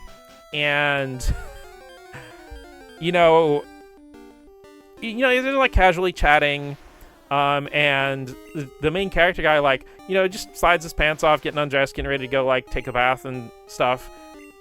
And, you know, her dad's looking like, oh my dear God, that thing is enormous. Oh, Uzaki, sweetheart, what are you getting yourself into? And it is so fucking funny because they, like, flipped all of the, oh, wow, those boobs are huge joke in the other gender direction, and it's so damn funny. Well, I don't think you watched it. Well, I mean, that's the thing, is, like, a lot of the early stuff made it look like it was going to be, like, another girl with big boobies gets, like, objectified kind of show, but it's really not that. People misunderstand that women do appreciate sexual advances. It's the unwanted ones, exactly. But again, that also flips back to the thing I was talking about where, like, people are so terrified to be wrong about something that they get angry when their headcanon doesn't match up with what they thought about somebody, even if it's a random stranger they know literally nothing about. And people just aren't taught the emotional maturity to learn to just be wrong and be okay with it. You know, like, I know no means no is kind of a cliche that's been memed on and stuff, but yeah, if you advance on somebody, they're like, no, and that's the end of it. It's done. You apologize, and then you back off. Doesn't matter what gender you or them are. Way for the writer for the Danganronpa series approached it to turn me off to the series. Oh, there are a number of things that could turn people off from that series. I'd like to show how you... Oh, thinking you know everything is dangerous? Yeah. Man's dick and balls is our titty bouncing. I mean, as a pansexual, I appreciate both.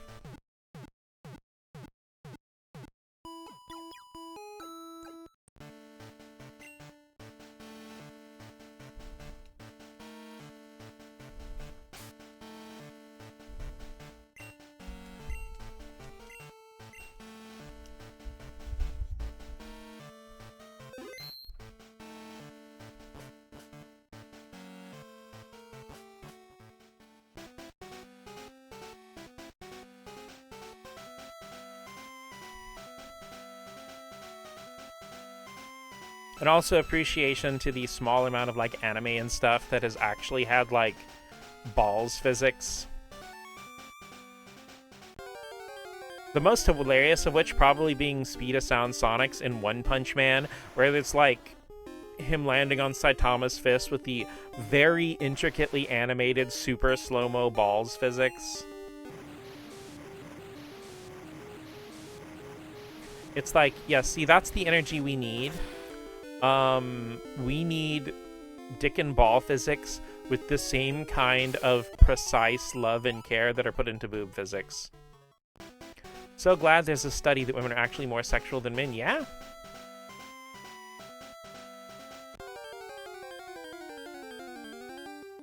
It's just like...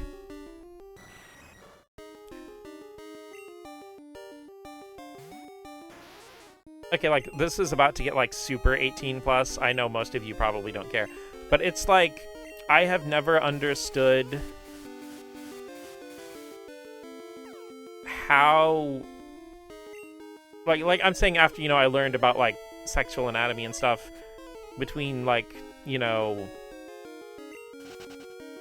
dicks and vaginas and all that stuff, is like, I don't know how you could have difficulty making a vagina owner come, because, like, they literally have a bright glowing red button right there that gets you most of the way there. And it's just like, pay one attention. I'm sorry, Rain, I know this isn't really your thing. And it's like, not to mention how sensitive, like, the breasts and stuff are. It's like...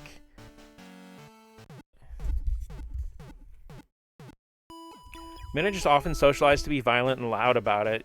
Yeah. It sucks. As a straight man, vaginas spook me.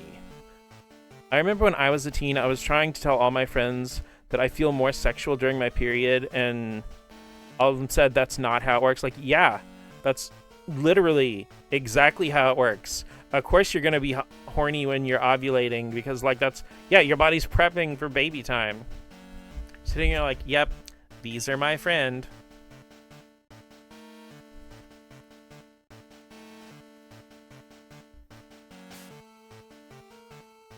Like I said, I'm not... Obviously, when you're a teen and you don't understand that stuff, and you don't really have much knowledge or understanding of the body you're not in. But, you know, like, when you're a grown adult, especially if you're in a relationship, dude, just, like... There's supposed to be an S at the end of friends. We can all be your friend.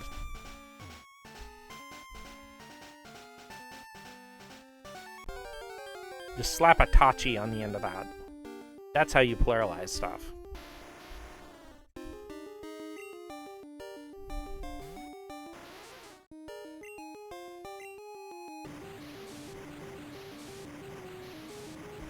One of my favorite little things in Japanese is, like, if you wanted to say, like, using Dragon Ball as an example, like Goku and friends, or Goku and the gang, like Goku Tachi, and I think that's really cute. But I also do wonder if, like, I know he never moves in a group, but, like, I think about Itachi and Naruto. So, like, if he had a group, it'd be Itachi Tachi. I'll just amalgamate and fuse into a single entity. We are friend.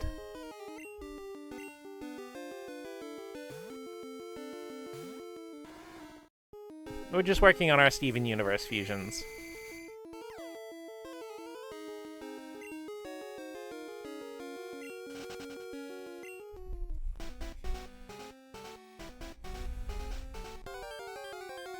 We are one friend.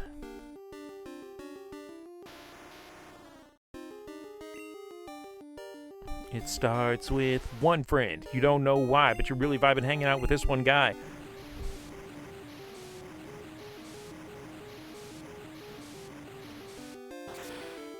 Keep that in mind if you find the time you might want to hang out with his new bro.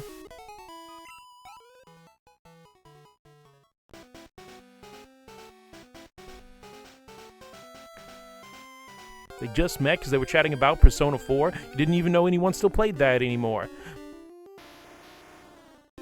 It's not like you beat it back then, but now you can try once again. Call that Link Up Park.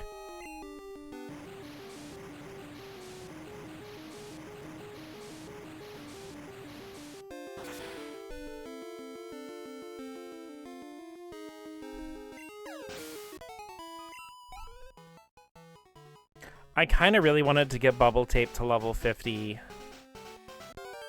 But it's already been 4 hours on stream. And I am hungry. My Domino's pizza I had for breakfast is kind of wearing off. This is where Micaiah starts following her true calling and writing parody songs. I have a lot of true callings. You know, actually, that's something I've been wanting to talk about, and I think I've brought up on stream before, but I really do not like the whole societal idea that, and I'm not picking on you for saying true calling, Rain, like, weird mouse. I am a weird mouse. But, this whole thing where, like, people get pigeonholed, oh, what's your dream job? What's your one, like, everyone can only have one thing they do, or one thing they're good at, or one thing that's their job, and it's like, why? Or you people be like, oh, you can't do it all, and I'm like, yeah, you can. You just have to manage it and use your time properly. And we all got so much we want to do. Is like, I actually would love to write parody songs. As you probably noticed by the fact that I just start making them up on the spot. I've also written my own rap songs before.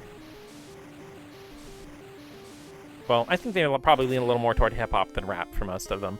And of course, you know, I still want to write and draw my manga, and I love streaming. And I want to do voice acting. Life is about learning and growing, exactly. But it's like, the thing is, like, we all want to do a lot, but I feel like society really pressures people to be shoved in a box and become one thing. And have that one thing define what you are forever. Real life is like Final Fantasy V. You can switch classes anytime you want to and keep those skills and carry them on to the next one. Also, I'm sorry I haven't streamed any Final Fantasy V this week. I've just been in a really big Pokemon kick. That and both Monday and today, I had specific things to do because of the day or time of day in Crystal. So you guys get an all Crystal week. I'm sorry. / you're welcome. I've actually been wanting to learn more about modding and repairing retro game stuff. Retro game stuff? Large eyeballs emoji. My calling is to be on a cute plate, drizzled with caramel, and ate with a spoon. Okay, Appleton. Gosh, I wish I could get drizzled. Popping bottles in the ice, like a blizzard. When we drink, we do it right. Get slizzard, popping scissor in my ride, like a 3-6. Got me feeling so high, just like a G6. Like a G6, like a G6, yeah, yeah. Like a G6, like a G6, yeah, yeah. Caramel? Sure. Ooh, maybe chocolate? I want to mod my Game Boy Color that I've had since I was 8. Ooh, you gonna do an IPS screen panel mod with, like, the backlit screen? When I was 7. Maybe it was when you were 6? 6, 7, somewhere around there, right?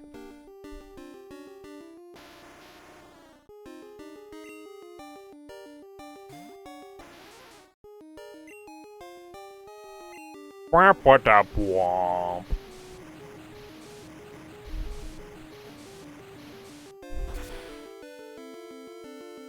am kicking my leg, because, like, okay, I've mentioned before that Dot is a fairly long cat. So she is, like, and with the way I'm sitting, her butt is on my leg, and then she's going across my tummy and laying on my boobs. Like, her head on my chest.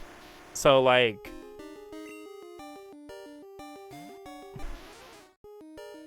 Long, long cat!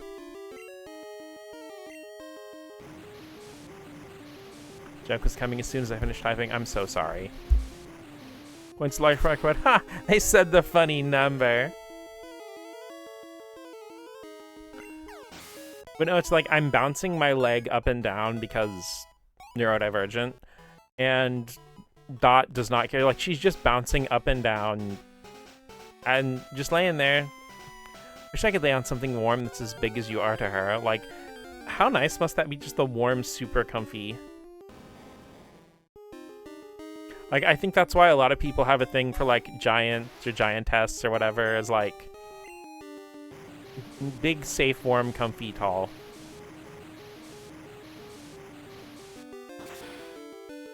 and being rocked.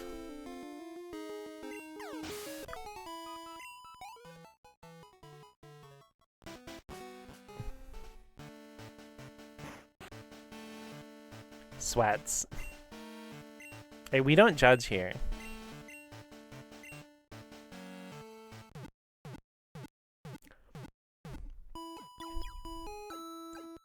I mean, trust me, I would be a massive hypocrite to be judgmental about people for just about anything, TBH.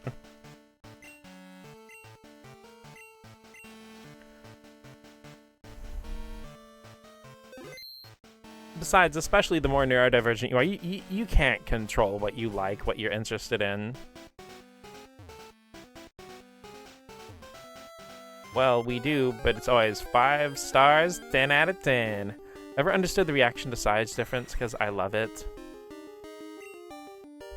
Honestly, I think a lot of it comes from internet incel types just being judgmental and closed-minded.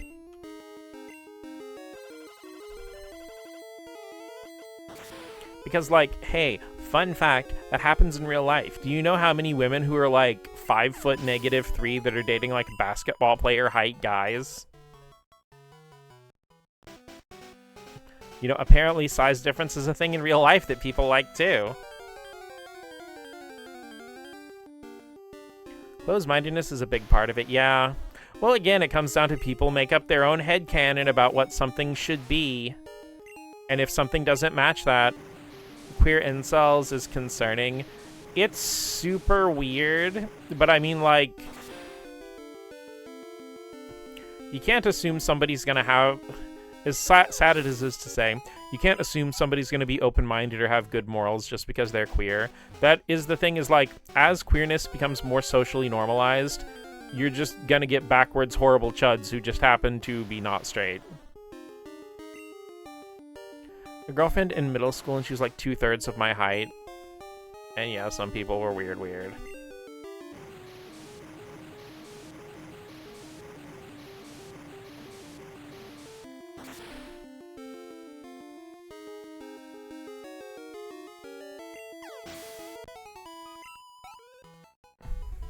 I mean, I do think it's kind of funny because, like, at the very least in the manga I'm working on, the 3 main characters, like, Allie is, like, about, like, 5'4". Marmar is 5'10", and Felicity is 4'8". She's also, like, 36 years old.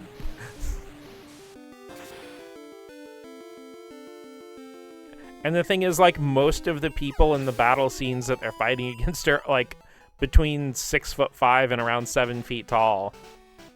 Which isn't even something I do on purpose. It's just, like, the character designs just kind of came out like that.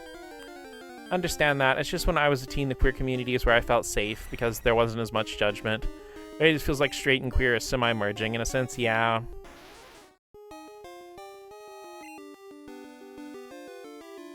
But I mean, like, regardless of whether someone is queer or straight, what it really comes down to is someone having had the self-reflection enough to look inward. That's just much more common with queer people. Because a lot of times, you know, in a heteronormative, cis-normative society, finding out that you're not one of those things does require some thought and self-reflection. Feels like the trans identities are getting pushed out while the rest merge. Well, it doesn't feel like it, unfortunately. Yeah. I think everyone should stare into the void that is their own soul. Like, actually, though. It's like, hey, I know that obviously a lot of problems I erroneously do, well, not erroneously, but, like, a lot of things I attribute to, you know, straight cis men, but in reality, I have plenty of respect for those straight cis men who went through their whole story arc and self-reflection realized, oh no, wait, I'm just a guy and I am into girls. That is all.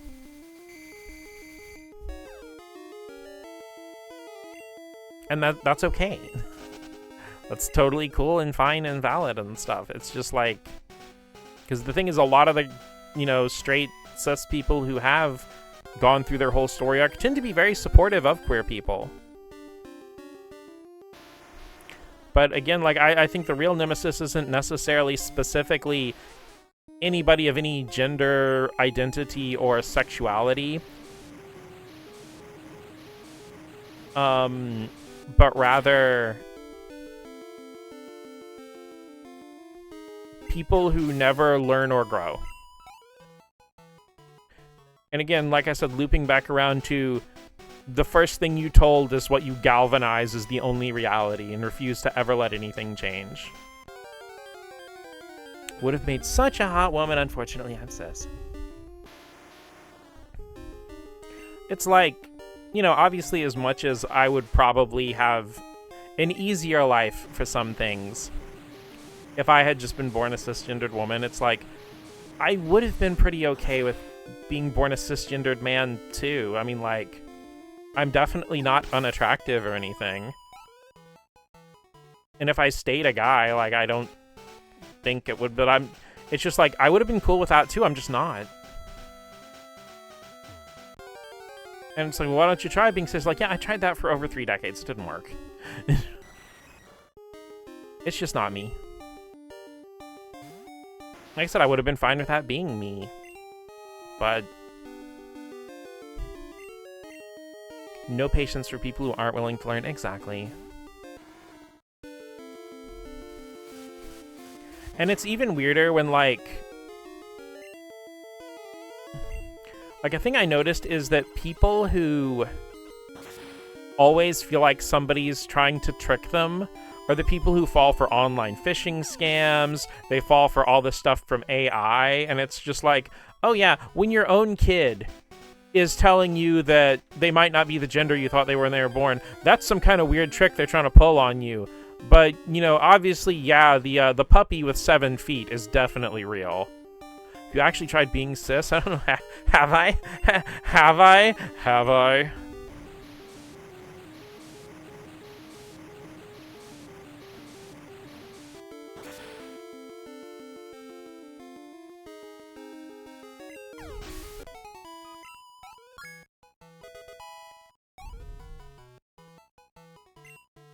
Clamp? I love their manga. Well, at least the early ones. Sure, let's put it over tackle, why not? Septipup. Septipuplets. Trying to cover up the 20+ masking. Clam P. Earl. I'm Clam P. Earl! It's, I don't know, the underwater used car salesman.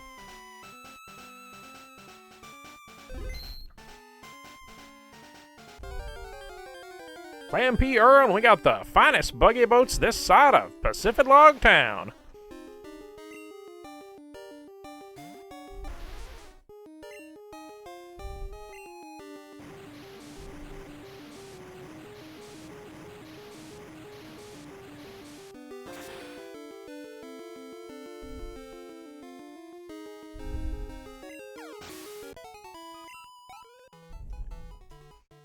Behold the clam that clamps.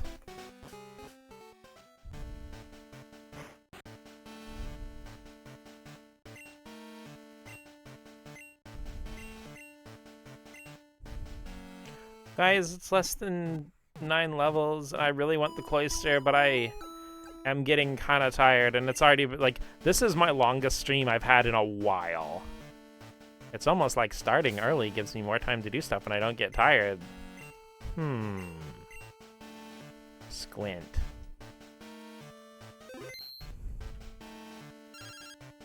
Hi, Gavin. Stream 4.5 hours. Mots, good evening. It's me, Gavin. How you doing? Let's battle. I'll be waiting for you on Route 26. Give me a shout when you're close. Okay, I'll talk to you soon. Dude, I was not expecting no teeth from when waking up. Can't wake up. Now, well, the thing is, actually, Guru, I don't know if I mentioned it since you were here, but Seel and Magmar, which I needed for my Pokédex, are only available in the daytime. So I started the stream early so I could go catch both of them. I was like kind of down to the wire with Seel. I think it was like 8 or 9 minutes until it was going to be 6 o'clock in game. Because I mentioned before that my game's an hour ahead, at least until daylight savings time in real life happens, because dyslexia and trying to figure out which daylight savings time is actually called daylight savings time, not very compatible.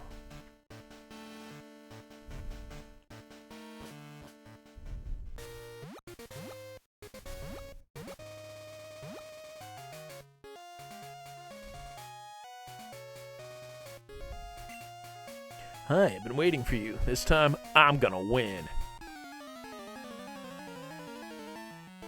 Ah, I see. Yeah, so I started early today. Victory Bell! I always love Victory Bell's cry in the end. She's like, ah! This time, I'm gonna time. I don't even like that song.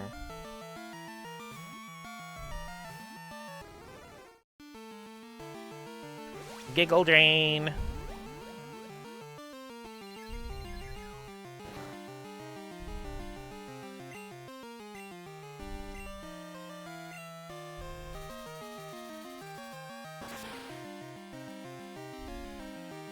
Also, I would kind of like it not to be 11 o'clock when I end my stream.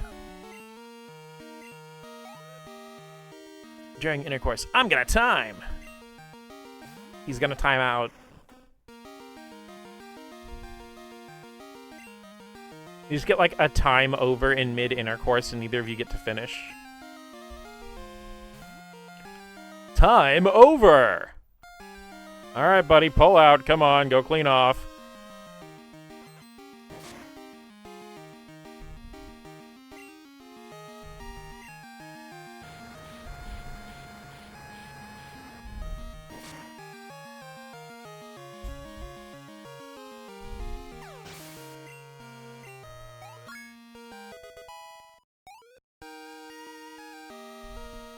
It's like a parking meter when you have to put coins in to increase time. Do not give the Love Hotel owners more ideas, please.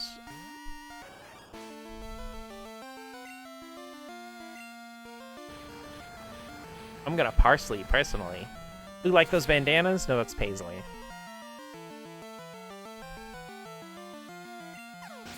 Oh no, I was joking. I know. Ah, life is even tougher.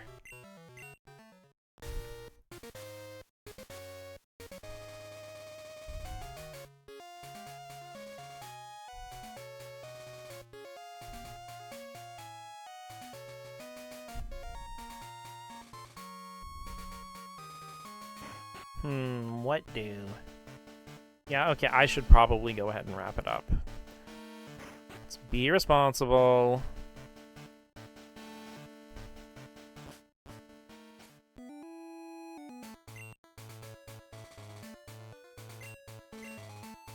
Okay. Be reprehensible.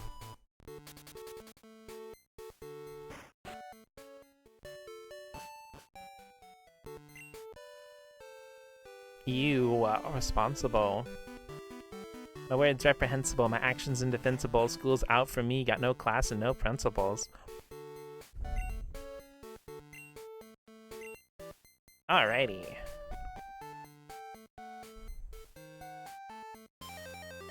Hopping up and down on the magnet train, hopping up and down on the magnet train.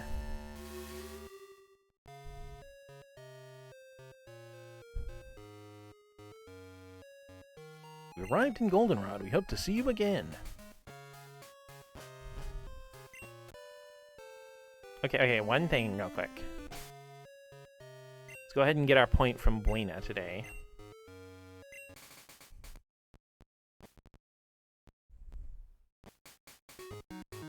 Sorry, the guy running up to you scared me. He's gonna throw hands. Password is, let me think, X-Defend! Alrighty, let's go Buena. What is it gonna be like in Persona 5X? Is he gonna be the train station tackle guy? His hands are rated E for everyone.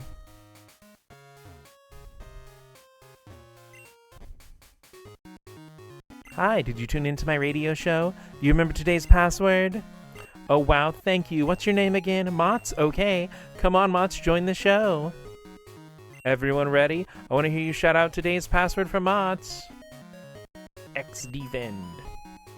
Hey, that's right. You did tune in. I'm so happy. Earned 1 point. I'm happy whenever you guys tune into my streams. Smile, smile. XD. The funniest Pokemon game, which of course is Pokemon XD. Wow.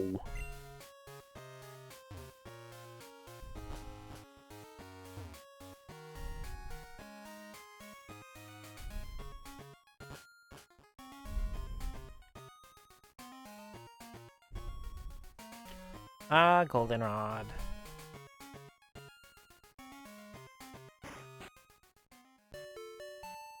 Okay, let's heal up the cuties.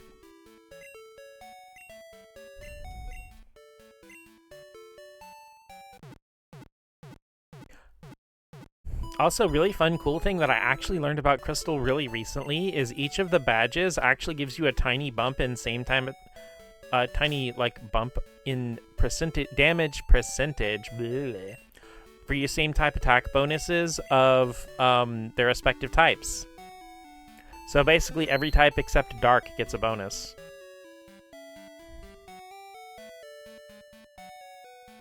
You have to wait like 18 years for an actual Dark type gym. Stab harder.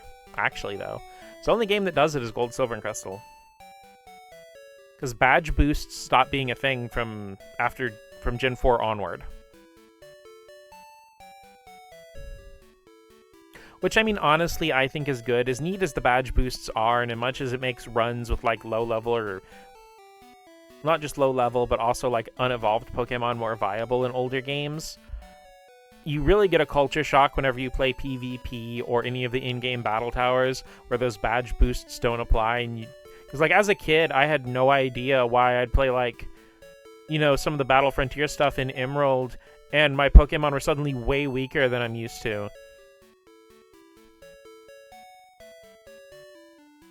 And while badge boosts are explained in-game, I don't think it ever explains that they don't apply in the battle towers or in PvP. And also, I don't think it ever explains... well, I mean, hell, the games literally never explain effort values to you until, like, Gen 6. And even then, they're really timid about explaining how they work even then.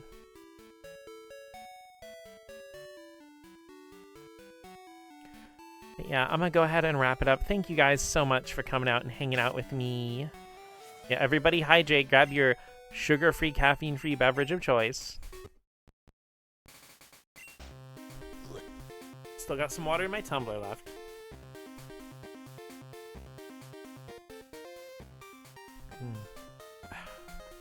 Good night, everybody. Remember, get yourself out of shrimp mode if you've been shrimping. Take a break, stretch your hands if you're drawing or playing a video game while listening to my stream. Stand up, stretch, go to the bathroom if you need to before you head off to whatever other stream you're gonna go to. Bye, everybody. Good night. Bye.